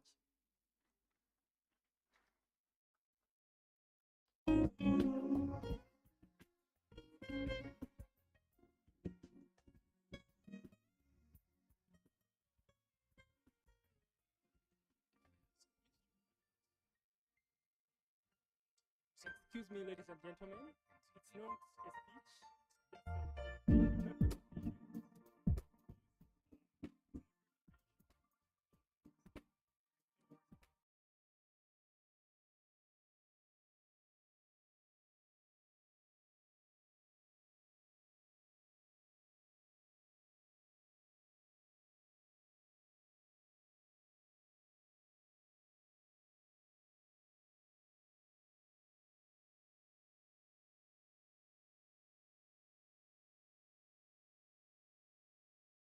on how to foster and strengthen regional integration. The keynote address will be delivered by Honorable Amos Lugorobi, State Minister for Finance and Planning, Ministry of Finance, Planning and Economic Development. The guest of honor is the Right Honorable Rebecca Alitwala Kadaga, First Deputy Prime Minister and Minister of East African Community Affairs. The dialogue will be graced by Ms. Jane Nalunga, Executive Director, SEATINI-Uganda, Mr. John Musinguzi, Commissioner General, Uganda Revenue Authority, Ms. Veronica Mweni Nduva, Secretary General of the East African Community, Director, Economic Affairs, Ministry of Finance, Planning and Economic Development. The proceedings will be aired live on NTV from 10 a.m. and streamed live on YouTube and other social media platforms. This dialogue is organized by During the financial year 2024-2025, the East African Community has set out various priorities and strategies strengthening the policies, but also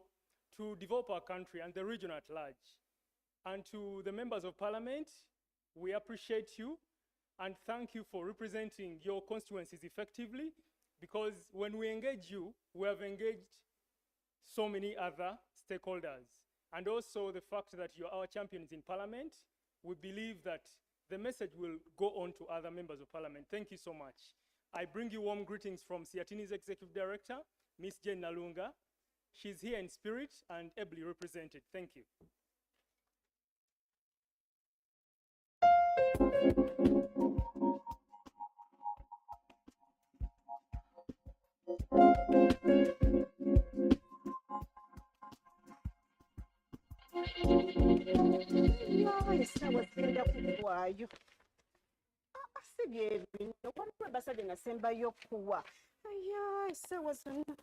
Ebiyinza okuba nga bye bino kangende biranja bikeberere. Ande kudduka genda kusasula musomo ngenda kusanga basibyewo. Nyabo, ekyo kibadde kipakusa. Tukimanyi nti URA yabigonza dda. Tusobola kusasula kusimyo nyabo. Ntya afande. Onyigamulize *285#. Ngogoberera emitendera egyo. Ngofuna ka message. Ate URA yakuwaliza ekyapula. Teba kubanga URA. Thank you so much afande. Okalubirizibwa okusasula omusolo gwa bizinesi y'ombudde genda bugenze mu ssimu yoonyike kamunyenye 285#. Abaddukanya bizinesi entono eziyingiza wakati wa miliyoni 10 ne miliyoni 150 omwaka bakwanguyirwa okusasula omusolo gwabwe ogwa presumptive tax nga banyiga bunyezi kamunyenye 285#. Banyumirwe enkola enennyangu etali mu nsindika. Hello everyone. Kindly note that we'll be having our lunch from outside. There are 2 serving points, one on the left and one on the right. So kindly go out. You can pick a plate of food, then you can rise up to the auditorium that is up there. That's where we'll be having our lunch. Thank you. Essaawa yonna wonna w'oli Uganda Revenue Authority is rich in natural resources and hard-working people. But to turn these resources into real progress and development, we need to invest in our infrastructure, education, and healthcare. That's where taxes come in. When we pay our taxes, we are investing in our country's future. We are supporting the schools that educate our children, the hospitals that care for our families, and the roads and bridges that connect our communities. And when businesses pay their taxes, they are contributing to the growth and development of Uganda's economy. They are helping to build a stronger, more prosperous nation for us all. So when you pay your taxes, you are investing in the future of Uganda and supporting the progress and development of our nation. Uganda is because of you. Uganda Revenue Authority, developing Uganda together.